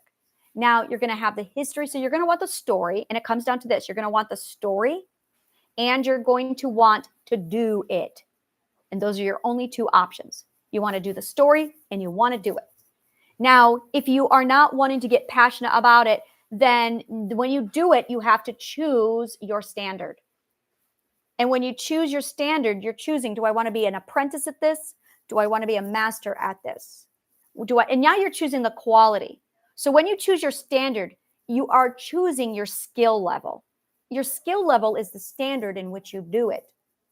So see, for me, with calculus and math, my standard is going to be through the fucking roof. Like, I want every single equation perfect, polished, and mastered before I move on to the next. I'm going to be doing this. And if I cannot weave equations forward and backwards, I will not allow myself to go to the next stage. So I have to make sure that every equation is mastered before I go on to the next equation. The whole concept of, okay, I barely understood it, let me just do another one. Oh, no. No, I have to reverse engineer the entire equation to break it down to fully comprehend it. I have to understand the linguistics of why the symbols are what they are. I have to understand who came up what, where. So while I compose and do and solve these equations, I'm going to be looking at the history as to who invented them, who reverse engineered them, and what the theory is that went behind them and why.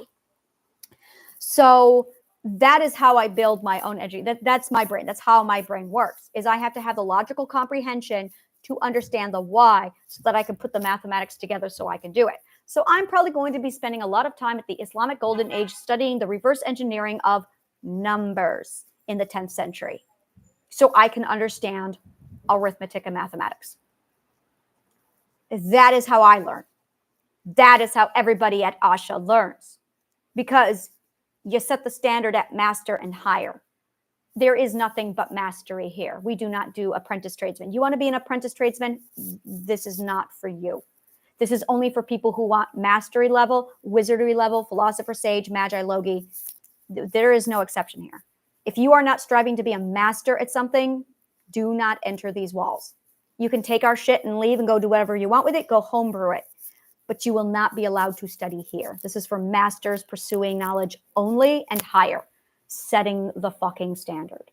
So that by the time we are done with you, you will be creating your own Plato's point. That is our mission, raising the standard. So we're going to have, and this is something I absolutely already have planned out. This is something we have in motion, is when we have teachers coming in, it's, do you want to be a teacher? Like okay, that I don't even acknowledge that. That is nothing to me. You're not a teacher in this world, an Asha, unless you are a master. So, and that's the ability to, again, simplify, articulate. But because we are providing all this information to you with Plato's point, the education learning goes so fucking fast. So fucking fast. And it's not about the quantity of it. It's being able to, it's condensed. It's literally dense knowledge. That's what we've done here. We've condensed it into a single Plato's point. That's what we've done here. And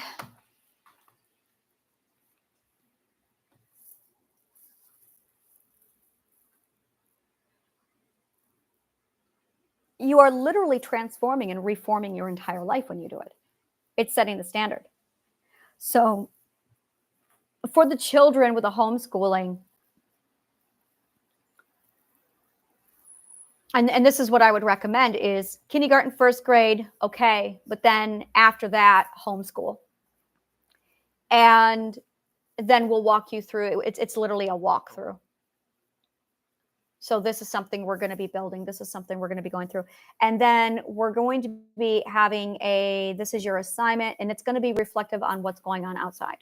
So, and it's already in, like, you can go through the entire program.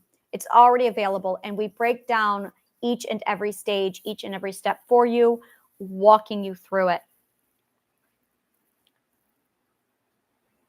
As I locate certain guidelines and, just instruction, it just provides you with instruction and guidance. I post them on my Anna's reading list, and that allows you to go through and execute at your own pace, so you can implement it however you want. As far as urgency and time frame goes for your child, this is where we run into a very dangerous territory. I cannot emphasize to you enough the toxicity of urgency. Urgency and time abuse is a death sentence to the intuitive learning center. It's your intuitive learning clock has its own clock. It's a fucking clock. And what's going on is your intuitive learning clock is set to Mother Nature and your subconscious mind's clock. But with schools, because they have all this information, because they don't know how to condense into Plato's point, as a result, they now have this time constraint of urgency. And because they don't know how to condense into Plato's point, they see all of this information going, oh my God, we have to teach all of these children all of this information, and time is getting so long. Now we have to add 20 years of history. How are we going to do? No ASHA standard. That's all that is, no ASHA standard. So here's what it is.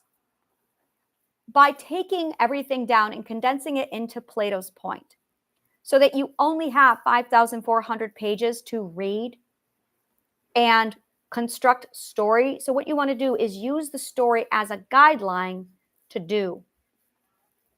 So a teacher should not be standing up there talking to you. You should have the actual book. This is what I did. So we're going to do the Michael Jackson example. It took me 1 week to learn everything about Michael Jackson. This is how I did it. He died, and I said, who the fuck is Michael Jackson? And everyone went, and then I went, all right, fine, I'll just figure it out for myself. So I went to Wikipedia, and I pulled out Wikipedia's Michael Jackson article. It was long. And I read, let's go ahead and do it now. I want to show you what I did. Michael Jackson, Wiki. This is what I did. Michael Jackson. Michael Joseph Jackson, 58 to 2009, was an American singer, songwriter, dancer, and philanthropist. Dubbed the king of pop, he was regarded as one of the most significant cultural figures of the 20th century. Okay, popular street dance moves such as the moonwalk, which he named, and the robot. He was the 8th child. Okay, so we get into it. Okay, so right here, this is where I went. So 64, when his brothers Jackie, Tito, Jermaine, and Marlon, as a member of the Jackson 5. Pause, Jackson 5. So then I hyperlinked over to the Jackson 5. Now, I have rules. Jackson family, that's personal. That's not my business. That is respected. I don't touch that shit. Anything about his childhood, not my business, not my problem. That is not what we're learning. We are learning about music, not Michael Jackson. Jackson 5. So then I opened up that article, and let's go over to the Jackson 5. Later, the Jacksons, I did not know that, is an American pop band composed by members of the Jackson family. The group was founded in 64 with okay, and it goes through that. Okay, so the Jackson 5 performed in talent shows and clubs on the Chitlin circuit, and I would study the Chitlin circuit. Then signed with Steeltown Records in 67 and released 2 singles. In 68, they left Steeltown Records and signed with Motown. Studied Motown, where they held the first group to debut with 4 consecutive #1 hits on the Billboard Hot 100 chart with the songs I Want You Back. Pause. I went over to YouTube. I looked up I Want You Back, and I watched the music video, the official video, I Want You Back. And then they have ABC. I did the same thing. The Love You Save and I'll Be There. So when I'm reading this, I stopped, I walked over, I watched those 4 videos from the actual footage from history, and now I know who the Jackson 5 is. So I continue reading this. I get down to Grammy Hall of Fame. I do not continue with the history. I only read that.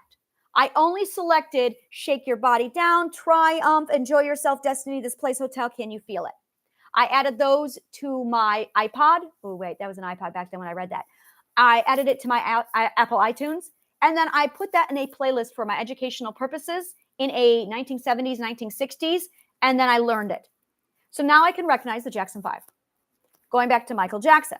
When I came back over to Michael Jackson now and made his public debut in 64 with his older brother Jackie, Tito Jackson 5, the Jackson 5 sign, we all know that. So now we get Jackson began his solo career in 71. While at Motown, recorded multiple successful singles, became a global solo star with 79 album, Off the Wall. Pause. I go over, I get Off the Wall from Apple Music. I listen to the entire album of Off the Wall. His music videos included those for Beat It, Billie Jean, and Thriller. Stopped, went over to YouTube, watched Beat It, Billie Jean, and Thriller. So on and so forth. That is how I learn. That's how I did it. I am putting together the story while I am experiencing and watching the music. So now I have the full history. I have the chronological order. I'm putting together the story, and I know what I'm talking about. Now, I have a massive music theory, music history background. So while I'm reading and listening to his music, oh, my music brain turned on. I ripped his music apart on a theoretical level. And I went, okay, so the guy is just Gene Kelly meets Bob Fosse mix. Got it. He's a hack. So that's how I learned, is I was able to break down everything that I learned. I was able to completely deconstruct it. Okay, he's got Mozart in there as well. So he's Mozart with Gene Kelly and Bob Fosse. I did not see very much. The moonwalk is Bob Fosse's work. Watch Bob Fosse. He didn't invent it. The moonwalk is Bob Fosse. So I'm going, okay. Looks like a bunch of people who are ignorant about Bob Fosse and Gene Kelly, don't know anything about music, but okay. So, yeah, I'm like, with Michael Jackson. I'm all Freddie Mercury. That's my whole thing. That's Freddie Mercury. That's where I'm at. So, intuitive learning clock. When you understand how to learn and you take in literally everything at Plato's point, you know how to simplify it and condense it. So here's an obstacle. I'm a teacher. I love educating people. I don't know how to do Plato's point. My recommendation to you is learn fucking fast. Try to Keeling part 1, try to Keeling part 2. If you can't explain it simply enough, then you don't understand it well enough. Einstein. You have work to do. You should be learning. Now, some people are going to be like, I'm not qualified to teach. I need to go learn. Well, you have officially met the Asha journey. The Asha are the people who say, I am not qualified to learn. Those are the people who would put down, I did this. Well, I refused to call myself a teacher. I refused. I'm a learner. Philosophers don't use the word teacher for this reason, because it's hubris. It's hubris. We don't use the word teacher because it's hubris. It's arrogant. It's conceit. We don't use the word teacher. We know that we're not the ones teaching. We know that we are NPCs, mentors and sages who ask questions to offer bare minimum instruction because you don't touch the intuitive learning clock. So you're going to have people who are not at the Asha standard doing whatever the fuck they want. Okay. And you're going to have other people who are going to try and toggle. Okay. And you're going to have people who homebrew it. Okay. Not the Asha standard. The Asha standard is, I need to make sure I know my shit when it comes to the intuitive learning clock, so I can preserve it and protect it properly without damaging it. I'm going to put my everything down and I'm going to go learn about this shit so I don't cause any harm to my students.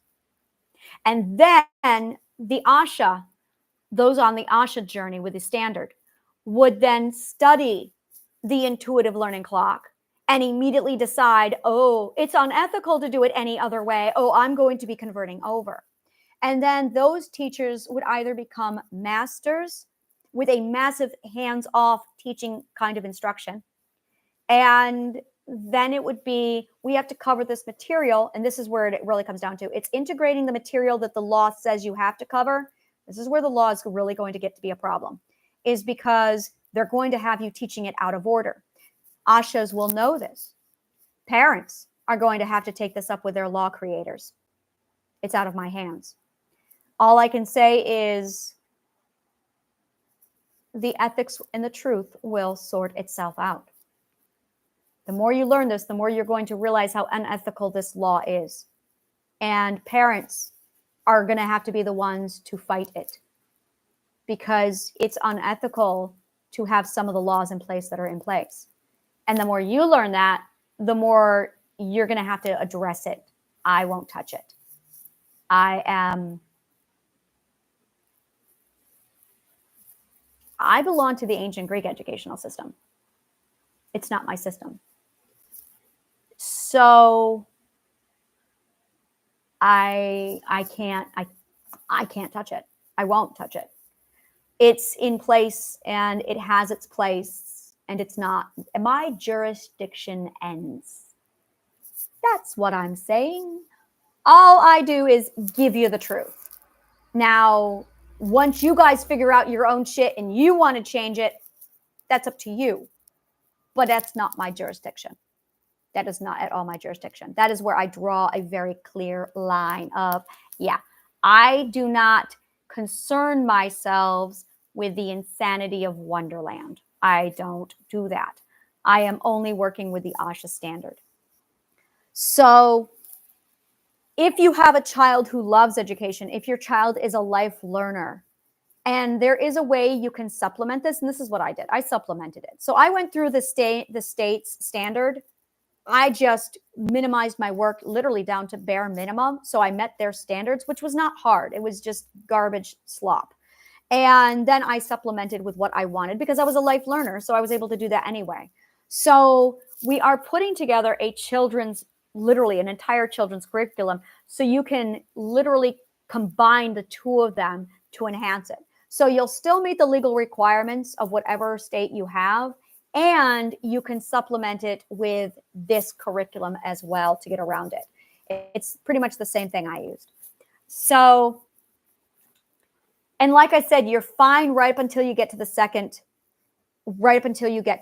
grade. At the second grade, make sure the child remains with imagination, make-believe, theater stage. That's huge. That is their entire, that is the core of their educational system right there. Do not obstruct their imagination, their make-believe. In fact, you should probably join them and make-believe with them. That would be really good for you parents, is if you learn how to make-believe with your children. I am huge on make-believe for adults. That's something we're putting together with the playground. That's something coming. So this is a lot of what I'm going to be doing for the next week, is constructing the layout for how we are going to do the daily apocalypse. I like this. The daily apocalypse instruction manual or guide. Your daily apocalypse guide. There you go. That's awesome. Daily apocalypse guide. It's your daily apocalypse guide from the Healing Garden. And it's part of our Radical Global Healing Plan. And it's you getting involved at whatever level you want to get involved in. If you are part of, or if you have a nonprofit organization, if you are building something and you're going, oh my God, I want to collaborate and connect to what you got, absolutely contact me. If you are wanting to do this on a DIY individual set, so it's literally your apocalypse DIY. I love this. Your apocalypse DIY. Your apocalypse DIY. DIY your apocalypse. Yeah, your apocalypse DIY. So we're going to have your apocalypse DIY, and we're going to be walking through that. And then there's the cultivator section. Yeah, there you go. So we have the nonprofit section. We have for collaborators. And then we have the cultivator section for I'm a parent, I'm a teacher, I'm a healer, and I have people I'm trying to nourish. So we're going to be giving out that direction.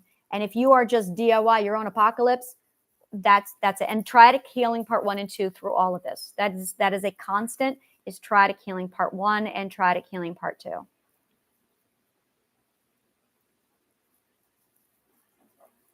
And we have 3 paths you can take for Triadic Healing Part 1 and 2.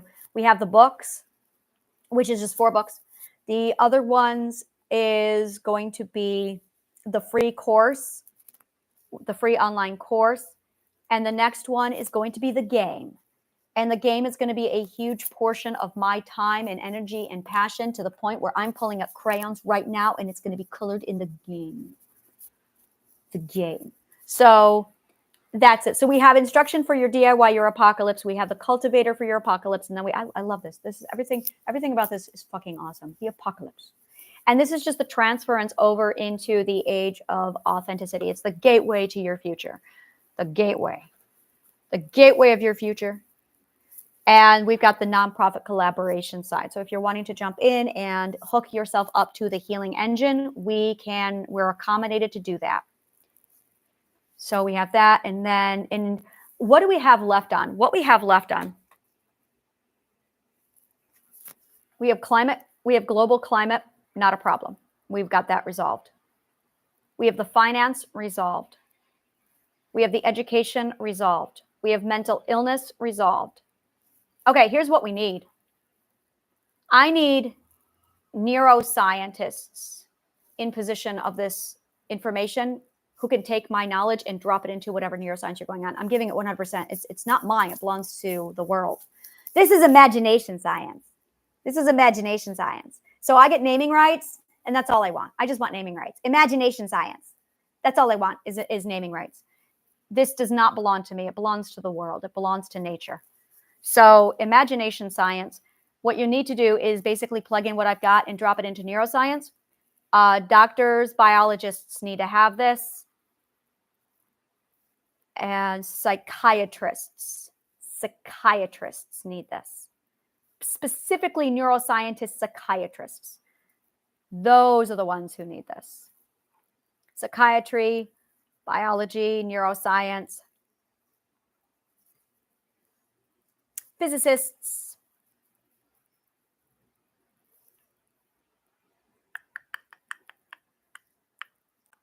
Mathematicians. Oh, mathematicians. Yeah, mathematicians are going to get this and they're going to go, oh my God, data.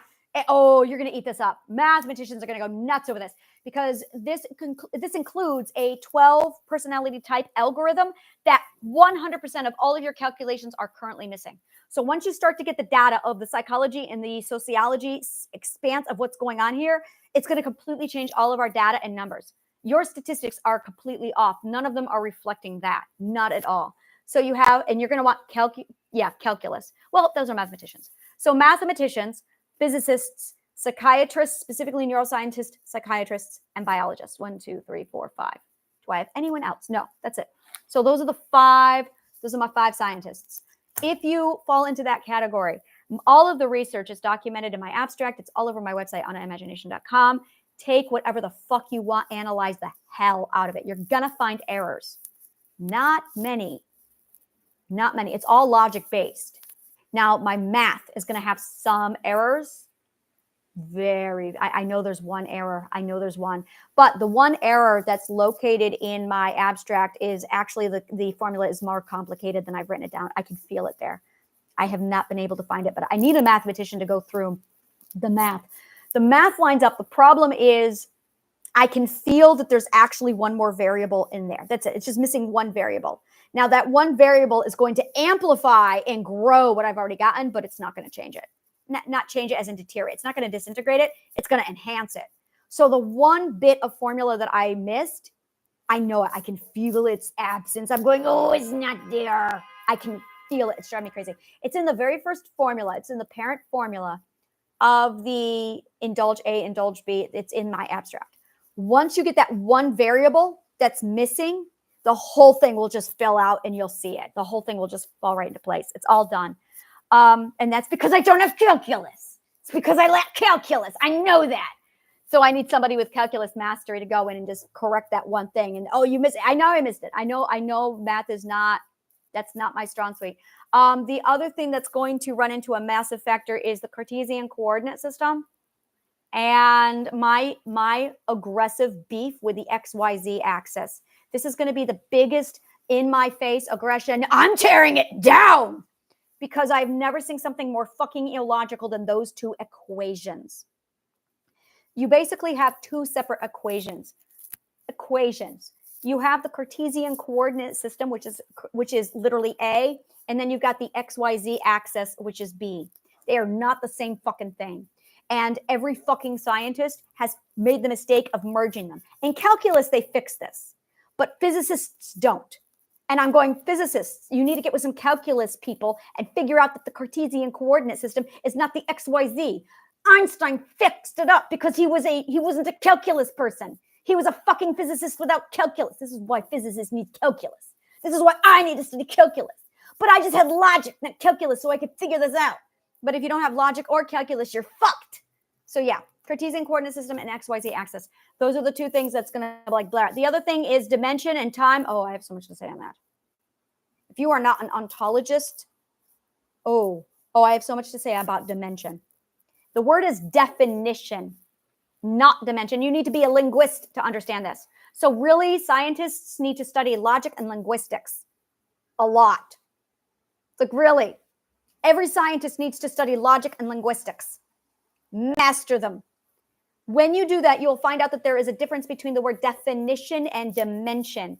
That what has happened is mathematics has used the word dimension for multiple different definitions. So now you've got one word playing the role of three words, and as a result, there's confusion. Because of that confusion, people think that the Cartesian coordinate system is the same thing as the XYZ axis. No, the XYZ axis is part of definition. It's not 1D, 2D, 3D. It's actually one definition, two definition, three definition, which is length, width, and height. This is not at all time.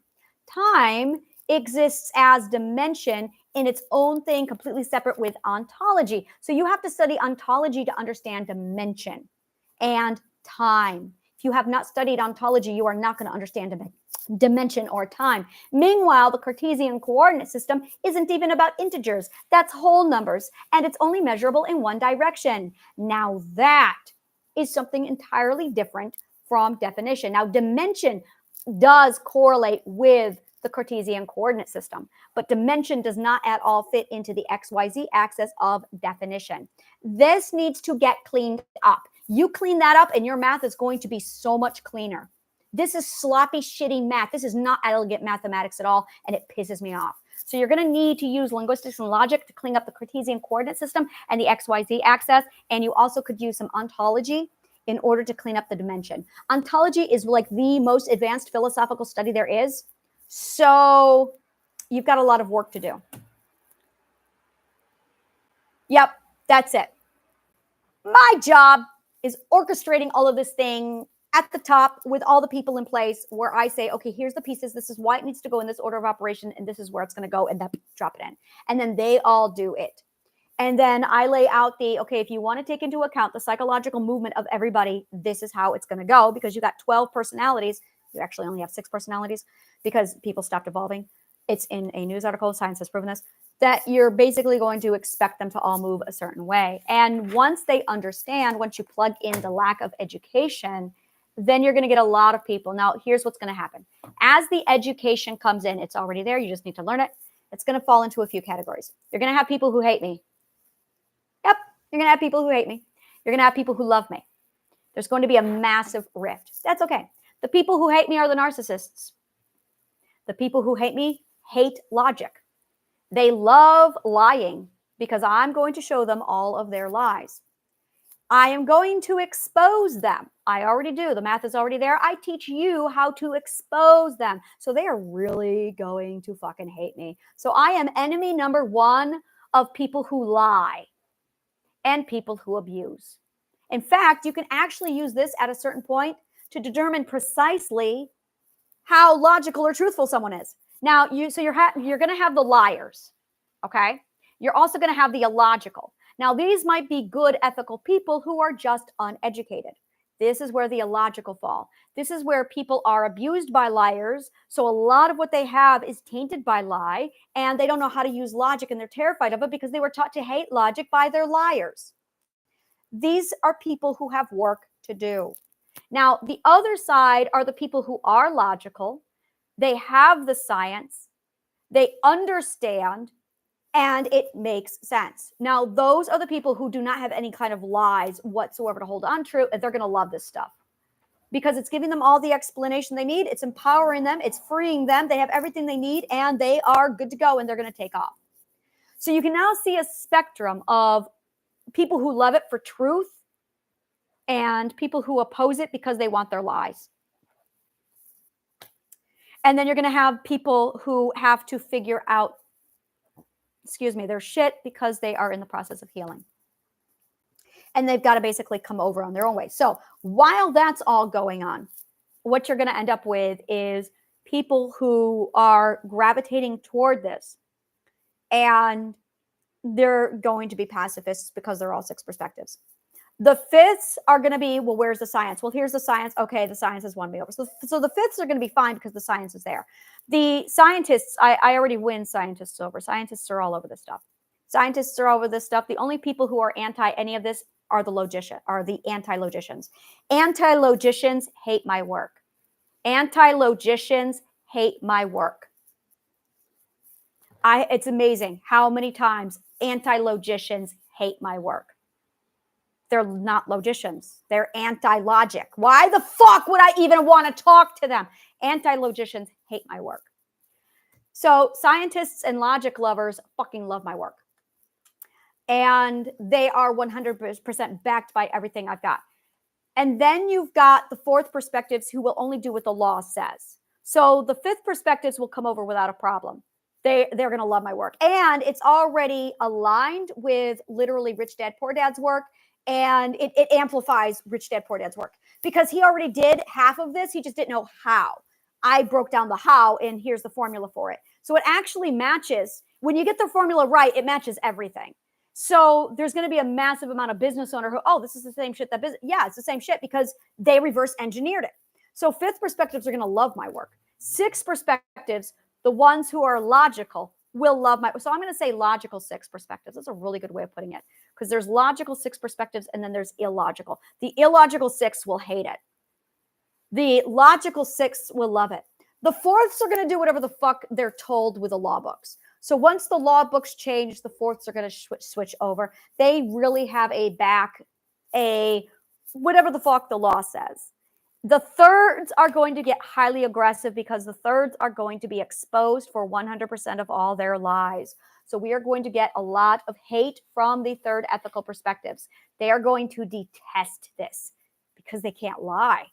Because I'm walking around going, so this is how you tell a narcissist. So all the narcissists are really going to come at me, which they already have started, which is okay. And then you've got second perspectives who will do whatever the fuck the fourth perspectives say, the first perspectives who do whatever the fuck the second perspective says. So the first, the second, and the fourths are really going to become quiet on it and indifferent. The thirds are going to get really obnoxious and loud. The illogical are going to get obnoxious and loud. The fifths and the logical sixths will be all over this. Anyone who is at 7th perspective and plus, you're already looking at my work. Anyone who's at 7th perspective going, oh my God, I can see already everything you're saying. Yeah, it's truth. You're going to see it. So 5th perspectives and higher, they're going to fall right into this without a problem. So you're going to get most resistance from the third and the illogical. Now, this is where things are going to get sticky. Because the resistance from the third and the illogical, that is what we need to troubleshoot right there. Because if you are dealing with a third, you're going to be dealing with a third on a personal level. You're going to be dealing with a third on an intimate level. You're going to be dealing with a third. I have people already who do this, who use my work as a test to other people to determine if they are narcissists. It's really funny. She'll introduce my work to somebody, and then if they get aggressive, oh my God, he's a narcissist. And she can then pull out the 12 ethics and check mark each and every one he's violated every time. It's wonderful. When you realize my work is literally like a narcissist test, oh my God, it's amazing. Narcissists detest my work because I show you their garbage. I teach you how they do it. I'm literally walking around and so you want to know how a magician does its magic? This is it. And I'm literally tattling on all the narcissists. Oh my God, they're telling my secrets. I can't use them now. That's right. So you're going to have a personal